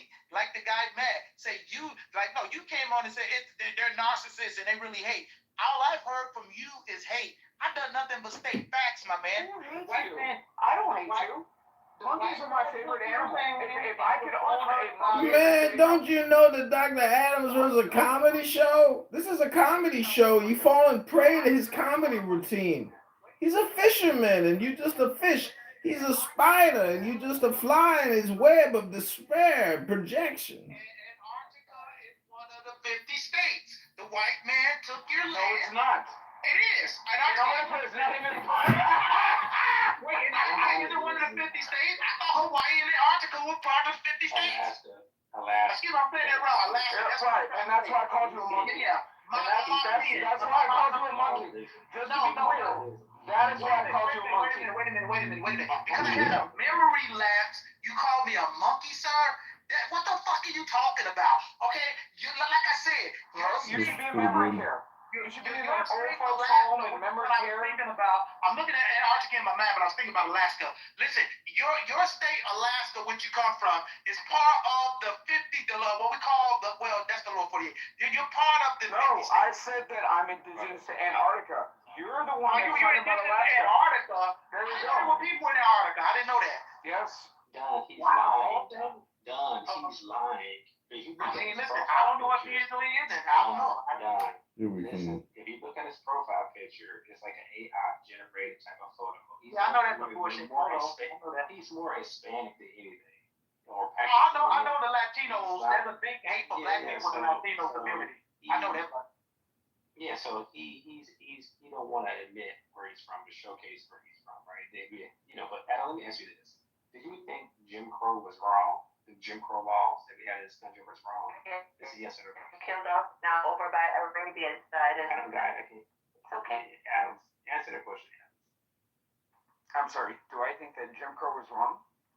Yeah, the laws that was implemented by the government was wrong. I mean, I think that some of the laws are wrong. Were they harmful?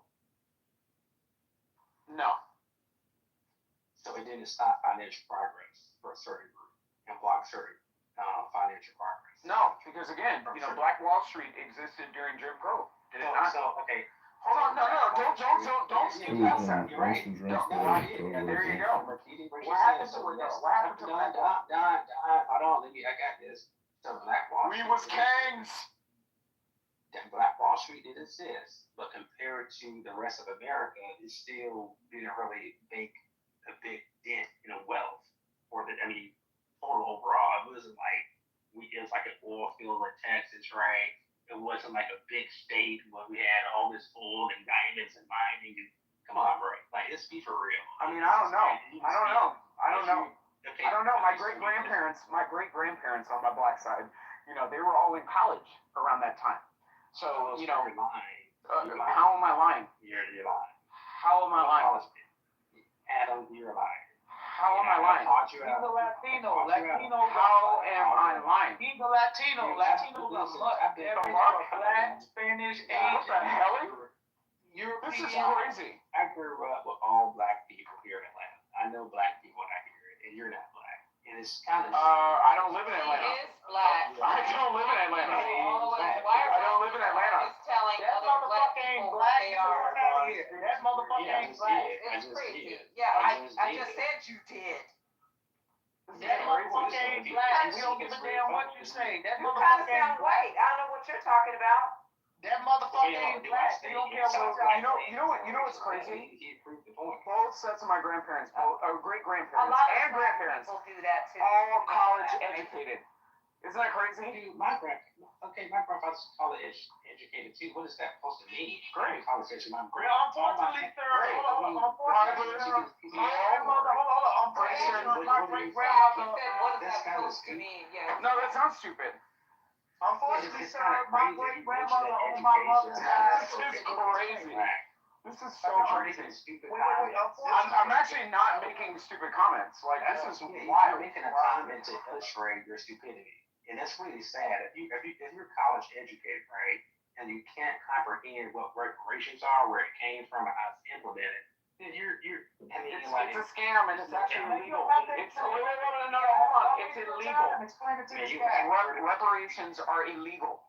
Why waste your time? They're illegal. They're illegal. The Equal Protection Clause, 14th Amendment. So why don't you refer back to that? Why don't you refer back to that? I have a few in my family. So again, I have a few in my family. Matt. Thank you. He don't even know how. So let's talk about the fact that reparations are illegal. Who was it? You saying that phrase? Fat, fugly. How are they not illegal? When you talk about the Equal Protection Clause in the Constitution, when you so then white people are paid. White people need to be paid reparations as well. That's that money, that's reparations. Jewish people were paid reparations. This is This absolutely insane. This is crazy. I don't know what's happening. I don't know what's happening. Like I didn't know the EBT office was open on a Sunday. Okay, but I will say this. Okay. The Equal Protection Clause under our Constitution negates the entitlement nor the legal pathway for fair reparations to be rendered to certain groups of people just based on their race. So again, if you want to argue with the Founding Fathers and the Constitution. You sound stupid. Wait. You sound stupid. Wait, I got a clear case. I got a case study for you right quick. So we don't have to speculate, okay? I'm in Illinois. This is a good example. I'm in Illinois. I stay in Chicago. I stay on the north side of Chicago. Okay? If I jump on the train. Well, then, Matt, are you hearing this? Are you hearing this, Matt? The school system down there is trash. Wait, let me help you. Illinois, not Illinois. Yeah, there you go. Let me help you though. Okay, thanks for the correction on pronouncing the name perfectly correct. I appreciate that. Can I get to the damn study though?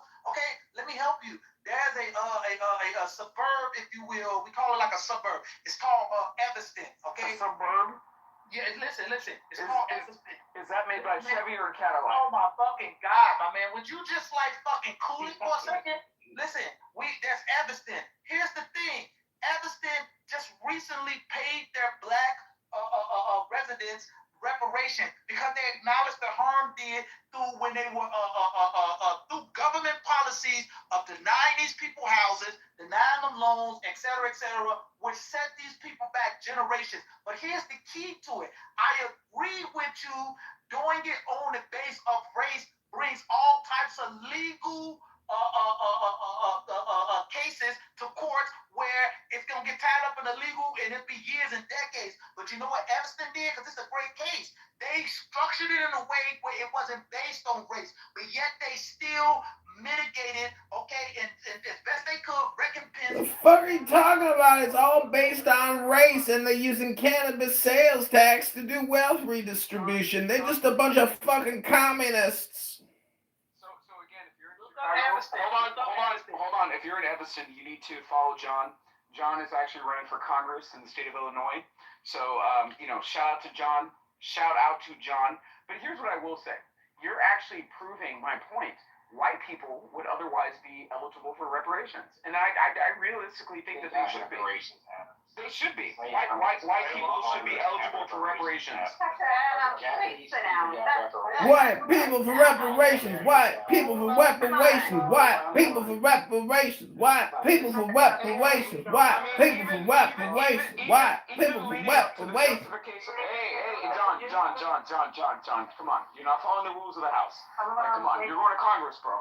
So again, slave owners will pay reparations, right? Well, and they should be. Because again, their business was. You got a PPP. Hold on, you got a PPP loan. So why should slave owners not be paid reparations for the loss of their capital? It's fucking slavery, fool. But you got a PPP loan. You literally got a PPP loan. Like, what are y'all talking about? The PPP loan was the reparations. Wait. So what is the difference between getting a PPP loan as you as a black American? That's a pretension. And hold on, I can't even finish a question. What is the difference? You just throwing out insults and trying to. What is the difference Dr. between Adams, I thought you were black. and keeping? I am black. What are you talking about? I don't just play one on television. Like, I am black. Like, hello? Black. Are y'all okay? What's going on? Black, but he Are y'all okay? White supremacy too. It's called white supremacy. What are you talking about? It's called comedy, Nathan. You just don't understand a good comedian when you hear one. This is offensive. Biden took in through our code. It's called paycheck protection program. Matt, the all mute button, please. Matt, you have one non-black parent, and this is what they do. This is what these monkeys do. It's crazy. If you want to talk about racism that I've experienced in my life, it's been mainly towards black people. Come out here every night and check the habitat. Right now, I got mainly they from can't black ever people. hear the big habitat by itself because it's pretty season. Absolutely crazy. I'm not gonna let him have a puppy with his girlfriend this year. So I was cutting on his head, and I took off my glove. So I will never forget the day. So he's scratching. Wow, that's I scratching. will never forget the day when my mother, could not pick me up a hole in one of my gloves because a now. black woman wanted to He's sit there not and trying to argue take it whether very that hard. was her child or not. Like, are you fucking kidding me? Like, are y'all kidding me? Are y'all fucking kidding me? So again, no, you are the most racist group of people on this app.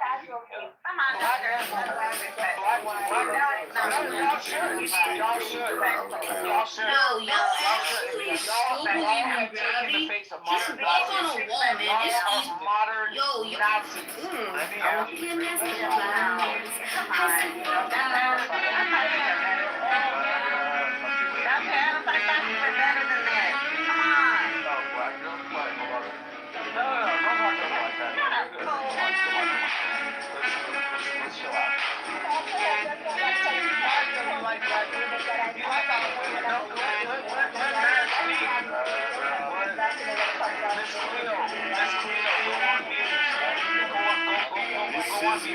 Thank you. Do you know, is this a stop?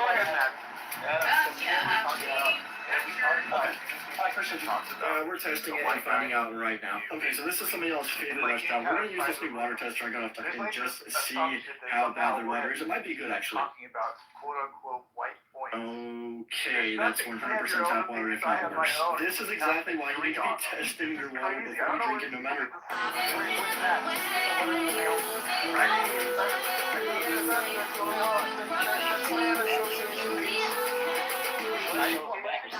Here's the perfect way to manage your time. Have you ever heard of the 8+8+8 rule distributed?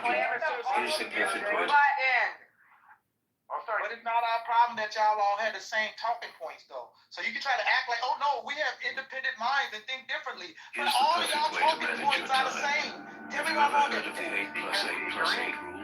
Distribute your 24 hours into 3 parts to create a balanced life. 8 hours of work, 8 hours of good sleep, 8 hours for the 3 F. We're tired of it. You can have independent. Oh, wow. Okay, so that's really how you feel. All right. I'm out of here. No, you don't want to listen. You don't want to listen to what I'm specifically talking about. In your room who called me a nigga. You understand me? Who called you that? Why would you hear? Nobody called you that. Nigga. Who called you that? Who called you that? Oh my God. Why would he call you that? Pepe. Yes. Why? When you ask me, why would he call me that? That's crazy to even ask that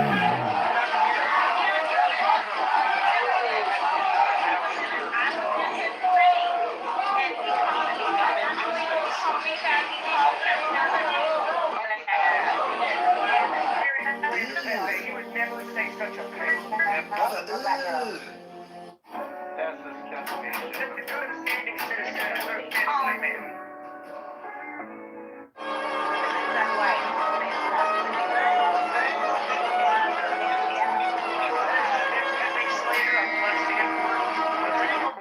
Yo, actually. Yeah, but I know that. What you're not changing, you're choosing. Nobody called you that in this room. I would like you to stay and participate. However, the Pepe hate is crazy. Like, Pepe is literally my cousin on the white side. What you're not changing, I love you're Pepe. choosing. Pepe is a West Coaster, just like me. And, You got Pepe somebody has that your you blood. like to be So complaining at the end about of the if day, you're not y'all are not changing going to it. sit here and It could be continue your to attack us. relationships, your All right, body, let's your move on. health.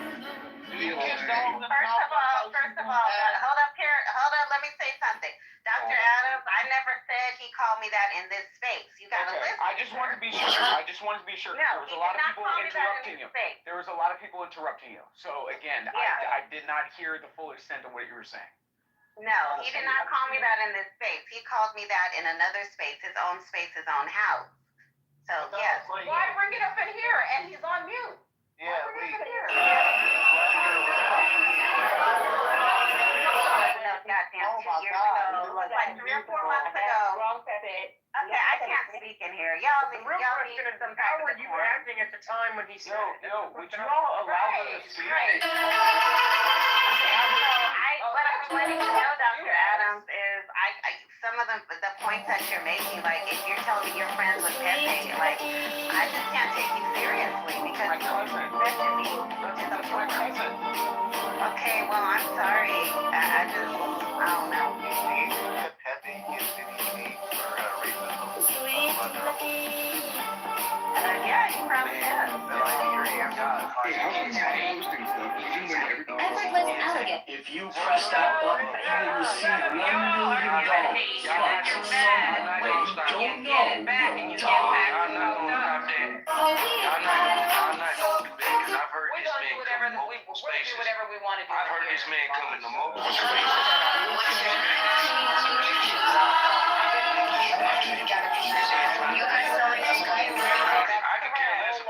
I could care less about getting removed by the fucking room. Man, and you ought to know me. Man, Then I ain't finna. but I can be. Rob, ain't nobody gonna. No, I ain't about to. Ain't nobody gonna. We all That's know what I'm saying. what it is. I don't give. Pepe's a fucking racist though. Like this is nothing new. And so are all of Pepe you. is not racist. Stop trying to be black supremacists. Saying people are racist. You know what? I've sat in so many rooms where black people were just chilling and talking shit about white people, referring So what? We got a right to. Okay, and white people have a right to talk about you too. And white people have the right to give you the same energy back. So, you know, and so it's okay for the white people to do it too. You know, it's okay. I see they got you on retainer. They got your ass on retainer. Guess what? I'm biracial too. You're on fucking retainer. Nobody's on retainer. Nobody is on Biracial. Nobody is on We're getting all the jobs. Man, I heard you fine. I'm biracial. Okay, now I'm gonna use the mute all button. Nobody's on retainer. Pepe is my cousin. I'm gonna, support my fam. So it is what it is. That bitch in the audience. I still have the same name, bitch. Why don't you come on stage and get beat the fuck up instead of Let's get back on topic. Illegal aliens and due process. Let's discuss it. She just spoke just now. And bring your ass on stage, and don't be a fucking I ain't down with the, bro. I ain't down with the audience. Rob, I ain't down with black weed, Rob. I agree with you, Nathan. I agree. What is this room about? Let's not focus on mine. Rob, what kind of problem do you got with the illegal aliens and due process? Let's discuss. Mon was finer than Cassie back in the day. I'm just gonna say that. Throw it out. I heard she's still shout out to Mon. Yeah, Mon is still fine. Mon, I've been trying to get Mon to go on the Beverly Hills Housewives, but she don't want to do it. That's what the word on the streets is. She's finer than she was when she was younger. That's what I done heard. Wait a minute. Flattery will get you nowhere. There are two biracials on the stage. Do you kiss dogs in the mouth like your white half does? See, look, man, this is what I do tonight. I'm gonna do something that I rarely do. And guess what? Guess what? I put raisins in my potato salad. Okay, so at the end of the day, yes, I do. I do. And when I go to Subway, I ask for extra mayo. Okay, so listen, man, this is not a gotcha moment. Potato salad from somebody that made it in East Texas. I'm talking about Northeast Texas. That's the only place you should be eating potato salad from, man. And tonight, I'm gonna try to do something different. Instead of attacking y'all, we gonna find commonalities tonight as Americans. And we ain't gonna just shit on each other just for one night. Cause that's what I'm saying. That's what I'm saying. I don't like you either. But again, at the end of the day, we're gonna come together as Americans. I ain't got nothing in common with a cracker family. Ain't got nothing in common with a cracker. You would have been mad if one of the white people said they ain't got nothing in common with any of you niggas. Hey, you don't understand. When I came in this room, I was called a nigga by at least 3 people. That shit didn't move me. I don't know what you called you though, man. Who called you that? Why are you screaming, sir? Peppy called me a nigga. I ain't gonna. No, I said I wasn't gonna attack nobody. Yes, he did. I'm gonna leave it at that. Nobody called you the Sure you didn't. You called him a monkey and touching you going to Africa and everything. You were so good as a mom. That's not the same as the N-word. Think that's not the same as the N-word. My thing is, Can I ask y'all a a lot question? of these Latinos out here, they use the N-word so much like it's theirs. They need to start saying wetback. Well, you know, blame Kobe Bryant. Blame Kobe Bryant. Okay.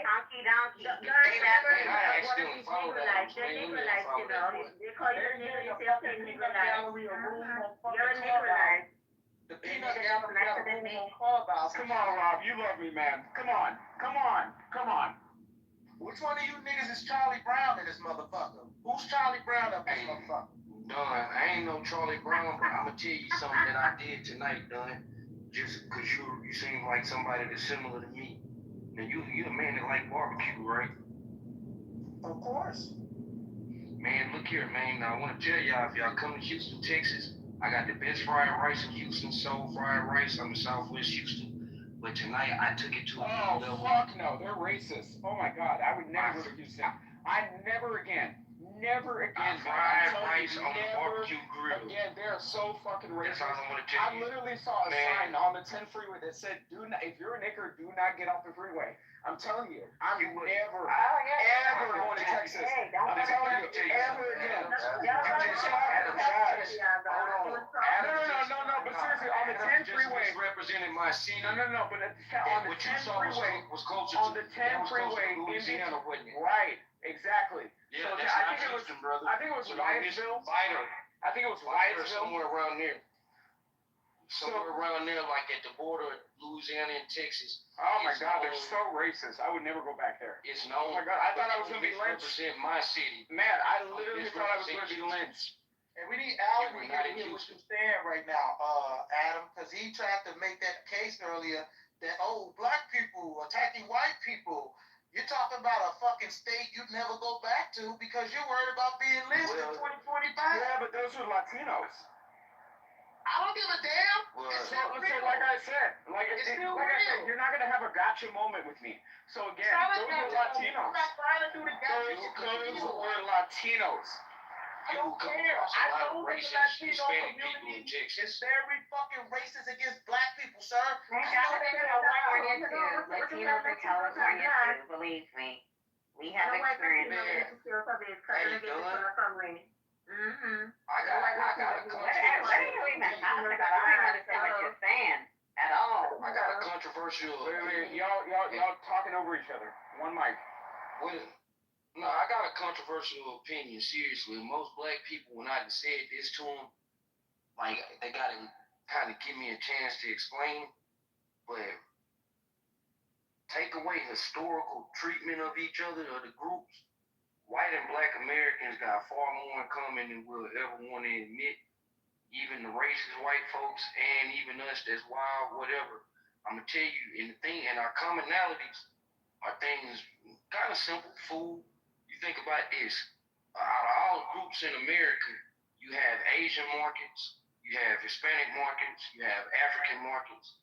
Now you might have grocery stores that are in the white community that might have a few different things in some of the grocery stores in our food deserts. But we eat the same food. We relatively pray to the same God. We definitely speak the same language. And I had this thought before I even came on this app. This app reinforced the last one that we got a very narrow-minded worldview. And I'm saying this at black and white folks because we have a view of American exceptionalism. And we tend to think that we better than everybody else. Like, that might be true, it might not. We are better than everybody else. There's no thinking. I wouldn't say that we're better than anybody else. I would say that our country, the idea of our country, I would say that that's what I was about to get to. The idea of our Constitution, the idea of what America could be, yeah, it's great. You see it in the fact that people is dying to get over here. But the realities of America is not the same for everybody. And So- what would be unfortunate is that, you- and I land on this,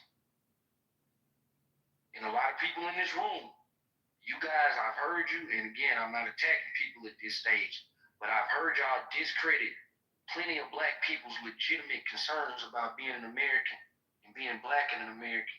And it's unfair to discount these things, and it's actually un-American. I'll land on that. Well, I have wait. James, hold on 1 second. I'm gonna let you speak. I'm guilty of that, and I'll tell you why I'm guilty of that, Rob. And I'll tell you why one of my frustrations with Black America is the lack of accountability, right? And the shift as far as the trajectory aim of a lot of arguments in Black America, mainly not geared towards equality, but more so geared towards revenge. And that is some shit that I'm not with, especially being a mixed race person. So I'm guilty of that myself. 100%. As a man, I can take accountability for that, and I'm telling you why. Hold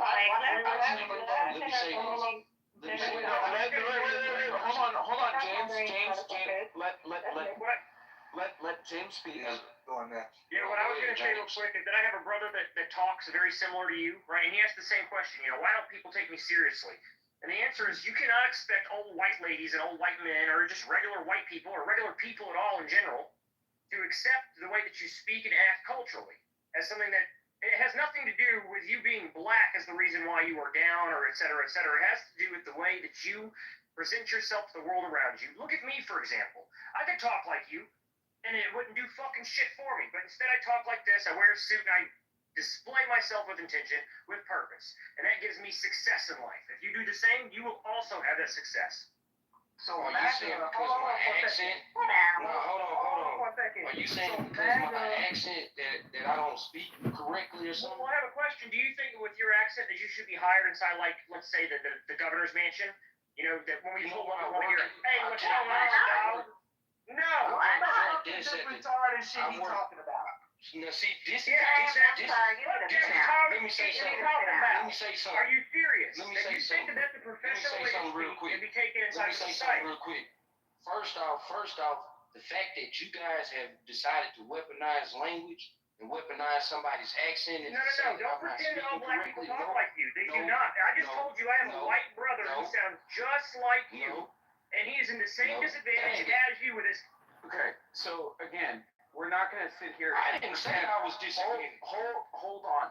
Okay, we're not going to sit here. We're not going to sit here and pretend like people that carry their words do not have a different position in their outcome in employment.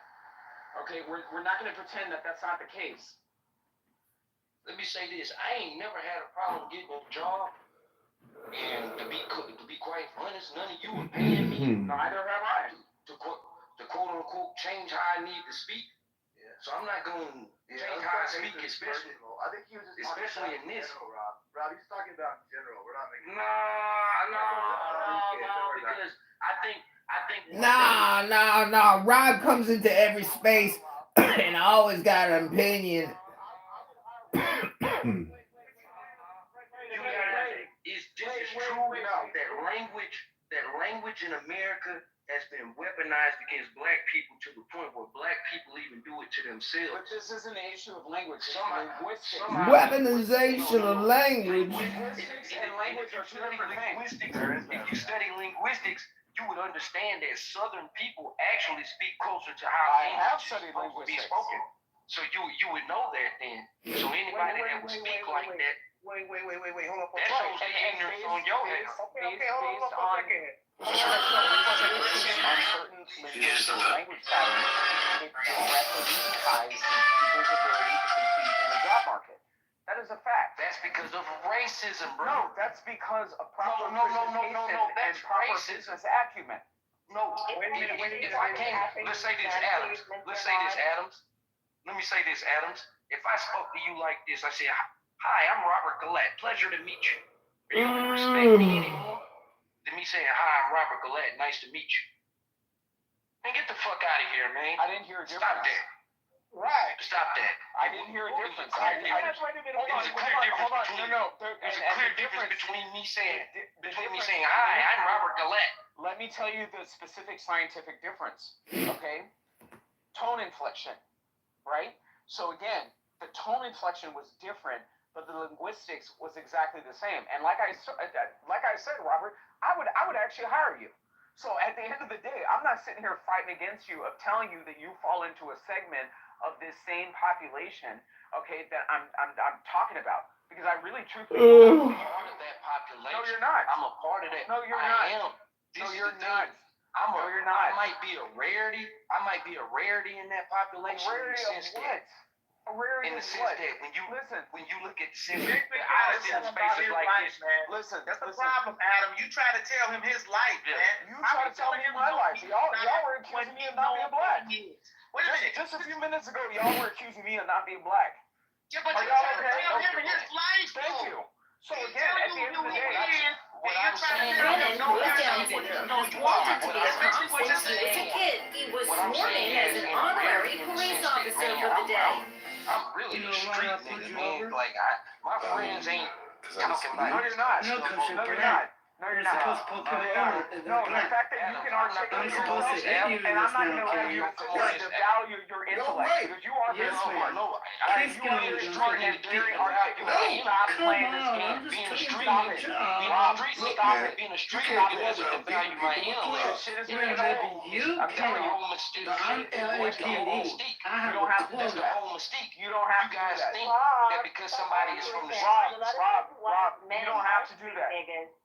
They are from the streets, you know. A lot of these white men are from the streets. white? I'm not talking to you. Now, I'm not he's talking to you, black. Adam. I'm not talking to you. He's acting white to be looking at black people and calling them monkeys. So he has to be white. There's no way he could be a black man looking at another black man. What are you talking about? This is literally me and my PTR. Wait, let me jump in here right quick. You're gonna ride a dinosaur. Let me jump in here right quick. I've been trying to jump in here because let's be clear on something.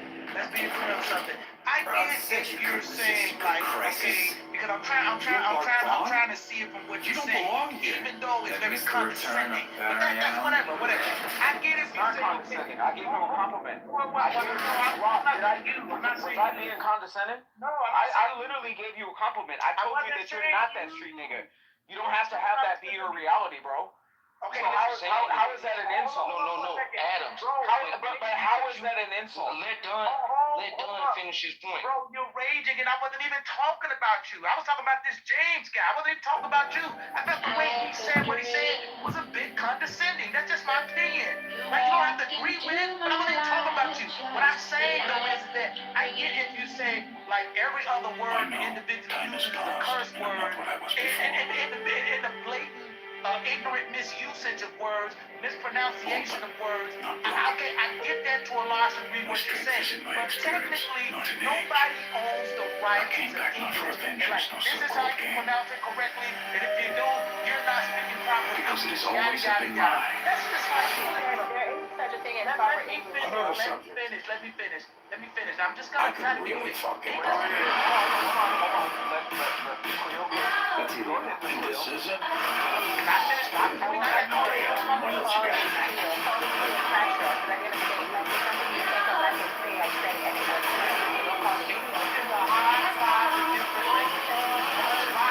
Scholars came from the streets. You understand that, right? It's not a hodgepodge of different languages. It is a hodgepodge of American vernacular English. African American vernacular English is again a hodgepodge of different languages.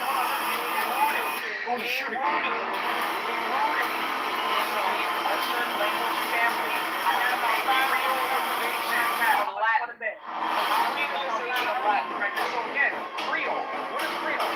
Creole is a hodgepodge. So again, African and Native American. African American vernacular English stems from a Creole language pattern. That is a scientific fact. That depends on the region you're in, my man. It depends on the region. Hold on for a second. English is I'm just talking about the fundamental languages, not all of the other languages that it pulls words from. English pulls from Old Norse, it pulls from Old French, which is basically those are kind of like the same thing, maybe. It absolutely feels unreal. It pulls from the Latin. We've been What are you talking talking about about, sir? this for months and months. Germany, Now we're not sure. pattern. It won't even Germany, from the Arabic, it's not listening. Like, this is insane. Hold up. The word patio, That's a pretty good idea, the word Kevin. patio is a Latin American I talk a word. lot. It's not a fucking English Wait, word. actually, that's a pretty Okay? good idea. Polytheism, that's a fucking Greek word. So It's many not a Latin American word, it's a Spanish word. Wait, actually, that's a pretty good idea, Kelly. I talk a lot, so I learned Latin just America to is a colony of Spain. Man, stop getting with all the nitty-gritty semantics and shit, bro. You getting too, like, you know what the fuck I'm talking about. What I'm saying is that English is a hard, No, I don't know what the fuck you're talking about. Look at my fucking profile. Say I got. Say I got. So again. Say I got. So again, you're sitting up here saying, oh, now you're, no, well, hold on. Miss Cleo's gonna tell me how to pronounce my name on my profile. That's crazy. had to tell you how to That's pronounce crazy. mine. That's crazy. Call me Gia, but it's No, I called you Miss Cleo. I called you Miss Cleo. Call me now. Bumbleclot. Yeah, James, and I you can still tell here? you exactly your future if you want to. If you want me, I can do that. I got cash out. I can tell you your future. Come on. Back down. This is so sick of James.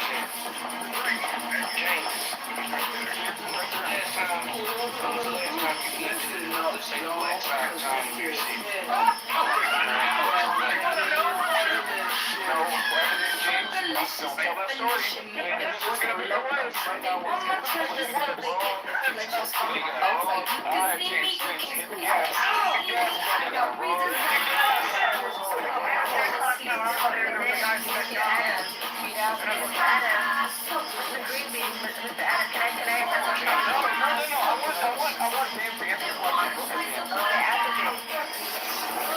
One time I was over there, a guy decided he wanted my car so bad that he got him a race like that.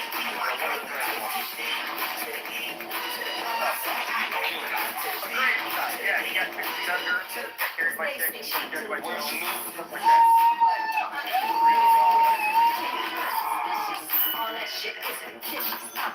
Yo, James is a gangster, man. Was a rock. What I got.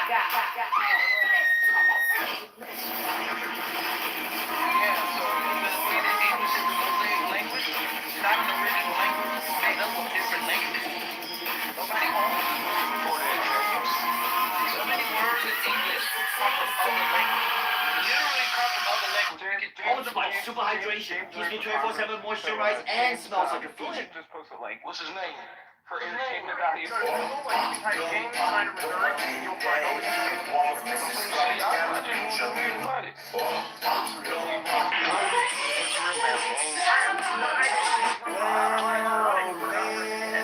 me tell you this, James. I applaud you for defending your life, because I do the same thing, man. Ain't nobody tripping on it like that.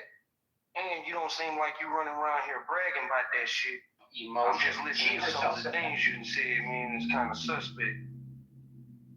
Most people who wear Make America Great again, I try to stop you from going down that road, so I protect my friends.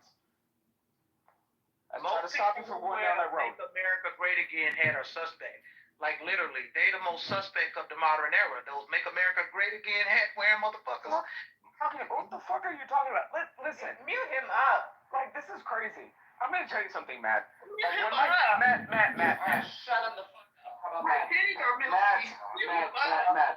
It's crazy. When my grandparents passed away, and they lived in Central Florida, coastal Central Florida, not in the ghetto.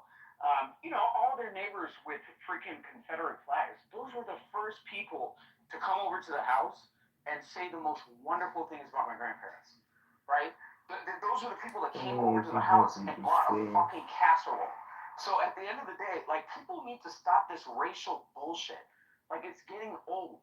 This is why people have the hashtag Black Fatigue. But that flag represents us. But that flag represents It represents America. American history. It represents American history. It represents American history. Wait a minute. That flag represents treason, and it also represents a group. It represents treason. No, that's one thing. But what it mostly represents is a group of people who, now listen, black folk, we kind of like So, wondering. Matt knows my position on this. Wait a minute. Hold on, wait a minute. When I buy my house, I am going to hang the biggest fucking Confederate flag in Okay, don't tell black people to go on then. Hold on one second. Adams versus the Bel Air Crest Neighborhood Association. Wait a minute. Loaded. Fuck around and find out. We need to bring back American history and American values. Nobody is saying to fly the battle flag. What I'm saying is stop removing it from places where people don't recognize the history of this fucking country. Let me speak. Cause this is where when people make this argument, I'm like, it's still bullshit. Okay, even I've heard that argument. You're not talking to a rookie, my man.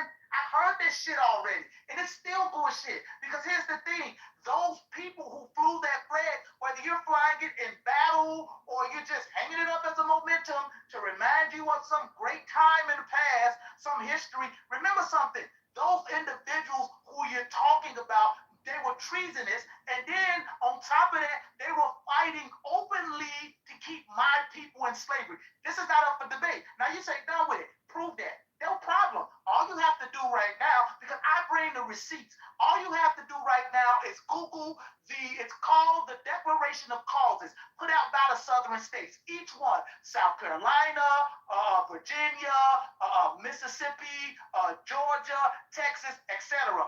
Read the Declarations of Causes. I've read them replete. When you go through them, the central focus, what they're focused on mainly is keeping their slaves.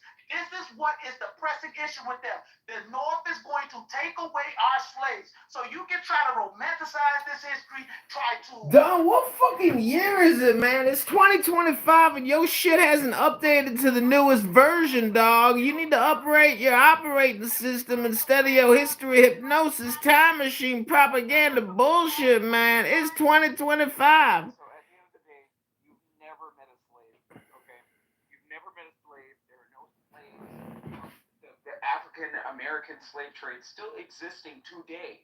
So again, we need to move on from this shit. Like, this shit is nonsensical. What you're saying is we need to just forget, right? So we need to just forget. That's crazy. Can I say something? So with Dr. Adams, you're saying that we need I didn't say forget. Hold on. Let me be very specific. to just forget. Who said anything about forgetting? Well, you're saying we need to move on. Right. So To not moving talk on. about the Moving history. on. That's not forgetting. Yeah. You're just moving on. But we just But don't you're talk hanging about the flag of my people's oppression on your so fucking crazy, front man. lawn. Get the Like, fuck this out of is here. fucking crazy. Like, y'all You're just gonna love hang to the hold on flag, to okay? trauma. Y'all love holding on to trauma. Hold on, here's one for you. Wait. Here's one for you. Do you think a German colonizer too? Hold on. Do you think a German man is going to hang the Nazi flag? Okay, so again, here the black obsession with Nazis again. It's very weird. It's very weird. Answer my question. It's very weird. It's very weird. Jews did not throw Bill Cosby in jail. Okay, let's stop this. So at the end of the day, okay, black people in America, as black Americans, are just as much of fucking colonizers by not returning back to Africa, okay, and being in the same colonized region. In the same colonized region, y'all are just as much fucking colonizers as the next white person. Hold on, let me say something. Because me and you, we ain't disrespecting each other tonight. I get that you have different views of the current state. Right. And I also have. Hold on, Rob. Aside from my blackness. Hold on, Adams. As a black man, hold on, Adams, you didn't let me finish my point. My point in saying that is this. If you So again, aside from my blackness, I'm also an indigenous American. So again, listening to you people. Oh, so fuck the Indians. So now we're fucking the Indians.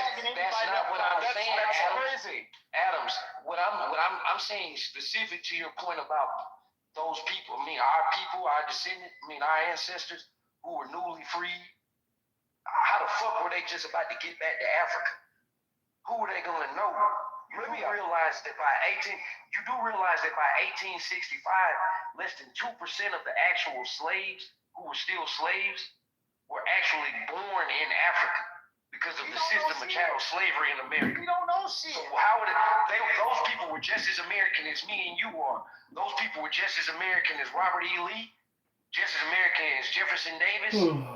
Any motherfucking abolitionist at that time. But I have to suggest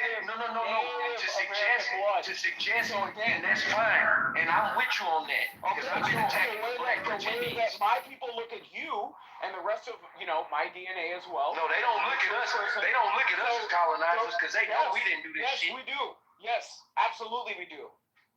100%. And what did his motherfuckers tell us so we can go back and colonize you motherfuckers again?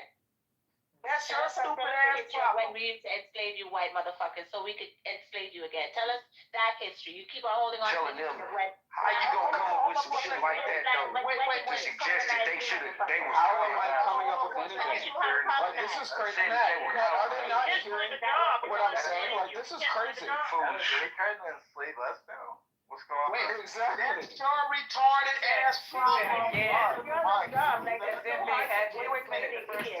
That's your retarded ass problem if you're looking at black as colonizers. That's your retarded ass problem if you're looking at black people as equal colonizers. Yeah, that's your retarded problem. You're the retard doing that.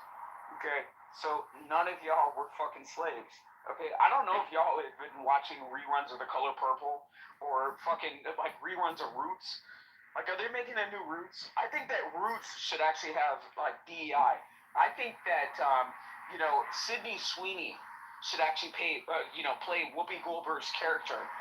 Just to we want diversity, equity, and inclusion. I feel like Sydney Sweeney should play Whoopi Goldberg's character.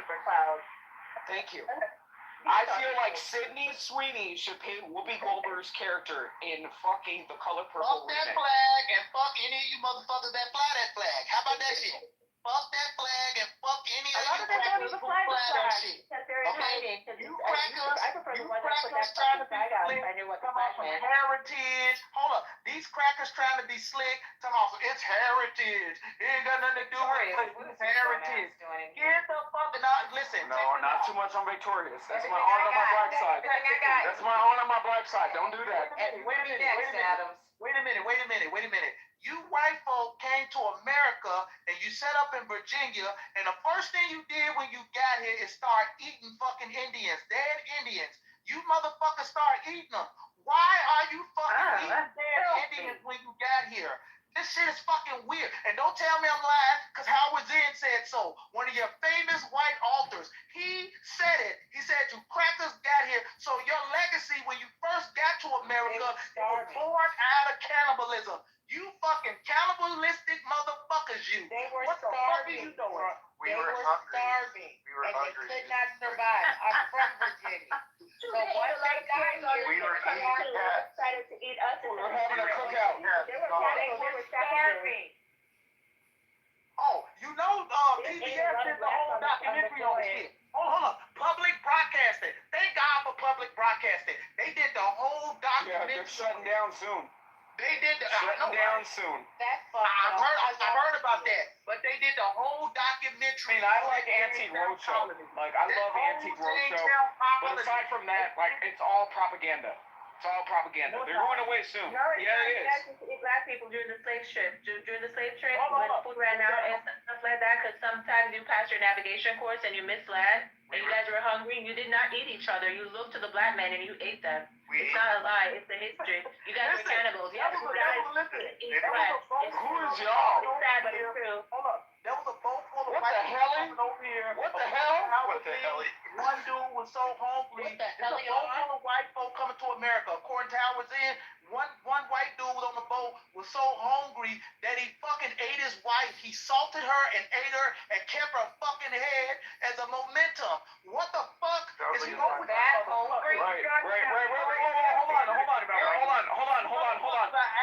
So let's talk about the black man in Northern California that sexually assaulted all of his daughters, right? And was trying to repopulate the black race from underneath his roof. Let's talk about that. Let's talk about that for a second. Do you want to talk about that for a second? What case is this? I'm from the Bay Area. Eating the other guy's What case is this?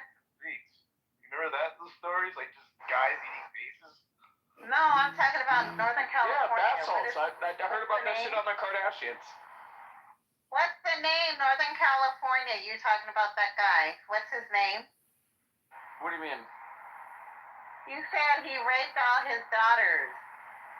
I believe it was Wasson or Wesson or something of that. Like I have like a memory of a fucking elephant, but lately things are getting a little bit fuzzy, especially during holiday weekends. I mean, can we think about barbecue in Haiti? I mean, we can do We're this. learning what we're learning. I think it was California v. Wasson. What we're learning is how dysfunctional and toxic and unhealthy the African American community is. What we're learning is there's a spirit of perversion that's running through the African American community. They've been raping and pillaging their children for centuries, and it was accepted. So, Auntie, let me ask you a question. Hold on. I want to ask.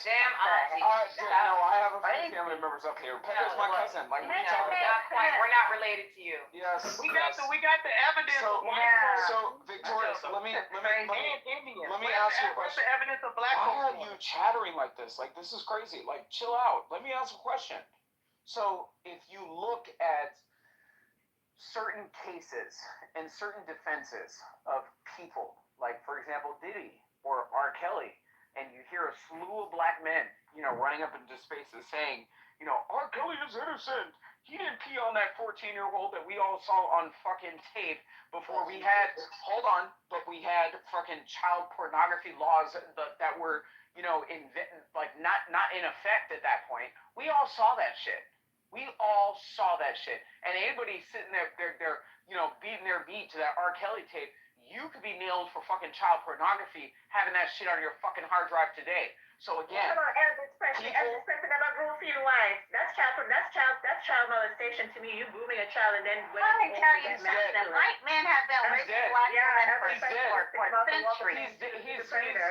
White men have been raping black women for centuries. Hold on. Are y'all okay? So he is dead. Elvis Presley is Who dead. cares if he's dead? Wave the fucking flag off and take off that star. The man is dead. You think of Elvis Presley's dead? The man is dead. The only person. Hold on. The only king of pop. Get the fuck out of here with your excuses. Hold on. So the only king of pop that is still alive is Michael Jackson. He is posing as LaToya Jackson. He went on The Apprentice. We all know this. Okay? We all know this. Y'all need to stop. Okay? Y'all need to stop. Elvis is dead. He may be a sexual deviant, but he damn sure ain't no cannibal. He may be a sexual deviant. I'm not saying he's not a sexual deviant somewhat, but he's not a cannibal. Your founding fathers, your founding colonies was cannibals. Your country was born out of cannibalism. Understand that. So when you waving that American flag, remember cannibalism. That's what your country was born out of. Don't forget that. I need you to keep that on your brain every time. Incorrect. No, it's not incorrect. Jamestown Incorrect. Colony, that cannibalistic death camp where you were eating Indians. The cannibalism was a learned behavior by white people brought over from Africa during slavery. What are you talking about? Excuse me. Those Indians wasn't even in the ground 3 days yet, and your fucking people were so fucking stupid when it came to 200 years? 200 years? I said 3 days. They wasn't even in the ground 3 days yet. When was the Mexican-American War? Can you maybe walk us through the this? harvest thing? They Matt, came over here as a fellow and Catholic, when was the Mexican-American War? Hold on. I know when the Mexican-American War was. Don't fucking play with me. Hold up. And another thing, they only had like 2 pair of drawers when they came over here. The Indians even said it. Say you can smell them fucking crackers from 2 miles away. That's how stinking their ass was. And all the animals in the forest would take off running because they knew this parasite calling. Was it Fruit of the Loom? You are a parasite. Were those Fruit of the Loom underwear? Can you answer my question? Locust parasite? You a fucking parasite. A locust? Every place you go, and you see something there. This is a new one, man. Now I'm a locust. Chill it. Hold on. Why do Europeans want to kill everything they come across? When they come to new lands, the first thing they do is want to kill it. Okay, y'all the only people that get on boats. I'm not telling you. Hold on. I'm not telling you African people don't have their problems. I am not saying there's that. a white genocide going on in South Africa today. There is a genocide going on in South Africa right now. I'm not saying Like, what are you talking about? Do you also want to talk about in anthropology? Do you want to talk about in anthropology the white people who were taken from Europe and sent to North Africa as slaves? Like, what the fuck are you talking about? Wait a minute. Don't talk about ethnopolity. Yes, white people need to be protected. White people need to be protected. Hold up. Don't talk about anthropology when we can go back in the paleological record and go up to them fucking areas in Europe where you motherfuckers was and they found teeth marks on the bones. You niggas have a long fucking history. Who is you niggas? You fucking white people. Your white ass you niggas. I'm only 36% European. Like, are you okay? Are you okay? Hold on. What's the white boy name? I got the book right here. Wait a minute. What's the white boy name? Oh, here, right here. It's called Iceman Exactly. Black girl, they're attacking me for no reason. It's called The Iceman Inheritance by Michael Bradley, by the white boy. He even said it, and he showed the evidence. This is thousands and thousands of years ago. You fucking crackers was up there in them fucking Caucasus eating each other. That's fucking teeth marks on the bones. What the fuck are you talking about? So you came from Europe with that behavior, and you Yo, you get Jeffrey Dahmer. Is this what they do in those like biblical smoke? Like, is this what they do in biblical smoke? No, nigga. No. Excuse me. This is crazy. Excuse me. Yo, I'm sorry. Hold on. Anybody? Sorry. This is fucking wild. Anybody listening, if you think I'm lying, look up fossils found in Europe with teeth bones from the with teeth marks in them from the paleological period. Yeah, animals. Animals. It's human teeth marks. It's human teeth marks. You fucking crackers eating each other. You've been doing this shit since time immemorial. It's a fucking habit. It's in you, motherfucker. It's a habit. Stop lying. Can't up here with that shit.